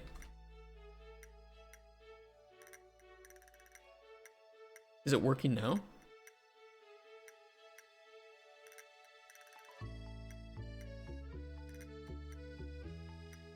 Now it's working. Okay, maybe I just needed to like reload this or something.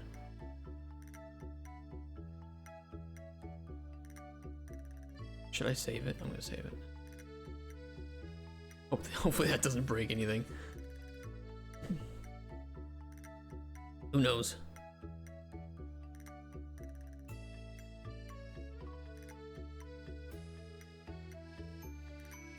Components, camera, still doesn't work, oh, it doesn't work? I just said it was working. Damn you, Rex.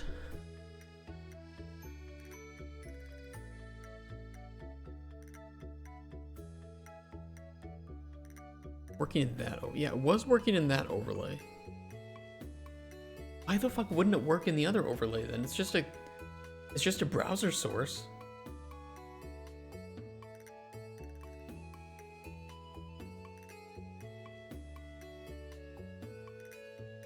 try refreshing it.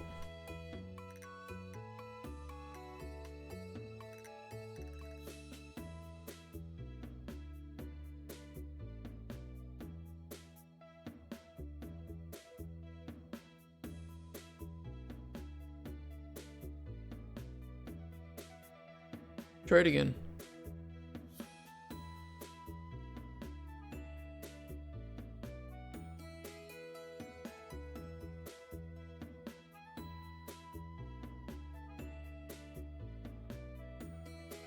Possibilities a transition effect in Unreal between maps or widget.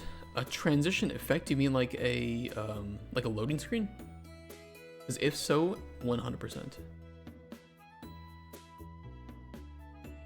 There's even a free. What the fuck? Featured content Odyssey.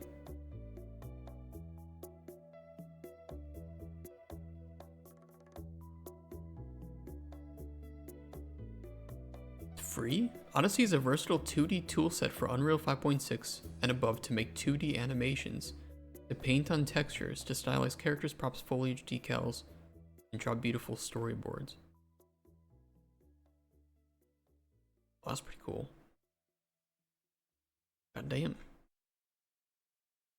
Okay, what I was actually looking up though is the async loading screen is free, and it's pretty good.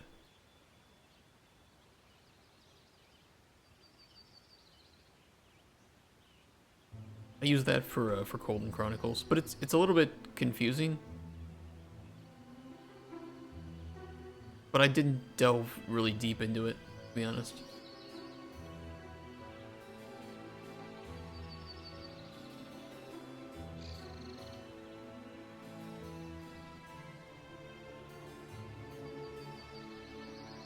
Okay, for now, I will just create widget, screenshot test,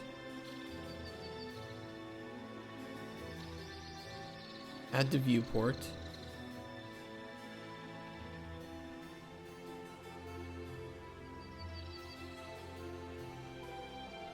and play sound 2D, camera shutter, and we'll see how loud that is.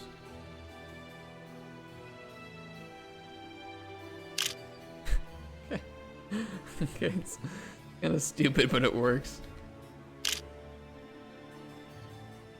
Oh, it says switch case now. Oh wait, hold on, because I didn't return. I got a return handled. At least it's working. So like, add the tag and add in the code, and then there's also seamless travel between maps. No need for loading screens. Blizzard sells pretty good documentation. I haven't seen how to set up seamless travel though. Stream Chef, because every time I've been told to use it, you have to have like a server enabled or something. Like I can't find the seamless travel setting.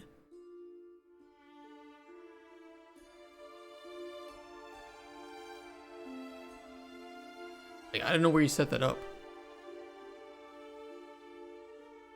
Oh, you mean just the effect? Can't find anything. Oh, I mean, you could play like a video. I think that's what I would do, is just replace the async loading screen widget with a video, and you can use an effect, like a looping video.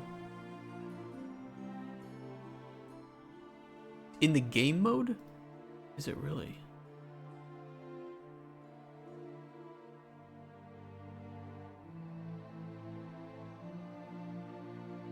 You're right, it is there. Every place I was looking said it was in the project settings. Thank you for that. Oh, then you set the map. Okay, so you need to have that enabled and then you set the map. Where? The transition map?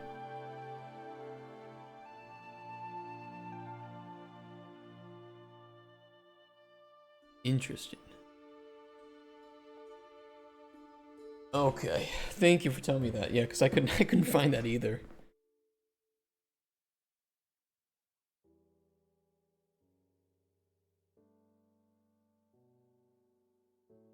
seamless travel is a way to actually not have to rebuild your player controller between maps. Yeah, I think things did change, Stream Chef. I think that it originally was in your project settings and they moved it to game mode. I still wouldn't store everything in your player controller, but it is a way to keep the player controller. So if you do have anything stored there that you want to persist between levels, it can work that way. I still prefer the game instance though, in my opinion. Especially because you might have different game modes. Like the purpose of a game mode is to switch between game modes if you need to, and you would have different controllers. So realistically, if you want to store anything super globally, game instance, you can store some stuff in your game mode if you want to, like the score for that game mode, and then your controller would be anything that you need just for that, like the players controlling in character, the inputs and all that.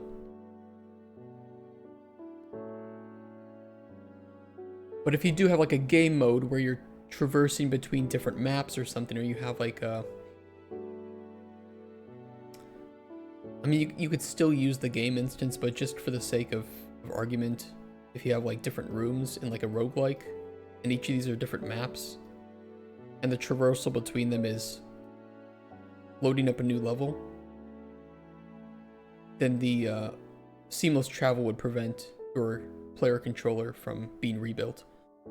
And widgets too. So when you make a widget, like we do here, and you give it the owning player, when you do seamless travel, it won't unload those widgets, which was a huge annoyance for widgets and persistence.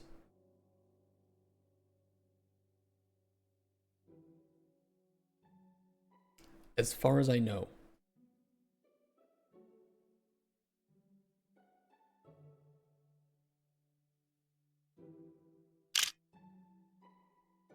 So dumb. Hey, it works. It works for testing purposes.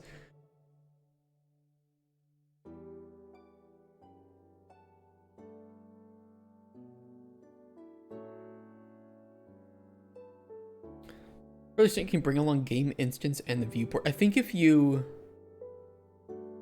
Game instance is not rebuilt. So once you start up your project or your game, the game instance is there on top of literally everything. And if you make references to your widgets, you could then bring them through. But, you know, it's kind of annoying to have to make references for every widget, especially if you have widgets that are meant to be... You know, it could just be annoying. So now, with seamless travel, you can just create the widget, give it the player controller, and then you can run the check. Is the widget already made? Yes or no? Do we want to have this be traveling through levels? I mean, it depends on use case. I can still see some reasons why you of course wouldn't want to have widgets persist through, but you might want some to be persisting. The problem was when you were trying to get like references to widgets, if they were visible or not.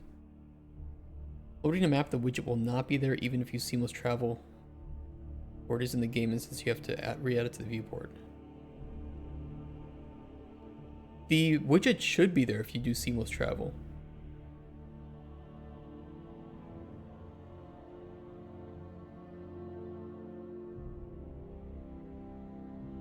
Because it's being owned by the player controller if you set up a player controller, and if your player controller isn't destroyed, then your widget shouldn't be destroyed either.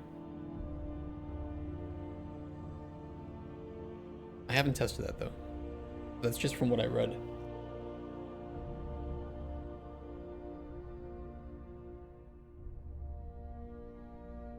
The reference is still there, so I guess you gotta like run a quick... Well, the reference should I don't know. Widget persistence is kind of annoying.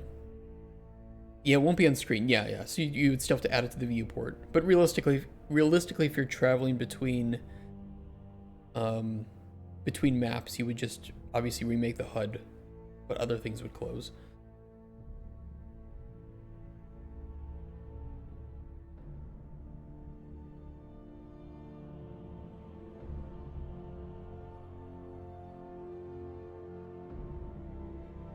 Okay.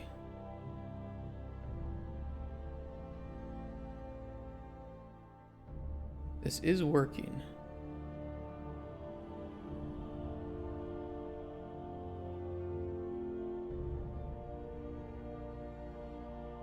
I like the idea that you can just zoom in on the character's ear while they're talking on the phone. And take a screenshot too, I guess, technically. Thank you, sir. Appreciate that.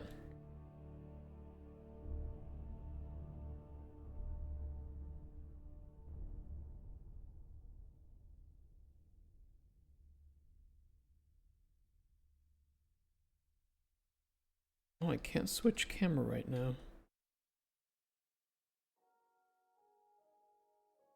I don't know how I made that bug.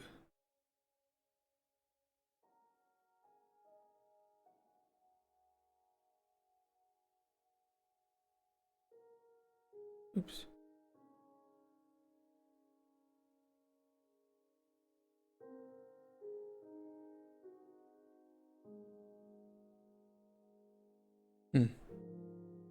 I don't know what I did to make that bug. Well, I'll try to find it again if I do.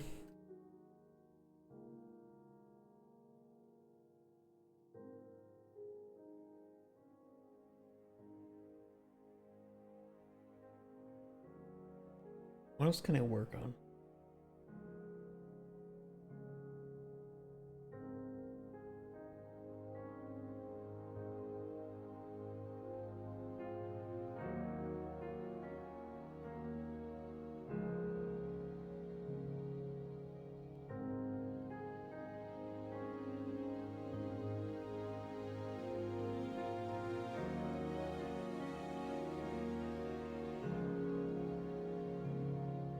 The problem is I don't have a visual representation of the movement yet, so movement could be a little bit annoying. But I could try the zoom, because that does take a parameter. The super annoying my project, so when I packaged the game, the loading map would show a little before the transition, so my fix was to hide the map with the post process.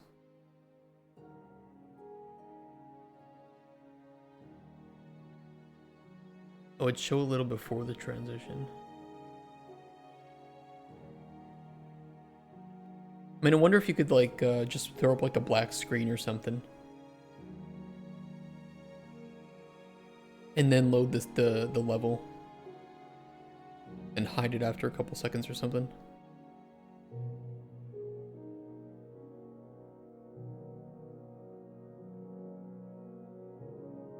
Let me try the zoom.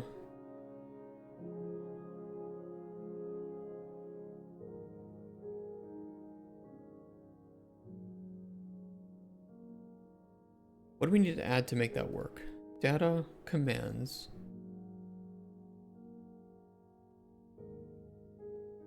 Zoom.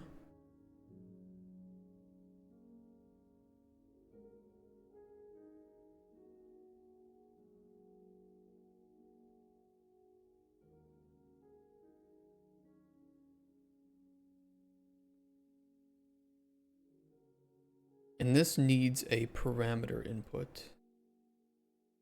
So that would look like...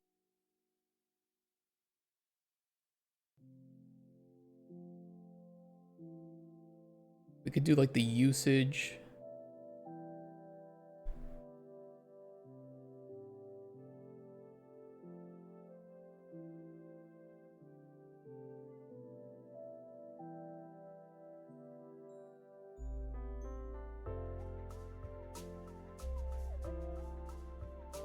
Kind of annoying, but I have to import it.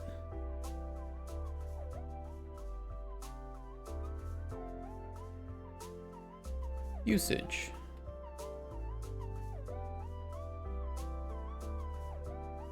Tab.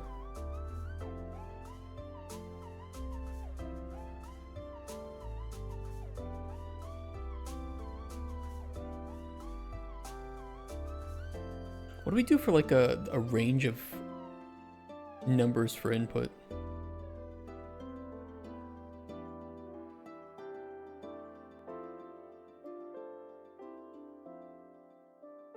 What do we want to show? I mean, I guess it doesn't really matter right now.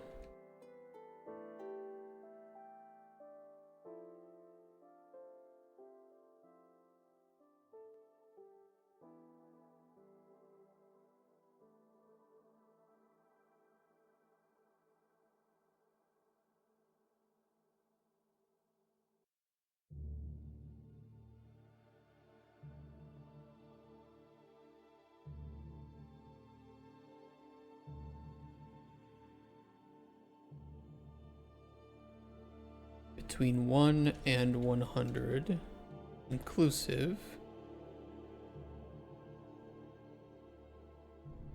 That sets the camera's zoom amount by that number.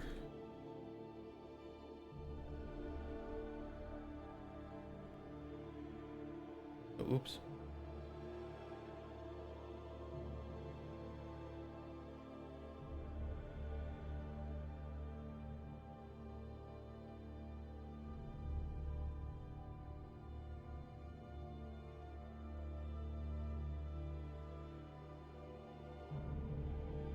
Yeah, we'll give it a shot. Okay, and then in-device camera.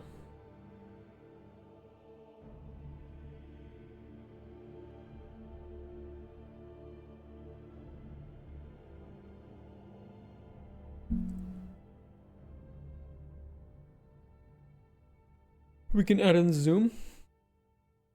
Handle command.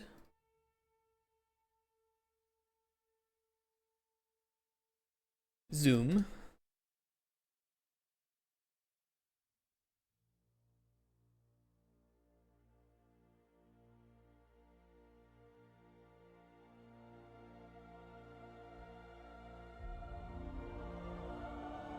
Set camera zoom command.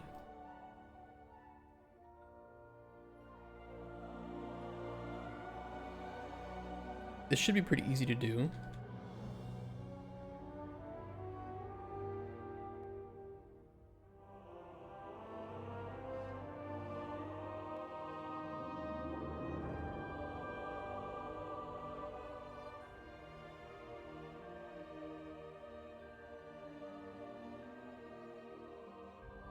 We have an event for this, right?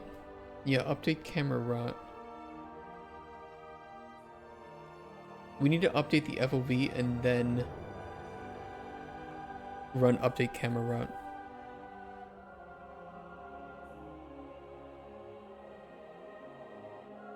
Constraints FOV.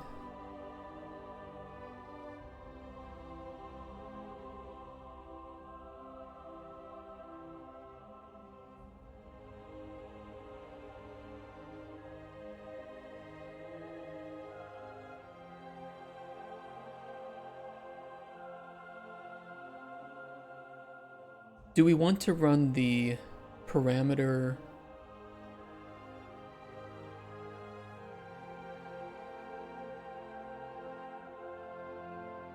error text? I hate it. Every time we have a parameter, we need to have error text. Like if you type zoom poop,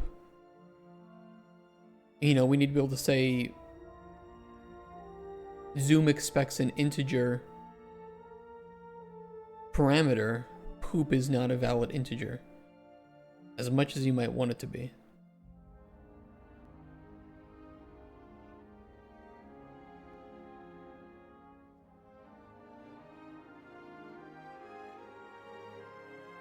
Okay, for right now then, I will implement a very basic version of this.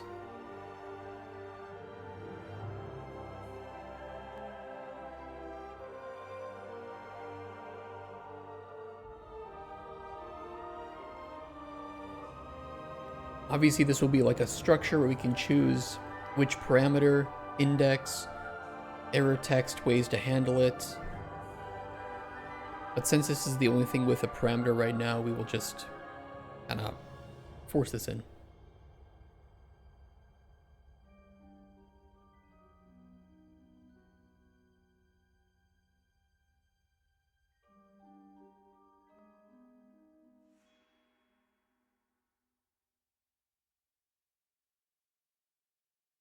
Oh, it actually replaces my line breaks with the \n.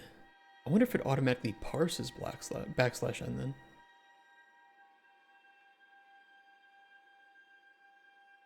Interesting.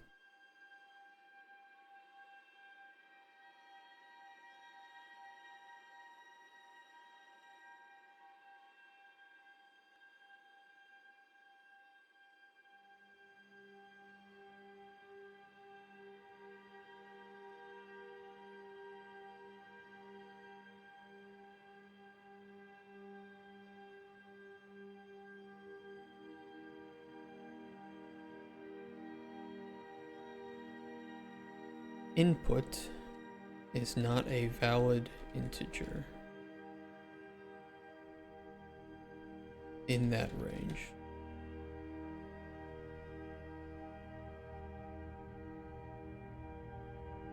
And then we'll have to replace input with what you actually input there.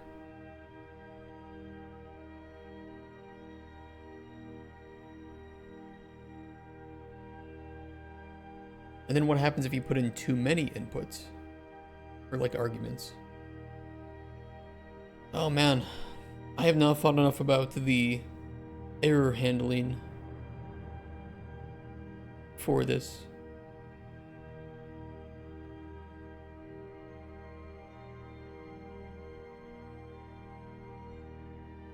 The validation, I guess we should say.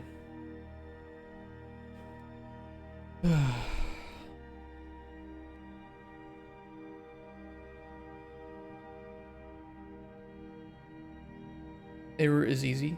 What error? How many errors? What are the different ways that you can error? What should be right when you error?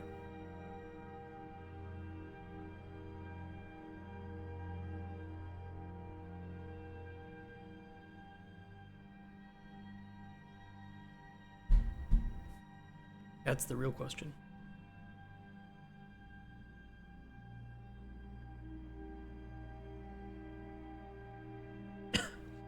Oh no, we have that.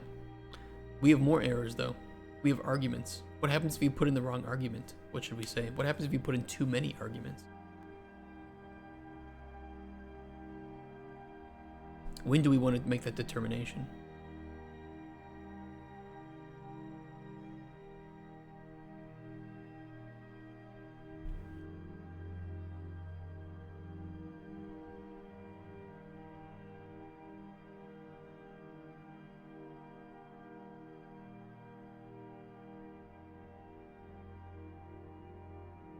I mean, we send the whole command, so we could split there.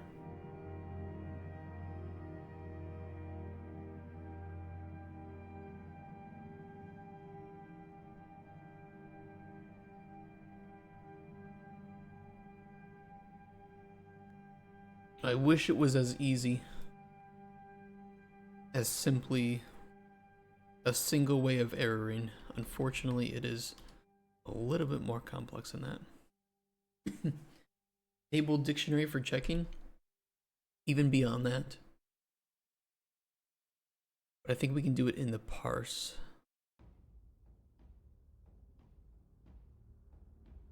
We can do it individually too.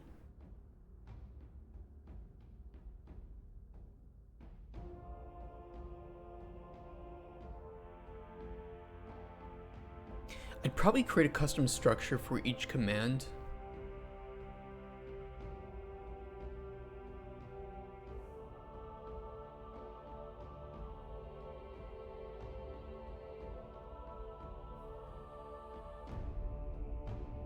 It would be a little bit annoying, but it would be robust.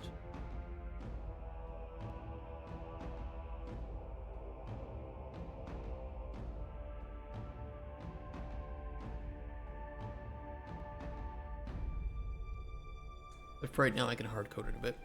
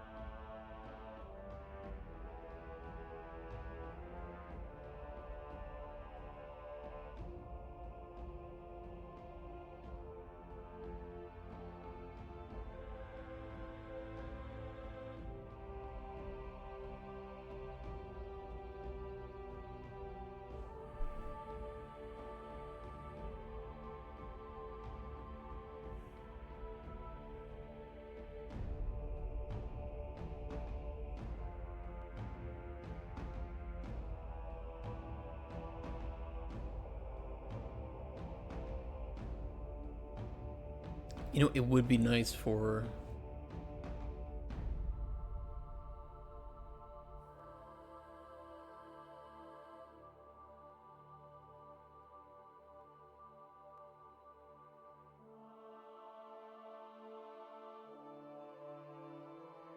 Git command data.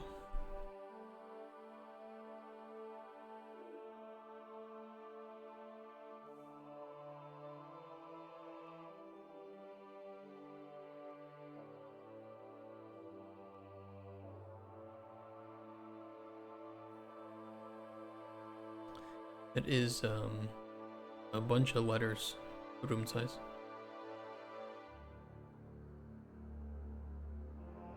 That is a whole lot of letters, sir. Cursed message, right?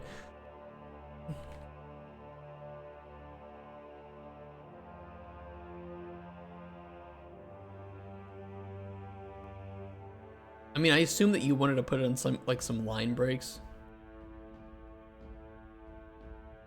Alright, we'll get this sorted out. 8 days of development. I apologize to anybody in chat who expected me to have the full game made by 8 days. I am afraid that I will have to disappoint you. I did, I promise. Okay. What was the structure for that? The command.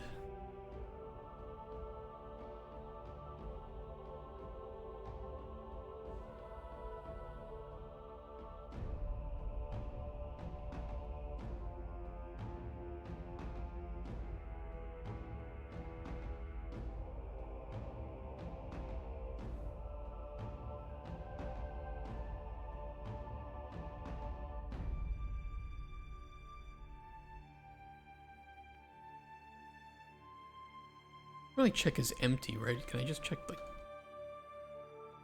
validity of that? I'll do it this way.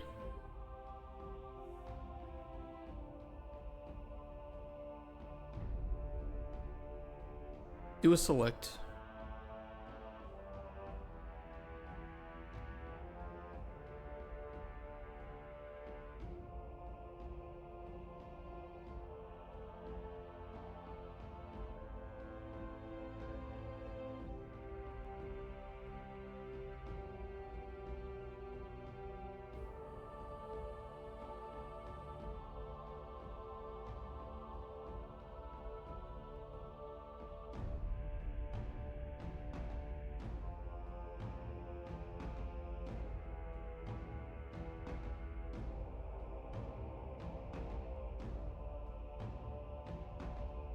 Oh, that needs to be the tag.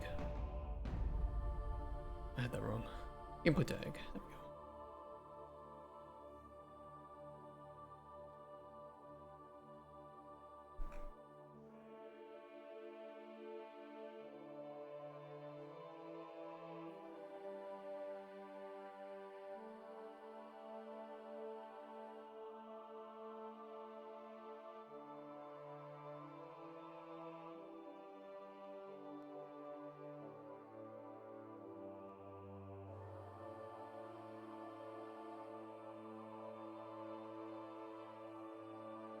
Okay, if it still doesn't find it, found command false.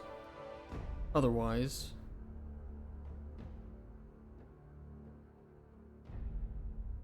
return that data for me.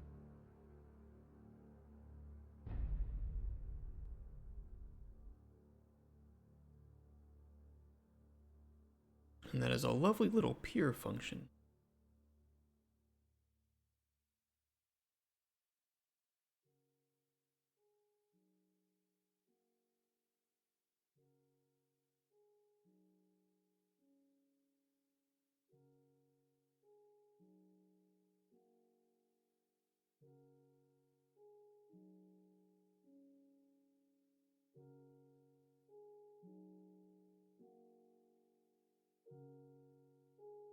Yeah, I'll put in an error checker in the parse command to see if the you know, like once we match the command, if it's actually valid, then we can check is it set up correctly, because otherwise I don't want to do it the other way around, since that would just be wasting time if the command actually can't be used for that purpose. So we'll just refactor parse command to have error checking in it, or make another function for error checking and then just shove it in to parse command. That way we can use it separately if we need to.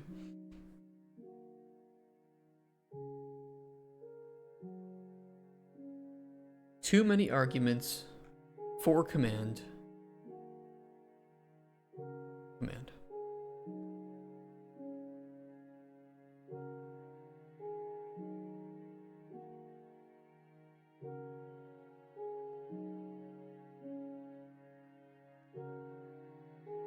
And what I could do... Well, for right now, again, I'll just hard code it. I probably want to get going to the store soon, but we can do... It's gonna be a little bit weird today, but I want to go to the store. And it takes me a little bit of time to get there, so... I want to do that before it gets too late.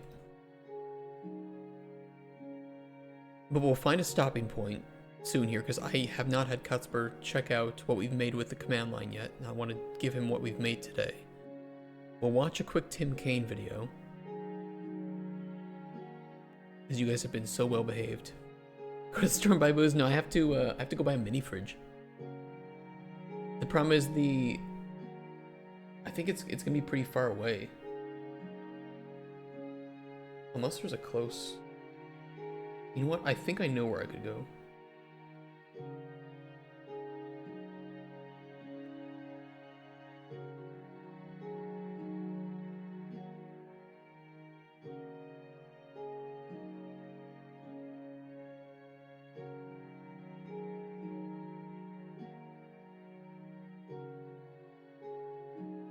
Yeah, it's just kind of annoying.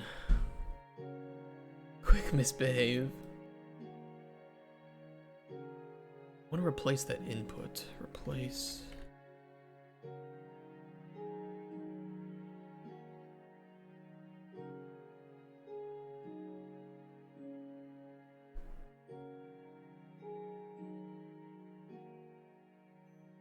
Command requires an integer parameter. Input is not valid.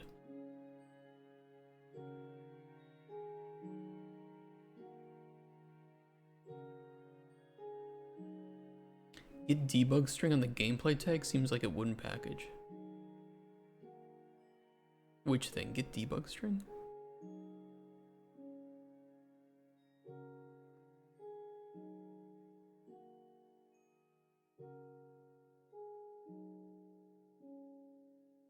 Oh, this?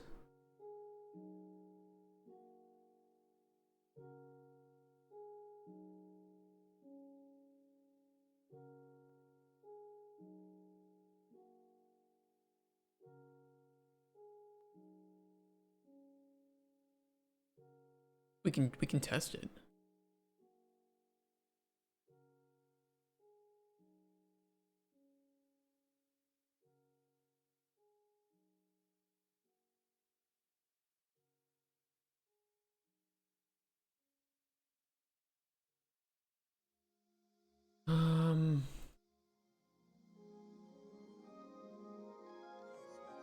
Yeah, fuck it, I'll just test it.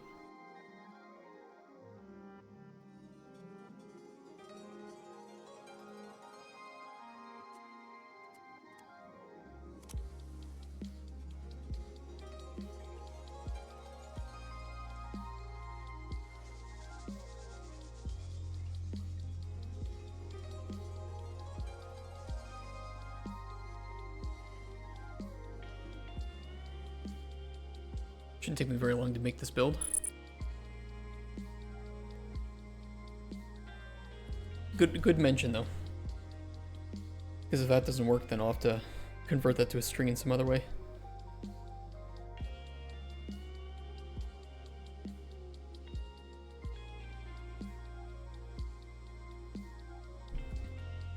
I usually work with F names. I vastly prefer working with F names, usually. There's something like Amazon, just get it delivered. I want to go in and I actually want to see it. Just to see the sizes and shit. And then I'll just have them deliver it to my office here. I mean, plus it's nice weather, it's a nice day. Get out a bit.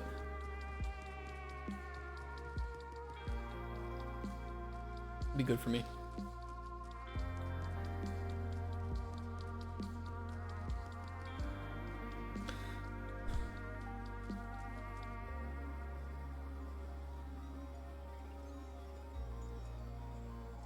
It shouldn't have to cook very much. Shouldn't take more than 5 minutes.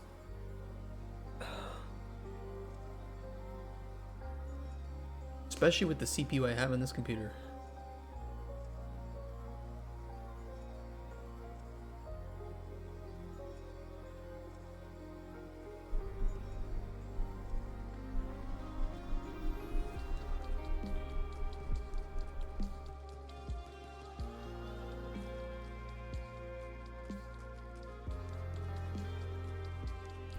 see if it errors out with anything. If anything, it would be like a invalid structure issue or something, but we'll see.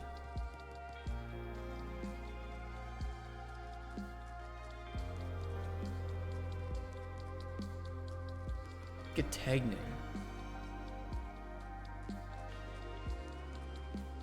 So they're stored as F name. That's so weird because when you do a switch on gameplay tag, I read that it converts it to string. So are they stored as... Would the switch on gameplay tag then just grab the F name and then convert it to F string? That's so weird. Okay, whatever.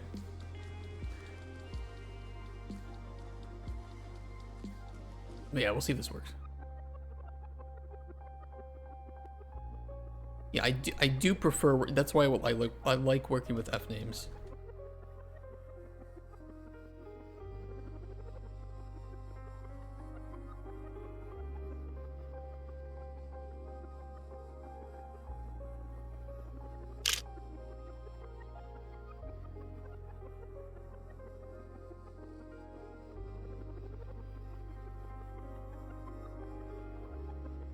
I think it's working. Why didn't screenshot give me the text though?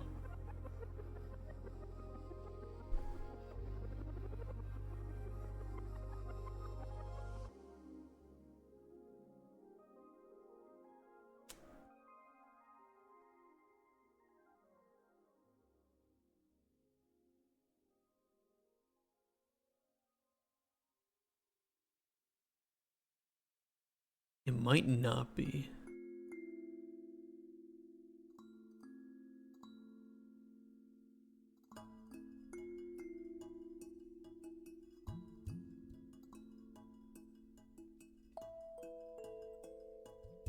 That's weird though, because it would have had to...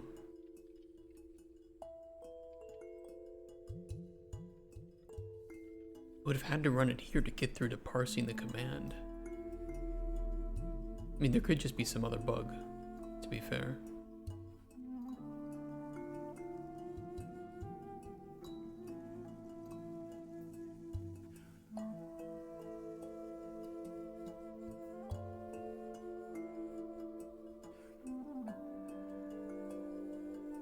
Oh no, screenshot isn't showing the debug text anymore.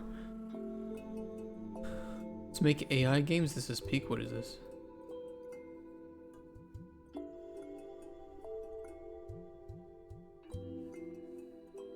What fruits end in a plum, bananum, strawberry, tomatum, coconut?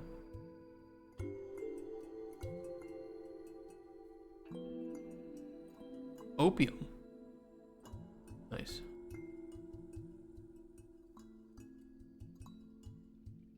That's weird.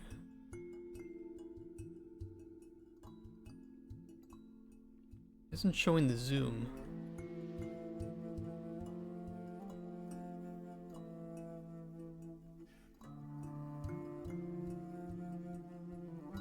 I think it's working.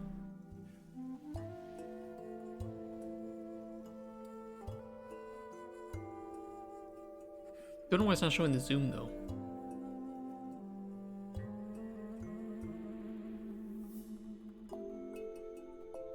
That's weird that didn't cook.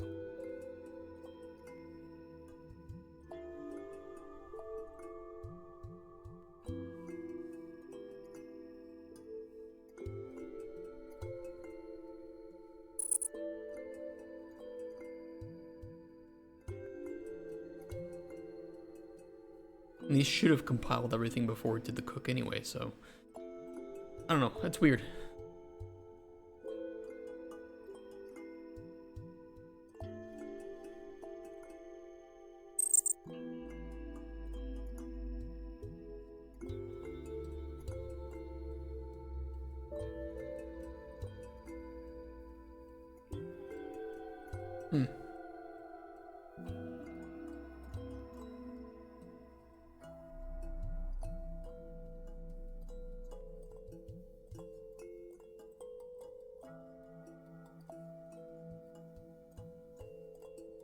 I need a I need a crosshair, I forgot. We're gonna need a crosshair for this game.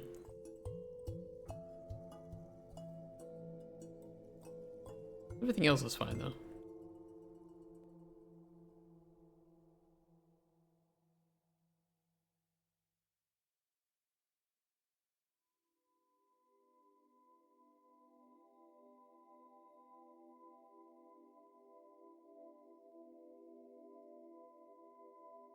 It might not be.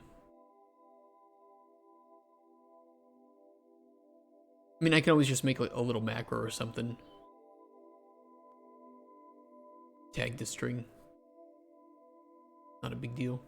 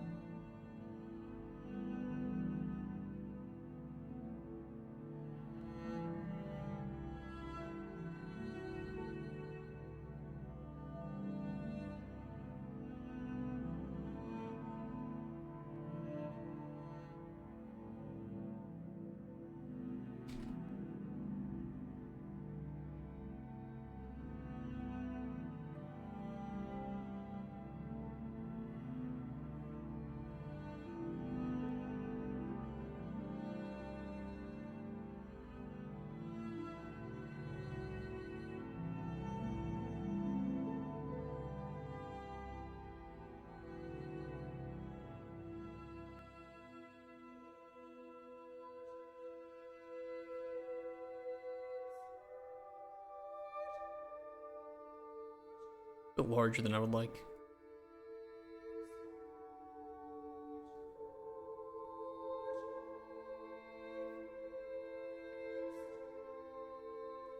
A little better.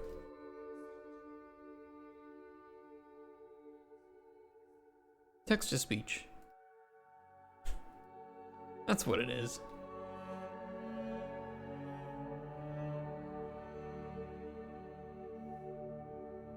Yeah, I'll make it a little bit easier to search. Keywords. Tag. Ring. Tag 2.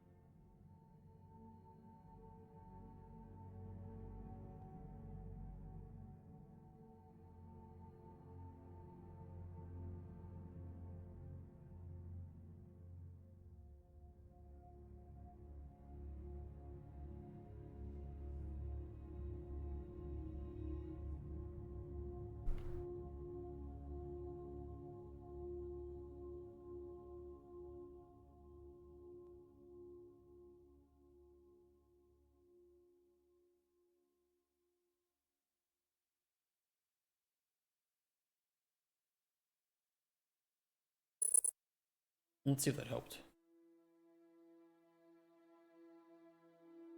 Or there's something else preventing that zoom from showing up in the build. I don't know what it would be.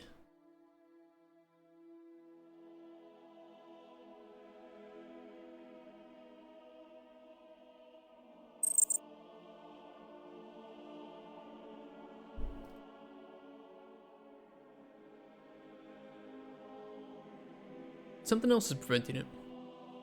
That's weird.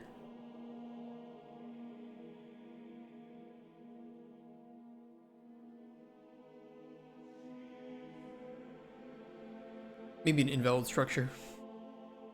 I did do some updates to structures today without doing the trick.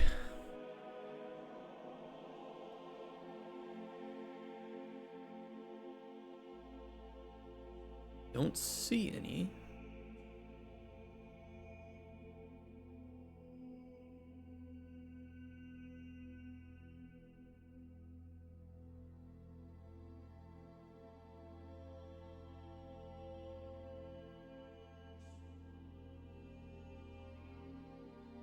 Oh, now it's not working anymore. What did I do to get it working? Where's my zoom? Oh. Yeah, but it should still return the helper text.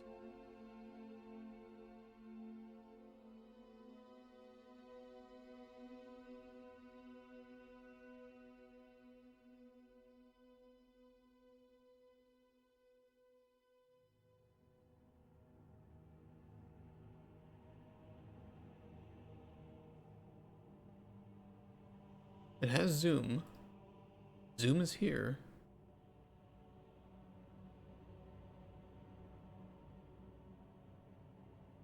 But maybe just because we don't return handled. Oh, though. Alright, the zoom. We'll get the zoom back. Once the device camera for some reason takes way too long to compile. Still don't know why that happens.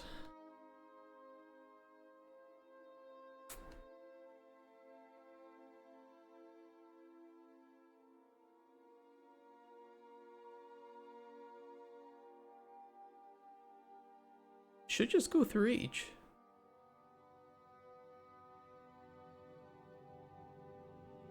Oh, I don't see zoom actually added to this camera.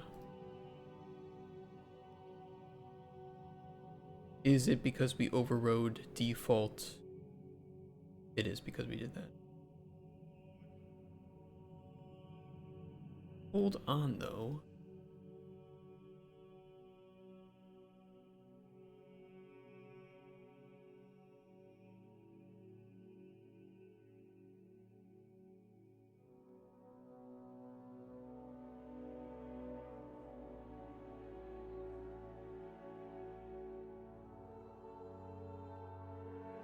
Okay.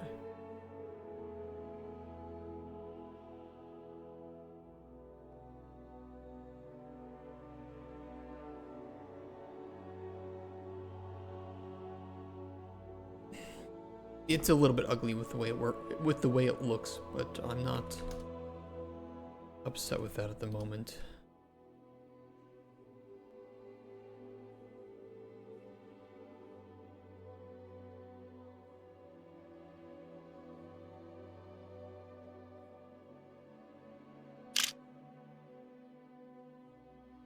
I mean, it might have worked with the get debug string, but it's fine. I mean, get tag name, a little stupid function is probably a smarter replacement anyway for any debug functions.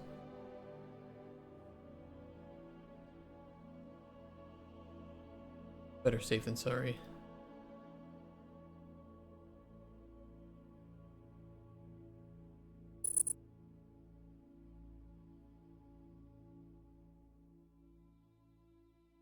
What was it bitching at me about, by the way, with plastic?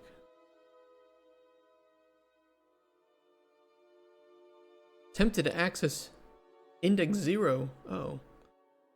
I'll fix that.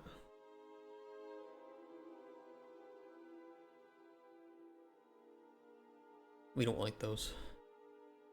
Oh. Okay. Zoom's there now. Okay. Awesome.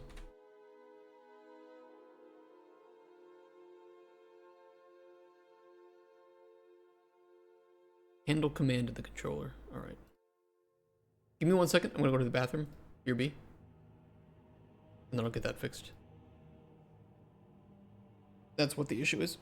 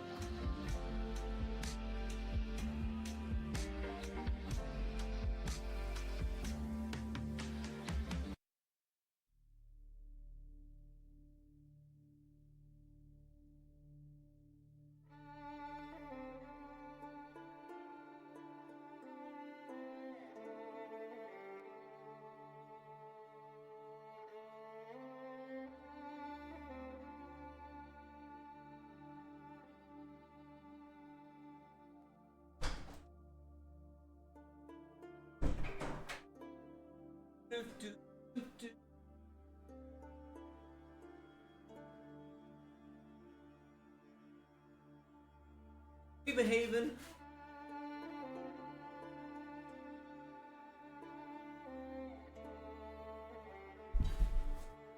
Just look to the source and it does the same thing as your TTS macro. Not sure why they throw debug in there. Oh, really? Pretty funny.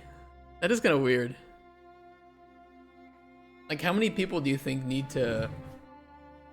I don't know. I mean, like, there's a switch on gameplay tag. I don't know. Who the fuck knows?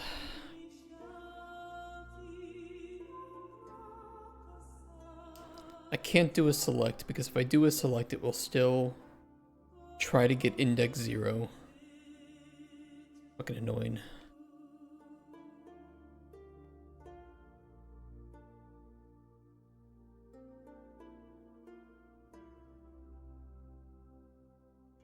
I could just ignore the bullshit warning, but whatever.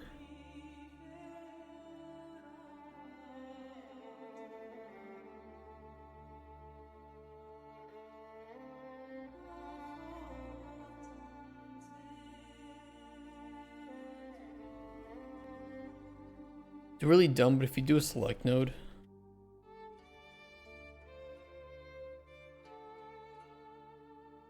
and did this, it would still spit out the warning.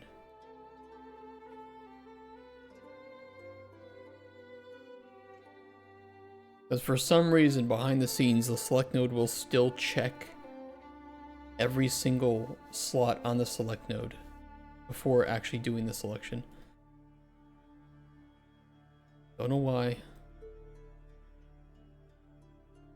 Maybe some compiler reason or something.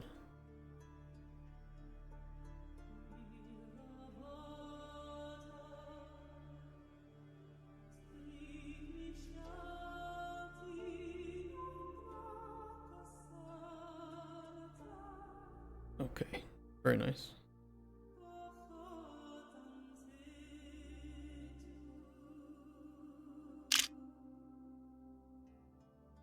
Doesn't really push it to the bottom though. Look at that. If you type help, it isn't scrolling it all the way to the bottom.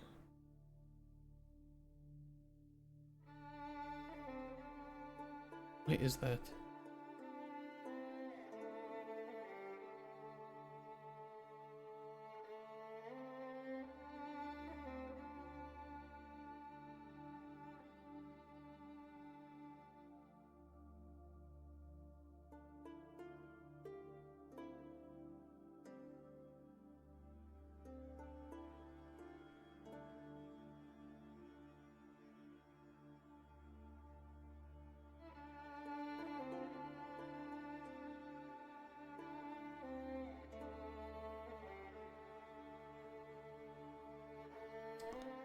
Where do we handle a command?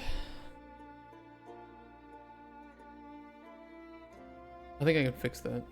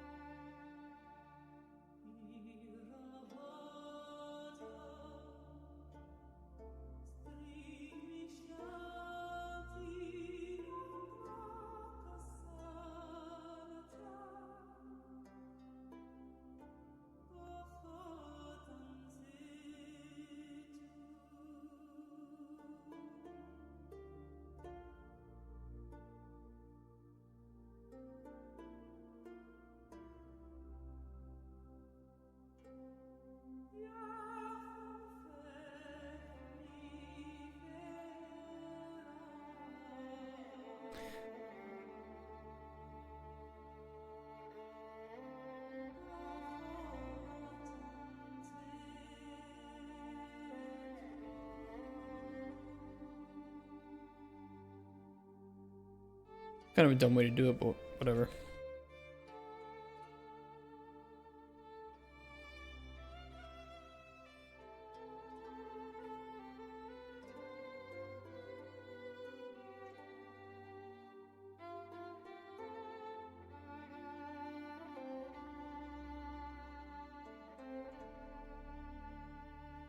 The cheapest solution.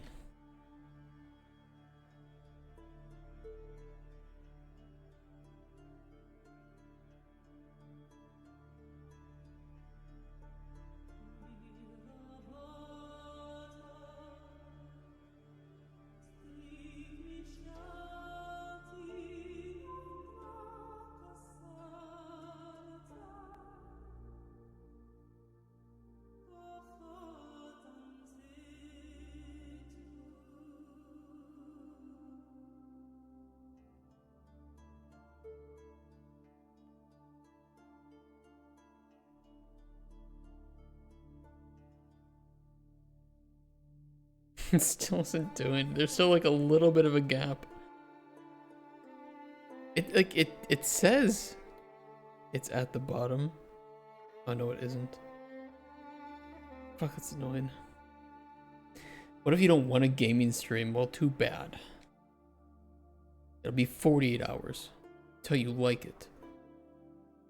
I will kill myself on. I probably shouldn't say. That'll probably get me banned. My name's not Hassan, so they won't give me preferential treatment. You guys.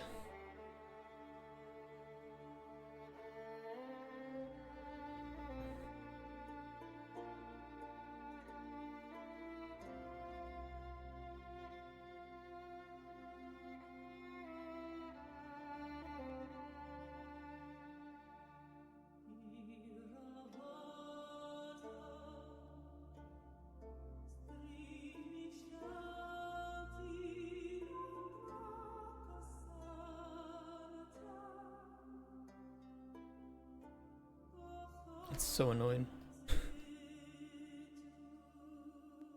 What's the minimum amount of delay I can achieve on this without it looking really weird?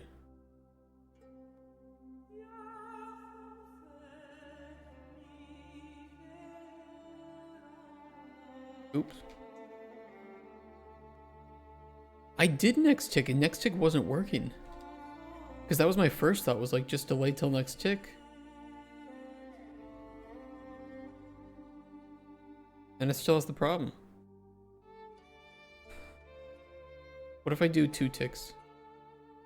Right? That's the same thought that I have. It's like, what the fuck?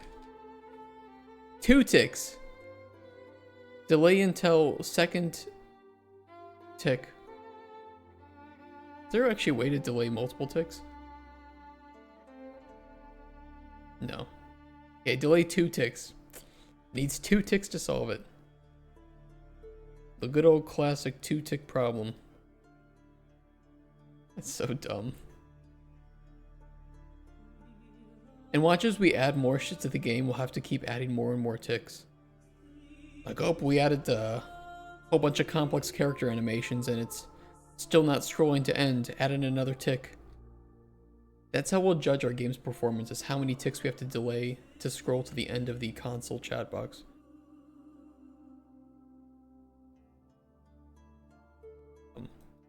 Tickception, yeah. This is how we judge our game's performance. The more delay until next ticks we have to add, the worse the performance. Who needs metrics? Who needs profiling? When you can just check how many ticks it takes to scroll to the end. Yeah, will we have 100 ticks? Who knows?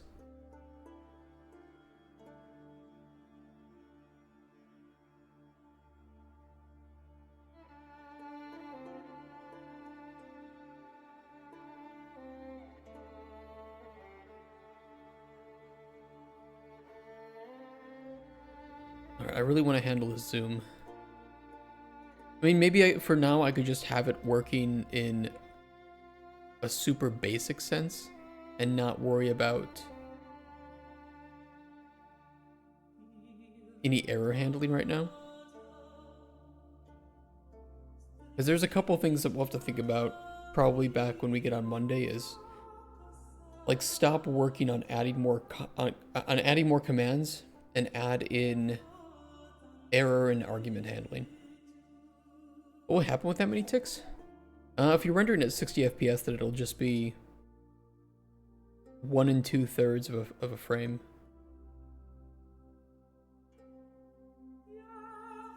Or 1 2/3 of a second, sorry, not a frame.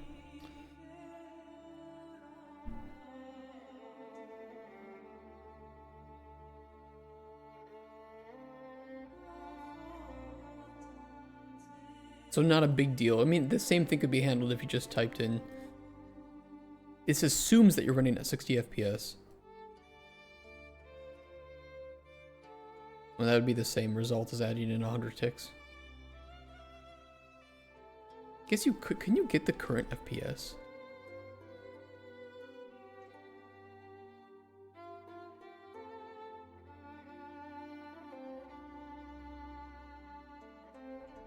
Get frame pace.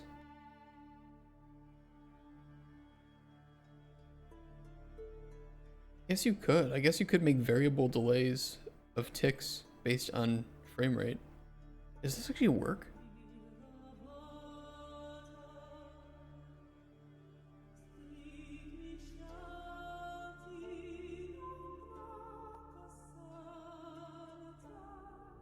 Oh yeah, look at that.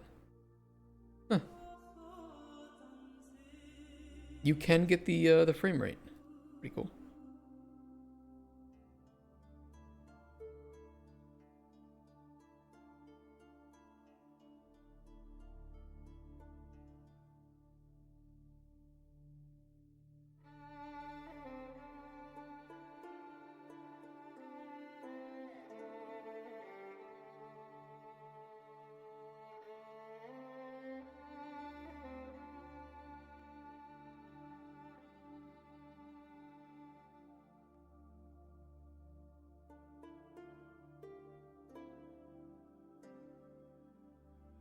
How many ticks will it take to make it 10 minutes?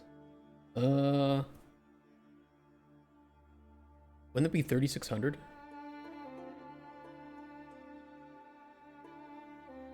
Wait.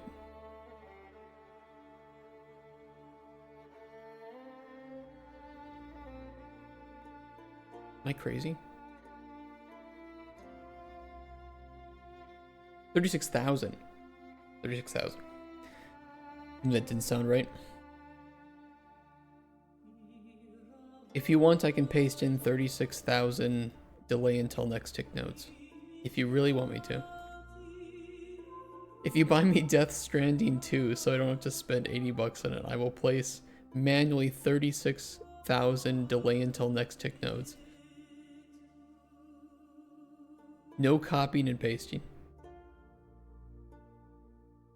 Is that what you want? That's not what we need, Sherlock. Okay.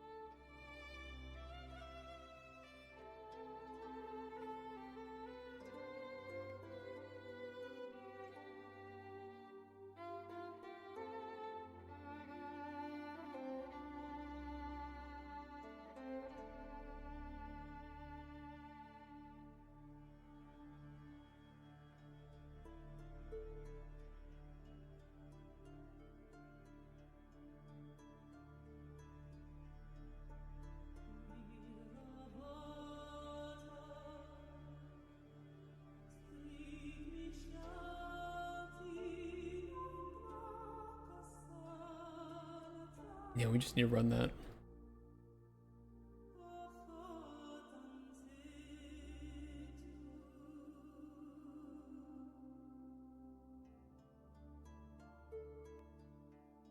Imagine having a game where every action will take 10 minutes.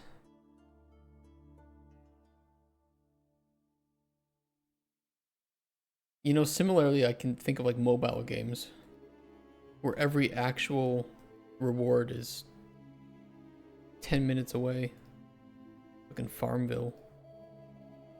You're idle, yeah, exactly. It's after lunch I'm gaming instead of game deving. Ah, fuck it. You know the thing, what I'm gonna do after I get this mini fridge, I'm gonna go home and I'm gonna play Death Stranding. I have 50 hours and I have not finished the game. I can't. It's so annoying. I really like the game, but the way that I play it is just kind of like not making me finish it quickly. I'm trying to 5-star all of the locations, and that takes a long time. Fun though. It's a very good game. Death Stranding good.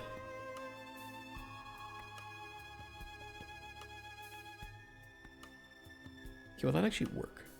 Oh!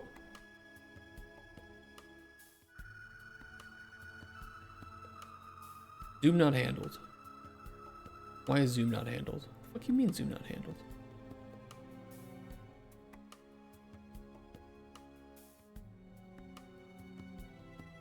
I know why zoom not handled.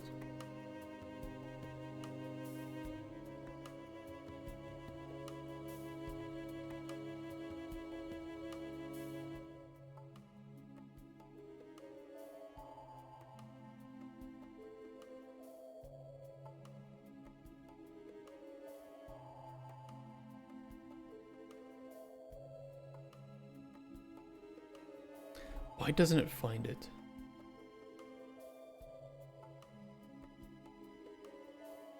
Why on the beach?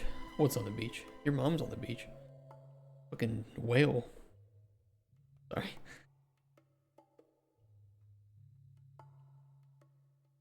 I don't know where that came from. I apologize.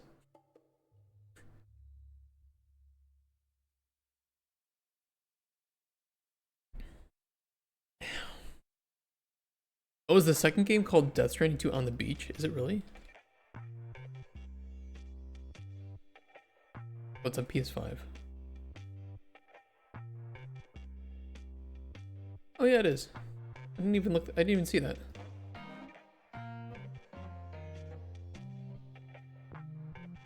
This game is really expensive. I mean, it's Kojima, so I feel like I'm not gonna be upset with actually buying it, but still.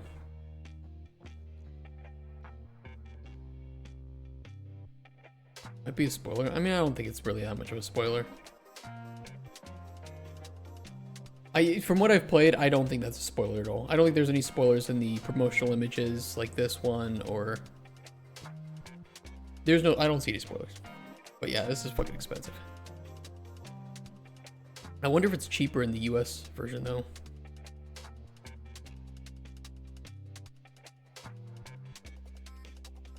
$91, probably a little bit. It's probably, I think it is $90. It's not 90. There's no way it's fucking $90. Ain't no way.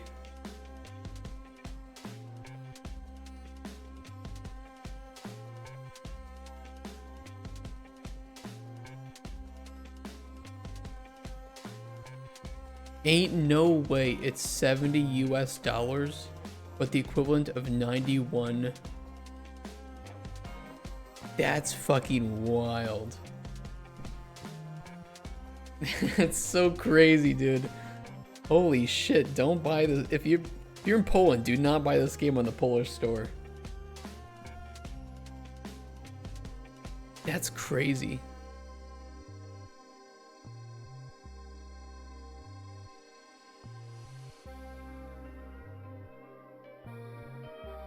Well, I'm not gonna have to pay it because my PlayStation account is in the US, so I pay with dollars. But man, that's wild. I'll show you why that's wild. What is the average income in Poland for an individual compared to the US?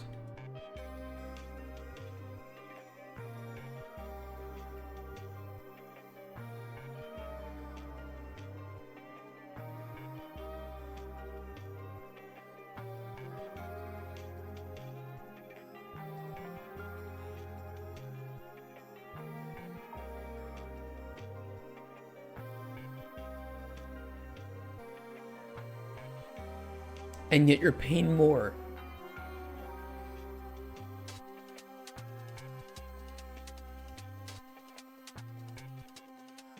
Yeah, Polish game prices on Steam are fucked up too.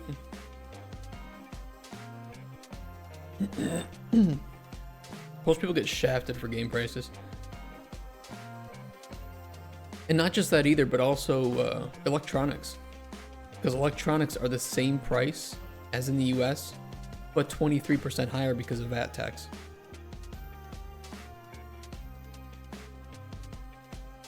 Was it net? I don't know. GTA 6 is gonna stoke the fire too. Did they even announce a price for GTA 6 yet?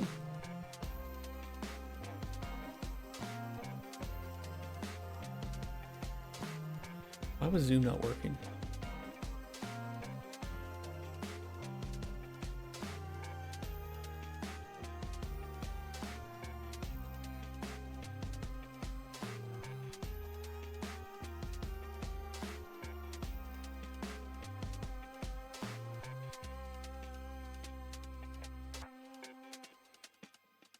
I have Zoom on it. Why is Zoom not working? Did I miss a step?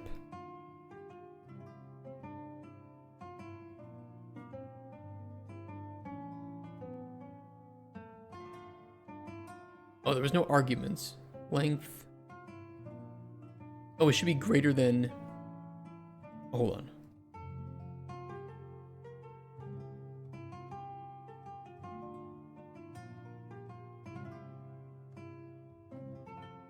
Lack of error handling.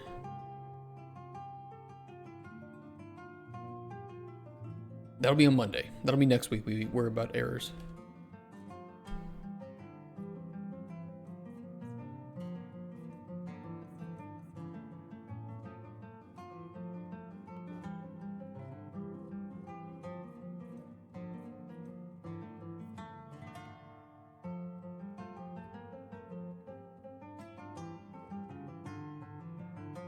Oh, it's backwards.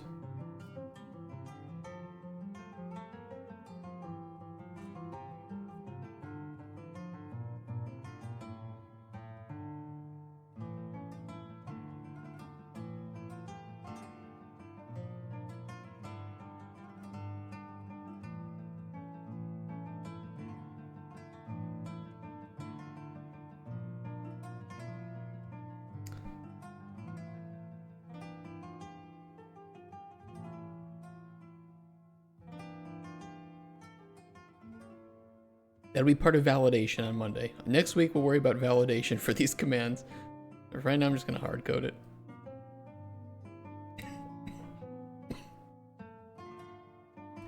Poland should not be spending their money on games and PCs. Tell that to all the people that need to work in tech. Which is crazy because Polish tech industry is massive. Absolutely massive.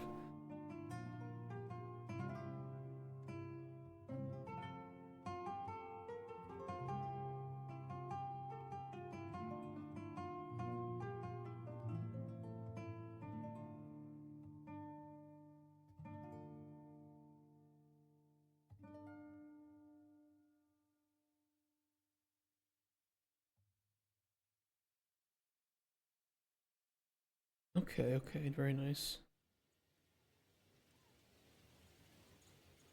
I want to make sure the PC has it too, because I want to check the,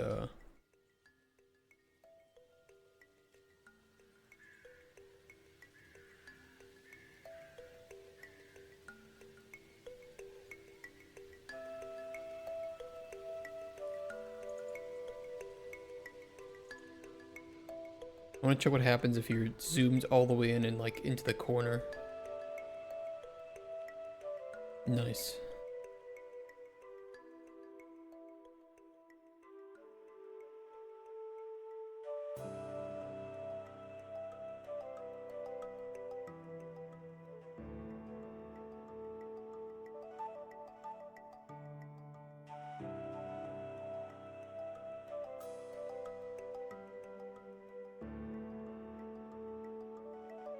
Okay.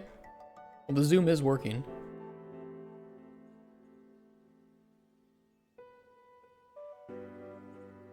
And I think the general structural foundation for the commands is working too.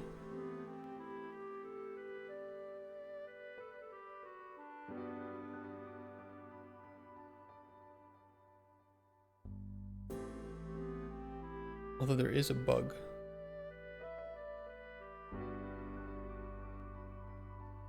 We're not resetting the mouse mode. Why?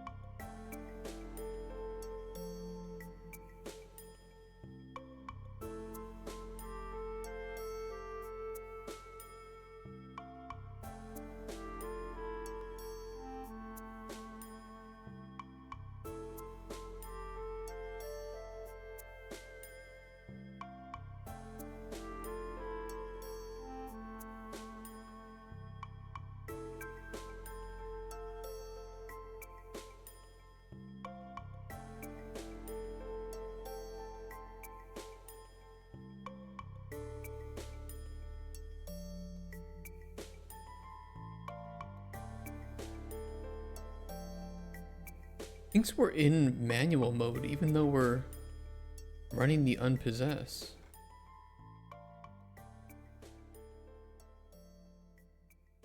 Wait, is unpossess actually getting run? No. Why?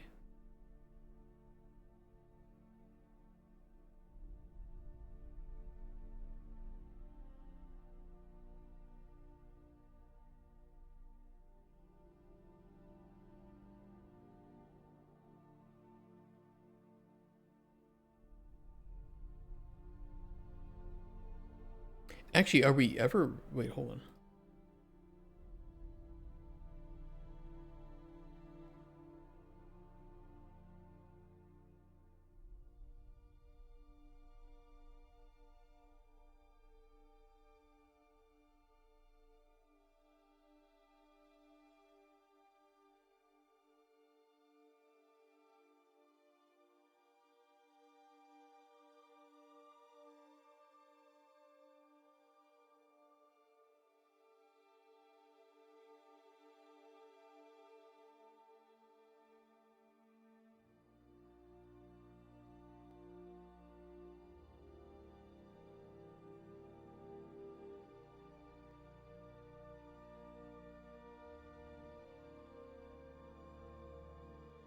I don't think we're running that.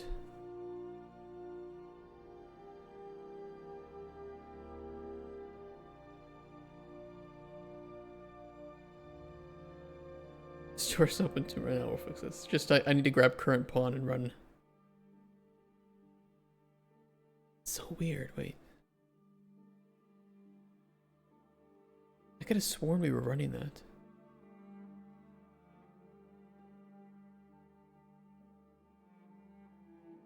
Where do we run the... Where's the base device?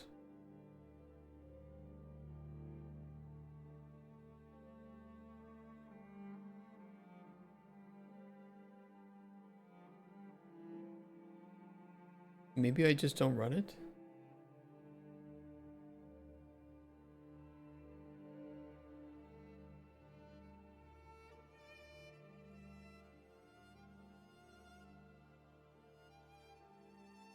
Yeah, run component unpossess.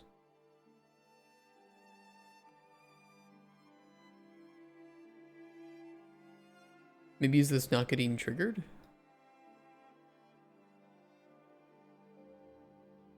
Right.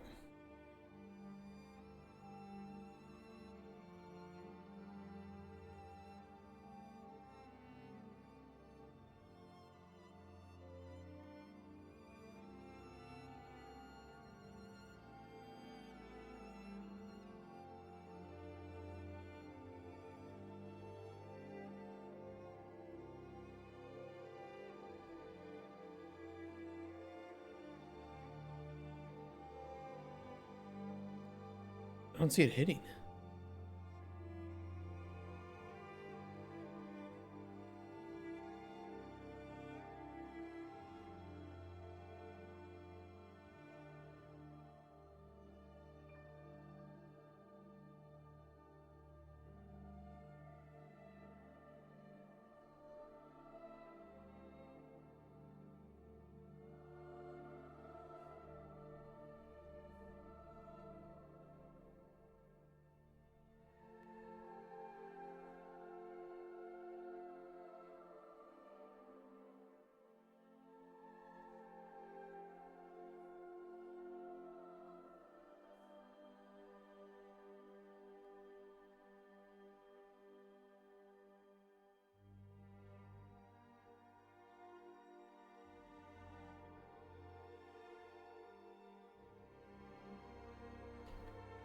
Maybe there's like a maybe there's one frame.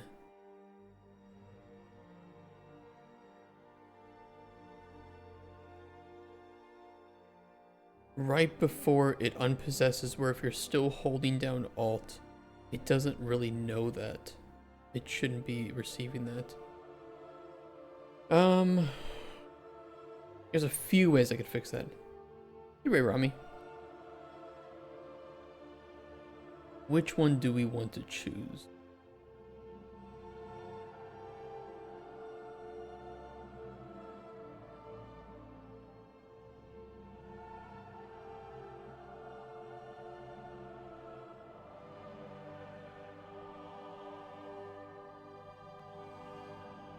We should technically be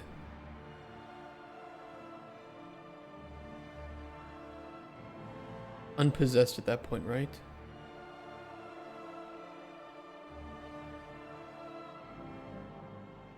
I mean, technically we should be. But I wonder if it's getting set.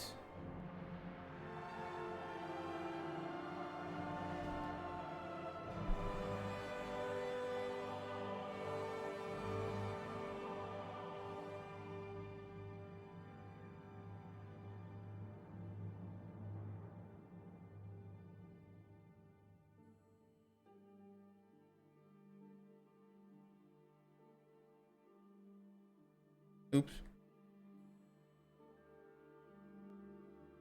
Yeah, it is.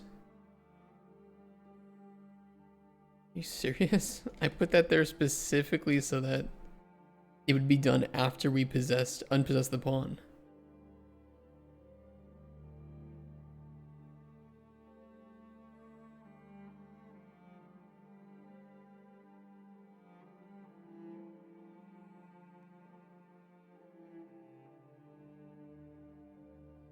That's annoying.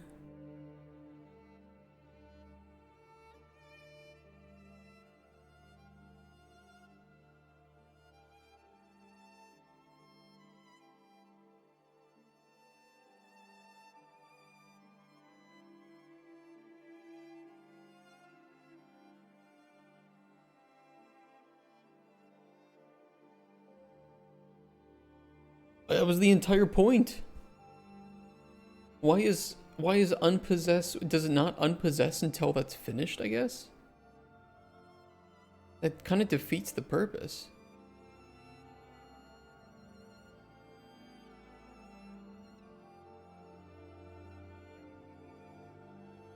Oh.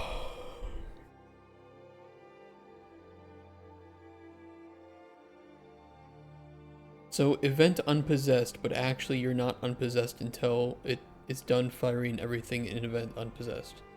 Thank you, I appreciate that. That's what I want to happen.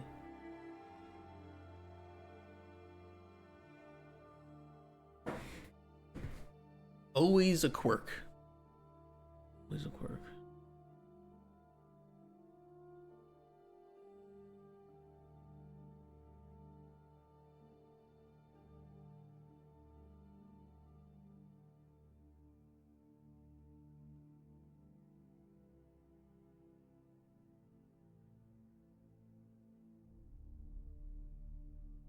It's still doing it.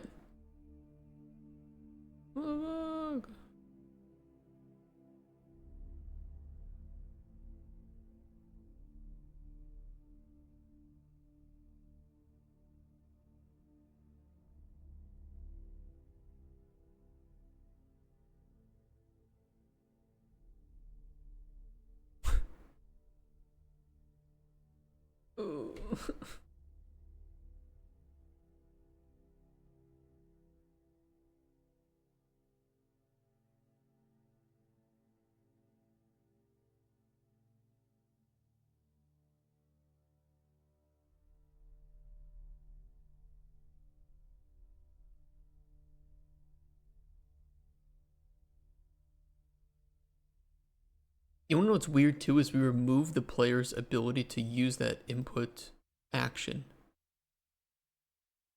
Like first we remove the inputs.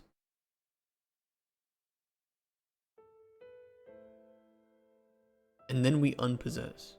Oh no, we unpossess. We remove the inputs.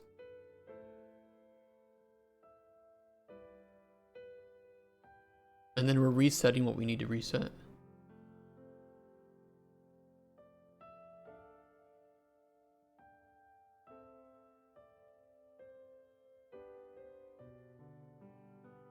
But this boolean is still set to true.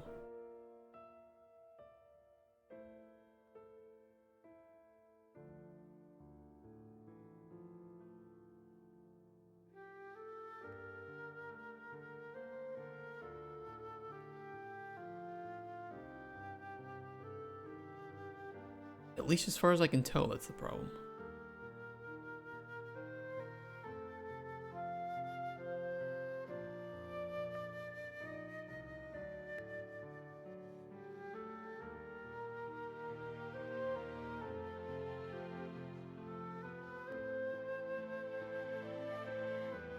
Yeah, it's not getting reset. Am I a joke to you, Boolean? You want to rumble?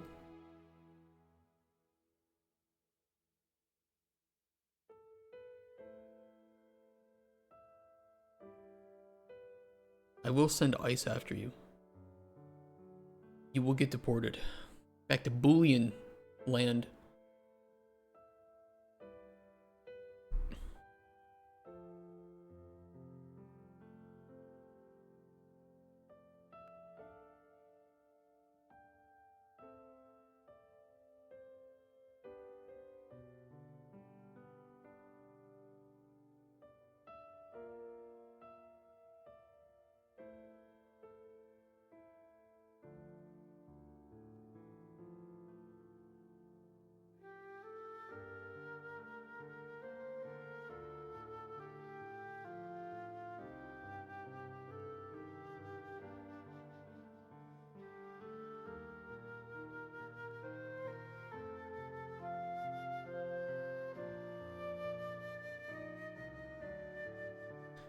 I think that's fixing it, but it's still fucking annoying.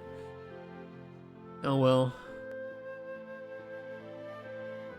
I guess our whole project's just gonna be filled with delay until next tick. Actually, everything that you do in the game will be delayed by 1 tick. I hope you're happy.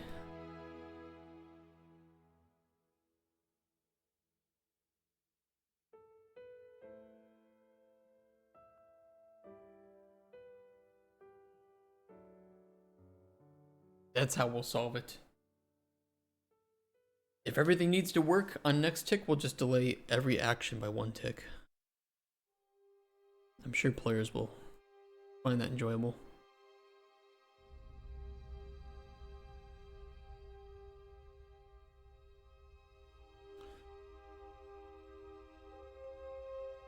Okay, I made enough progress for a day for that. You want it to be like delayed by 36,000. Do we have enough time for a Tim Kaine video? Or I need to go to the store. We can do a Tim Kaine video, then I gotta go to the store, okay? How is that? What did I do today? What did I actually add to the game today?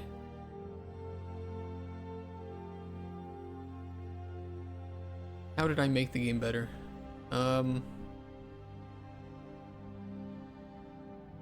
More work on terminal. There, that's descriptive. And we made a build. You did not? Okay. I believe you. Alright, let me close this. We'll let up Tim Kaine, and I'll start a new recording.